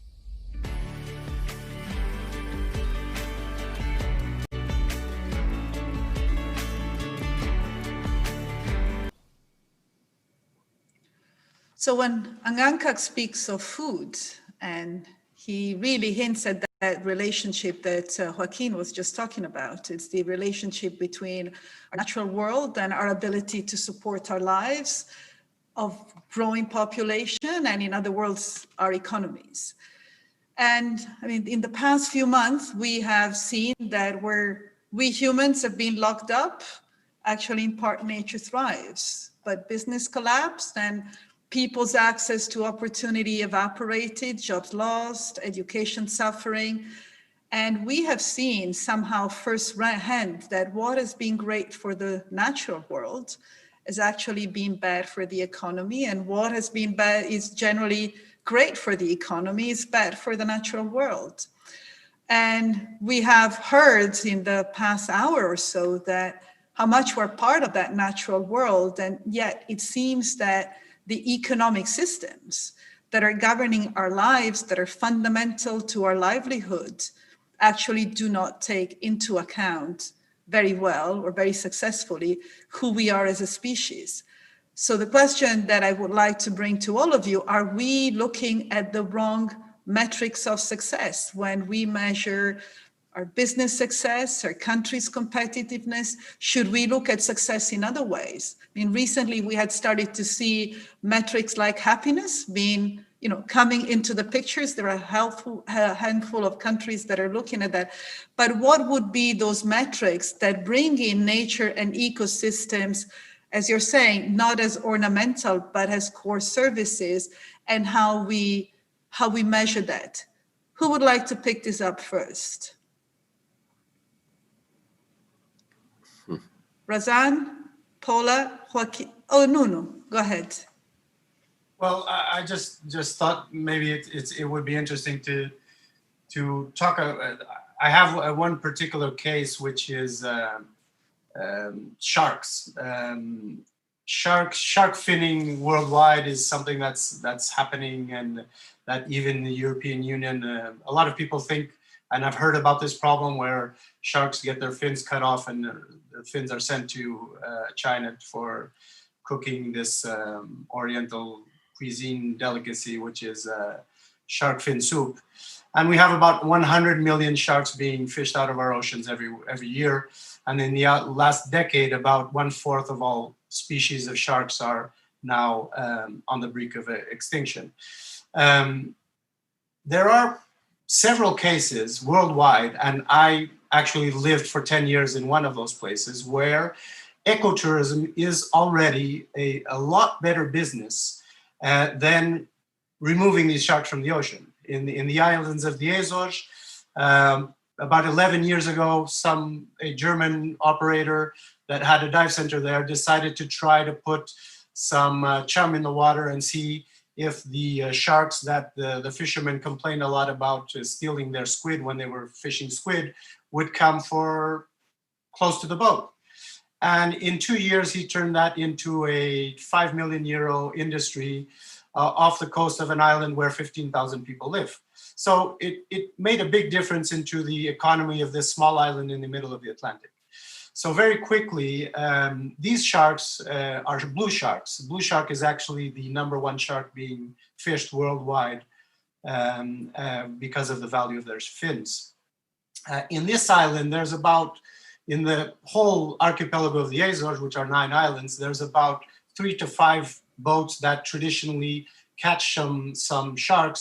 They don't target their fishing to catching sharks. They're actually trying to try to catch some fish, but the stock of the fish they're trying to catch collapsed about 90% in the last decade. So they're catching a lot of sharks. In this place, in this island, where these people are being directly benefited from ecotourism, and €5 million are coming into their revenue in such a small island. So this is a big business, and in an island of 15,000 people, it's something very important. And even in this small island, they haven't been able to protect these sharks, which are being fished and unloaded at 20 cents a kilo. So I think that's a very good example. We can be ambitious and think big that we have to take a lot of measures to protect our sea life, our biodiversity, and so on. But there are a lot of examples worldwide where ecotourism or just the conservation of nature, might it be because it has benefits for our health, our well-being, our quality of life, or our economy, is already very clear. And we only need to convince our politicians that if this is so clear, why aren't we doing something about that? So I think that would be step #1. If something is very clear that conservation is better for us, and it's even better for our economy, because the economy is always the big issue and the big obstacle into going the way we know we have to go.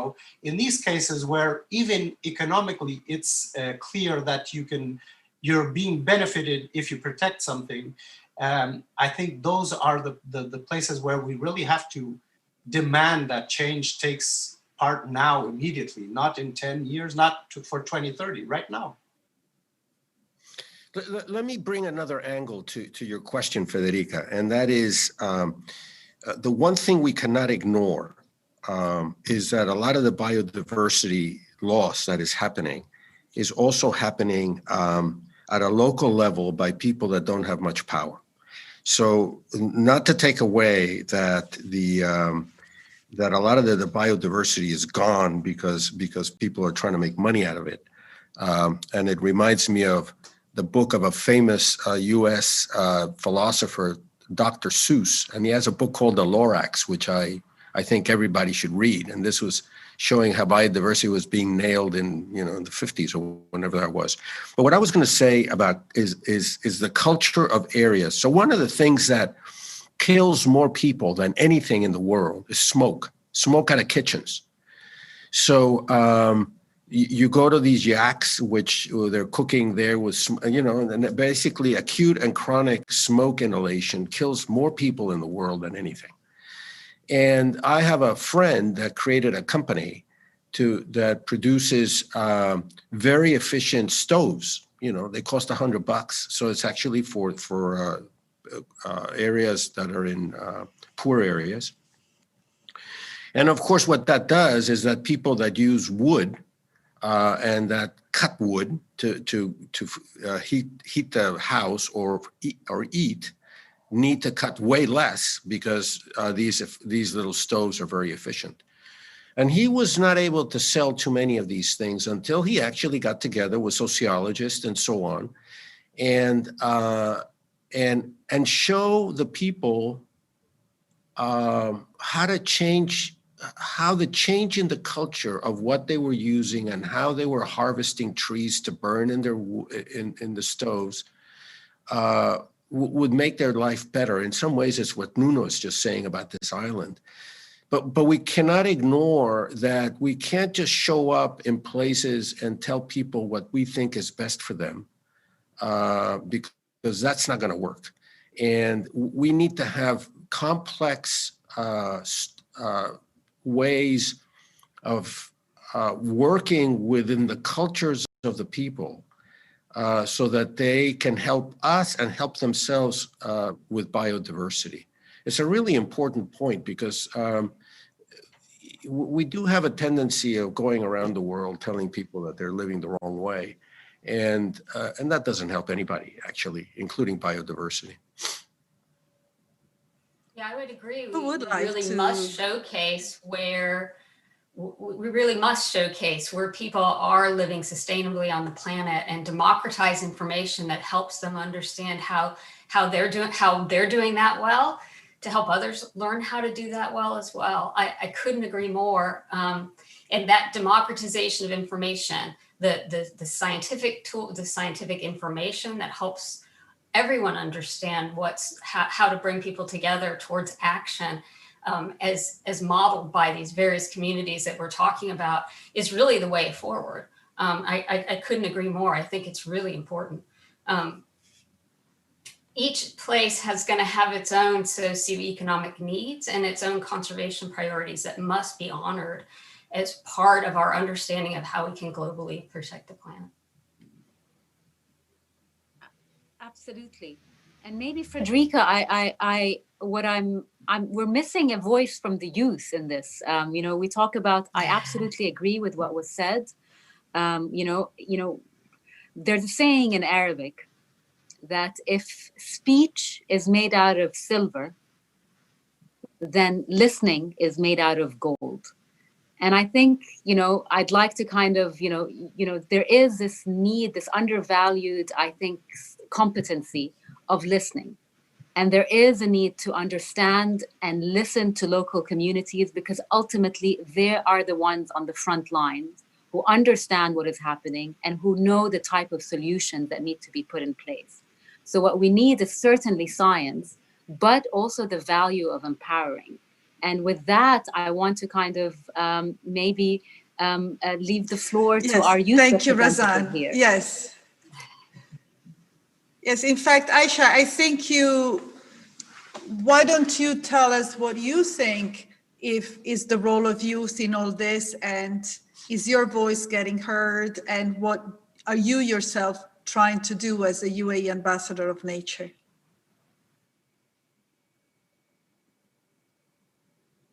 Okay, thank you all for your inputs. I believe the youth voice is pretty important just because we are living on the grounds and we have the potential and the energy to make a change. And in such situations, I totally agree with the panelists when we are going to the youth or to the community and asking them, what is the right solution for you? What is the best for you? Because whatever can be applied in US can't be applied in the UAE, because there's difference in environment, difference in culture. And it is very crucial that youth voices being heard, as I mentioned, that because we are on the grounds And we need some guidance as well from the government and from local authorities to tell us that we're facing an issue in this area. How can we do it? What do you think that can be the solution? And that's from my point of view. And there would be a great opportunity.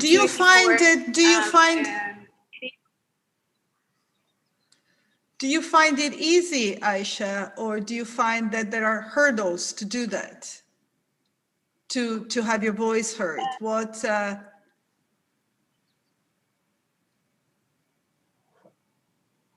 In the world of environment, it's pretty challenging. However, I believe that there is a space for improvement among the culture and the society.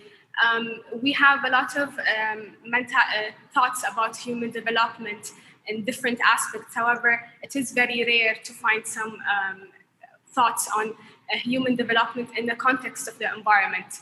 And in this situation, like for me as to be a UAE ambassador for nature, it's a great opportunity for me to meet with so many different decision makers to make a change and create a greener future.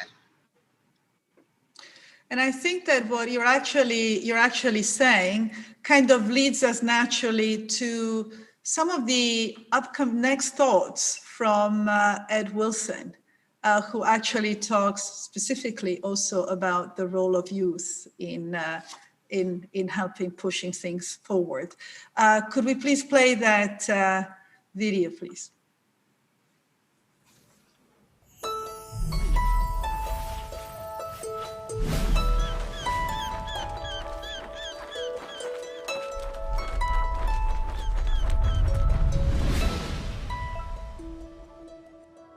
The organization that I'm most closely connected to, the E.O. Wilson Biodiversity Foundation, we have devoted most of our effort now to making a scientific evaluation of the steps to take in order to achieve worldwide conservation.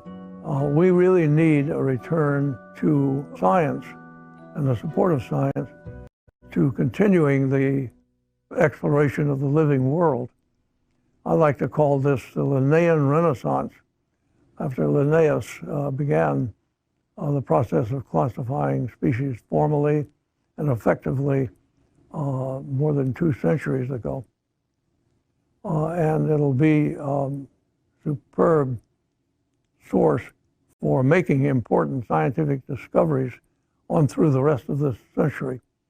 That, in turn, will be an important stimulus to education in science. I've found by experience that young people, when involved in exploring the outdoors, nature, and helping to discover species and list them, they are enthusiastic from the very beginning.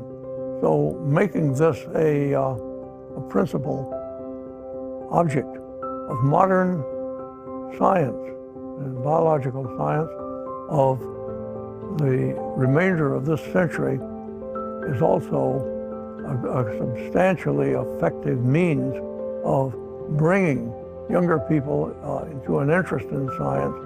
It lies before us a major endeavor of humanity in science and in education to save the rest of life.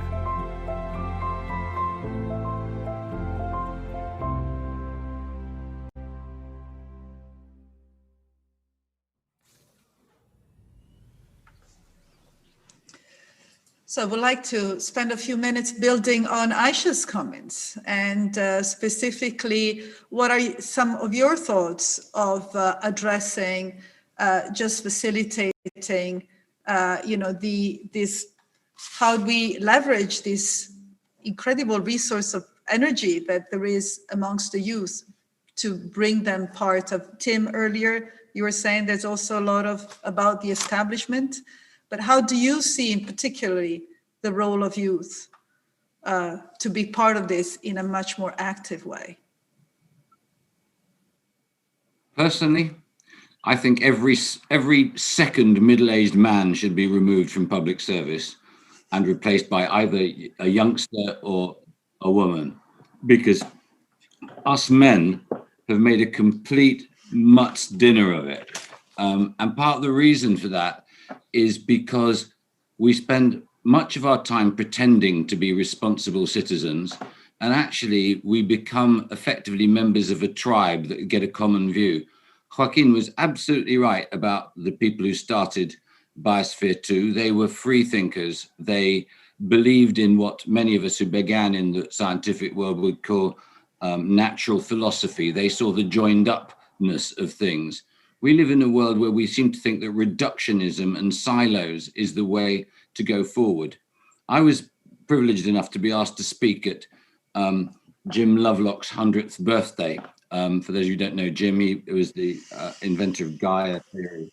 And we were talking about universities because I have a very skeptical view of universities, how they've become turned into businesses who actually live on a whole, they're like bottom feeders looking for grants. And actually, most of them are not very effective anymore because they are channeled into thinking in a particular way.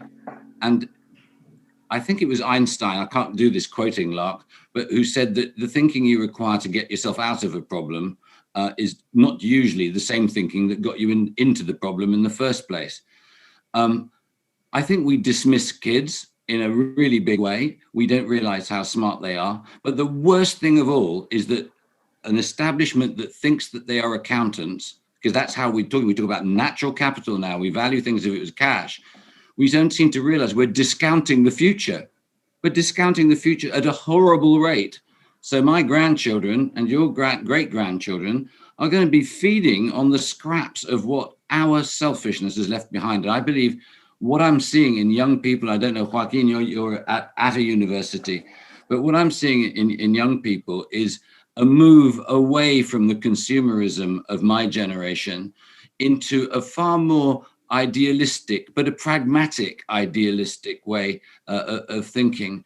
And that's what makes me very, very hopeful. And it's very interesting you asked me that question, because at Eden, we've just taken the decision that we want to ask young people to join our trust and boards. That's terrific. Well, there's one thing though that's really important. I mean, if you realize how the youth has taken over global climate change issues, it's because somehow or another the dialogue in climate change has become an existential dialogue, and the youth recognize that the world that we're living in is a wreck. And I think there's something to be learned by what global climate change activists have done. I think in biodiversity, we haven't gotten to that point. That's my understanding. And that there has to be an urgency of existential threat in biodiversity that reaches the levels of the dialogue that's happening in global climate change. And then youth will just pick up, regardless of who the hell is sitting in a board. Well, and Aisha, do you agree? Is, how we build a movement culture of youth that are fully embracing this, appealing to their sense of maybe inherent biophilia, or all of our senses of inherent biophilia. But at this moment, that if everyone, especially young students, participates in the discovery and experiences the honor and privilege of creating and improving our understanding, that it will be a transcendent moment for ourselves and for our planet. That with those transcendent moments of discovery, that they'll feel empowered and feel like they can make a difference in the world. That's really, really important as we're trying to fuel a movement culture that truly cares. Tomorrow at Half Earth Day, which is halfway between Earth Day and Earth Day, we're actually have a session at the end of the day about how we ignite change. And there are a couple of young climate activists in that panel, along with businessmen that are thinking about how to drive value back to our planet instead of just shareholders, along with Glenn Close and Reggie Love and others. The two young plaintiffs, the climate activists and plaintiffs in a case called Juliana v. US, which is a case here in the US where youth are actually coming together and talking about really the decisions their governments have made in the face of probably knowing better that it's truly affecting their lives. And that's a really powerful, powerful conversation. So I hope you can join us and be part of that. I think it's a really important voice in this moment. So to this, I really would like to ask Aisha if what is it that brought you to, what is it that draw your interest? Was the feeling of an existential threat, a love for nature? What was it? It's a mixture of both, actually. I'm a person who's loving to nature, and I care about nature, and I would do anything and take any step forward to protect nature in any aspect. And for me, here, sitting as a youth, I'm not pretty guided to how can I help nature, how can I protect nature. And joining different organizations, it's crucial for me. However, there are so many obstacles in terms of environmental advocacy. There's politics in which makes us as youth step back and think twice before taking that action. We look at different researchers and different actions being done in different countries, and the success stories and the failed stories, because also failed stories we can definitely learn from. And we are wondering here in the UAE, for example, or in different parts of the world, how can we, us as youth, take an action? And I would like to ask the panelists here, what would you want youth to do? What are the actions that you think that would be helpful for us to take a proper lifestyle in the future? In other words, how can we, as youth, play Jenga and sustainably play Jenga and win at it?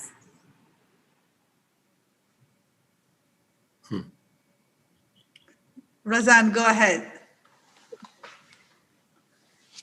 So one of the premise of why the MBZ Species Conservation Fund was established was not only because of a concern that species are on the verge of extinction, but the premise was we needed people like Aisha on the field, in the field, working to support the revolution to protect species. We believe that the conservationists themselves are in danger of extinction. When you speak to youth, when you speak to people like Aisha, and sorry Aisha for putting words in your mouth, a lot of people, a lot of these kids want to go, they want to get their hands dirty, they want to learn, they want to identify, they want to work on species. But where are those opportunities? So the MBZ Species Conservation Fund has focused on ensuring that we continue to support those individuals. We really believe that ultimately the fate of species is intertwined with the fate of humanity. But the success of getting species back in terms of their populations rising and back from the brinks of extinction is also in the tenacity of those individuals fighting for their very existence. So I do believe that a big part of engaging with youth is to stop paying lip service to it, to actually do it, get youth in the field working on conservation projects. That's how we all pretty much got involved. We didn't just get involved by learning about it, by watching documentaries. All of those things are nice, but we got involved by getting in the field, working on concrete species conservation projects. And there are many. At the Species Conservation Fund, we've only been in existence for the past 10 years. And in those 10 years, we've worked on thousands of projects in 160 countries with youth scientists just like yourself, Aisha. And I think we need to scale that up.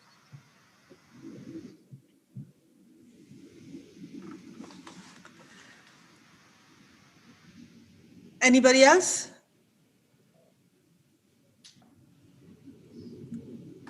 What's happening? Sounds like Anybody else wants to? Joaquin? I would just. We felt a would little just say bit that underwater for a minute. Go ahead, Joaquin. I was just going to say that I could not agree more. And I think going back to the issues of universities, universities should actually have these experiences for students to be able to go and do the work outside of conservation, of all these. I mean, we should be having degrees that don't exist now on sustainable economic development or conservation that all the students must take between business schools and engineering and sociologists. I mean, it would be terrific if we could just sort of put the whole university's experience on its head and break apart these silos that Tim was talking about. Absolutely true. Well, one of the people that I think many of you may know, Bill McDonough, the architect who wrote the book Cradle to Cradle, he came to speak for us at the Royal Society last year, and Bill started with two sentences. And the first was, if I was to, he has a marvelous Southern American drawl, which I won't mimic, but he started by saying, if someone was to say to you, your relationship with the person you love was sustainable, quite how excited are you? Which I think does actually describe quite a lot of the language problem we have around what we do. But the other thing he said is, how is it that we have allowed ourselves to build a culture, both in government and in business, in which it is acceptable to set as a virtue doing less harm rather than doing good? Which I think is true. When you look at many of the corporate social responsibility targets, or you look at the targets that we've all agreed as the Sustainable Development Goals, they are morally, for each one of us, not particularly difficult to adhere to. But it seems that as a culture, as a global culture, we seem unable to start from the principle of doing no harm. And I think that is something which I think young people should be holding us to account for. I certainly see it in young people. They are very impatient with the pragmatism that we have adopted to allow ourselves to get away with things, to have just another few years of exploitation. Do you know what I mean? I think, I really think we should be coming to an age of the unreasonable, and I would totally give way and resign all my positions of authority if that was to happen. And on this note, on this note of youth also, can I bring one more voice who's a UAE champion and entrepreneur for biodiversity and sustainability? And it's Sheikha Shama Al Nayan, whose work on connecting nature, advocacy, and innovation continues to really bring her to care for a lot of areas of the environment. Can we listen to her words?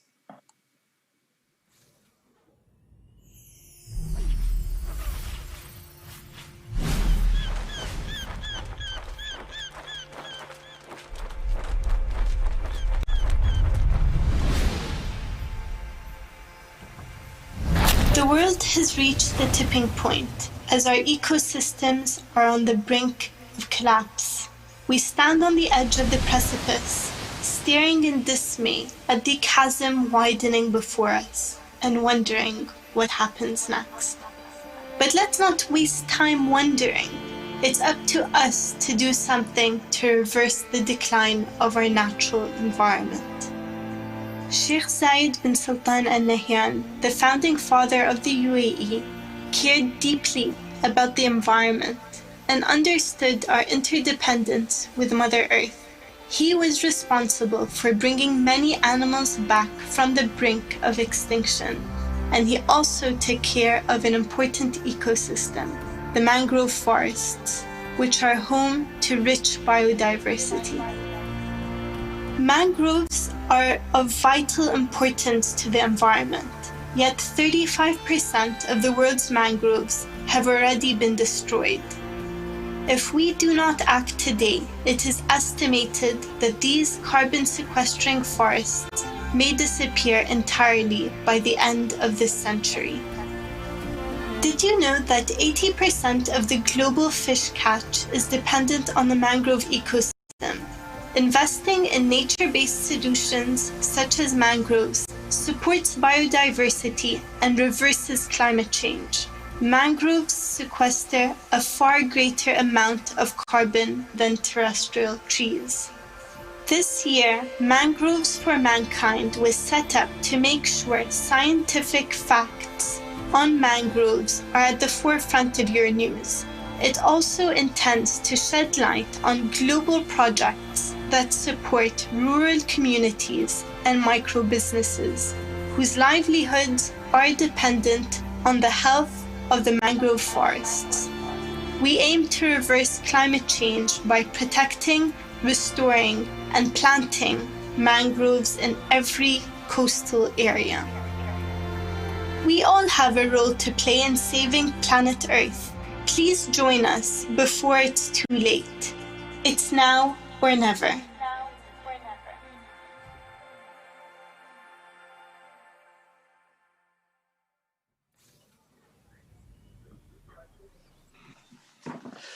We only have a few minutes left, and I just wanted to get some of your final thoughts on actually how we communicate all of this to those people that, unlike the people in this room, actually understand the connections, care to understand the connection. It strikes me that somehow to fly safely aboard an airplane, we don't really need to understand all of rocket science.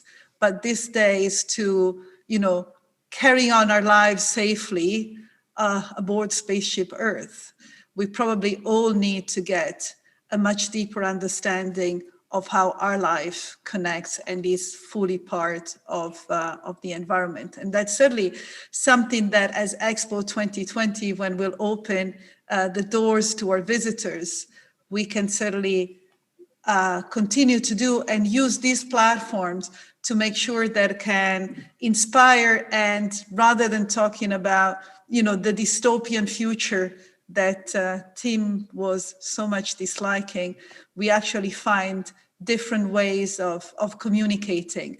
Can I just hear just a few final thoughts from each one of you about how do we communicate and how do we change some of our communication so that we get a better shared understanding of these issues? I can start from Joaquin. Okay. Well, I think briefly, I think that the dialogue has to be one of existential threat, and that the use of biodiversity as an ecosystem is a solution for our planet and for humanity. And going back to the issue of the mangroves, for example, absolutely right. And we could be thinking of using and inventing things on mangroves, such as halophytes that can be used to feed cattle and people. They're full of protein. So use resilient things like mangroves is great. And the other important thing that I wanted to say about mangroves, and this is not part of your answer, but it's important. A biosphere has mangroves that were planted 30 years ago, and we basically haven't done anything with them. They're there and they're as happy as can be, even though the system inside the biosphere has changed up and down greatly. So they're incredibly resilient, and I think they're part of a solution for areas where food is required. We must not forget the connection between biodiversity, global climate change, and food. That's part of the dialogue.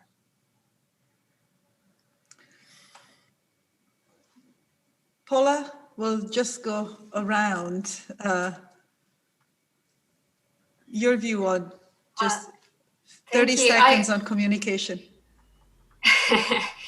I really think that it's important that we reach people where they are, with through voices that they trust, and in ways that appeal to them, which may be different for everyone, whether it's online or in a book or in a lecture. But I think the opportunity for us to convene around a goal like Half Earth is something that can raise us all above our individual efforts, something bigger than ourselves that we can all feel like we're part of. I think that that's really important. And where we need courage to do the things that we're doing, we can get that kind of hope from a common goal that of course we can achieve, right? If we want to. Tim? If I was going to be put to death and I could only change one thing on Earth with one wish, it would be that all people on Earth would learn natural history from the age of 3 to the age of 19. I do not believe that if everybody learnt natural history, they could possibly do the damage to the world that they are doing. I would end by saying people should always remember, when we're talking about what we would like other people to do, the best way to do it is with the 4 most important words in the Western language that are once upon a time. Roseanne. Many thoughts are going through my mind. We talk about speaking truth to power and truth as science, so investment in science. But we also talk about the need to communicate. And I think perhaps what I'd like to say here is, maybe for a very long time, the conservation community or the environmental community, perhaps we were just communicating to the converted. And we need to have what Paula said, the courage to speak to those that perhaps think differently, and use that difference in ideas, in opinions, to really challenge us creatively on how to address this challenge moving forward. I was always a believer in this idea of this multidisciplinary view of the world. I agree with you, Tim, when you said we've become so siloed, so specialized, and we need to be able to start thinking of the world as what Mr. Lovelock or Professor Lovelock taught us, which is it's one super organism, and we need all the organs of Earth, of the super organism, to function in order for us to survive. And I'll stop there. I'll just ask Aisha, and then I come to Nuno because we're going to finish with a story. Aisha, what do you think is, how do we need to change their communication? I think, first of all, breaking the stereotype that whoever is working with the environment has to be a person with a scientific background. Anyone can be working with the environment. Anyone can help in conserving the environment. Anyone with a little bit of interest regarding protecting the environment can take action with us. So I invite all my fellow youth who are not in the field of science, however, in different fields of, for example, sociology, economics, accounting, any field of study that they are interested in, they can take definitely part in protecting the environment and protecting the biodiversity as well. So last but not least, Nuno, we would like to close with your images of Patagonia, which probably is a powerful way of communicating, and to have that testimony of once upon a time we did. And can you please introduce that story as kind of our final bit of optimism and just an opening and an inspiration for many more examples to come? Sure. Go ahead. Yeah, well, this is some footage that I recently filmed in Argentina, in Patagonia, in a place called Península Valdez. And it's a place where the community decided to protect one of the most endangered whales worldwide, which is the southern right whale. And in this small bay, there's about 1,100, 1,200 mothers that come to have their calves. So it's an amazing spectacle of nature. And it really brings us with this message that we really need nature a lot more than she needs us. Actually, nature doesn't need us at all. She would be better off without us. And we really need nature back. And these places like this really give us some hope of how our planet was and how it can one day come to be again. So thank you. And first of all, I hope we will continue this conversation on many more occasions, and certainly at Expo 2020 during Biodiversity Week. In the meantime, thank you all for joining the Expo 2020 World Majlis, but also the bigger Biodiversity Week, which took place over the last few days. And see you soon. Keep in touch. And in the meantime, let's watch life in Patagonia. Thank you.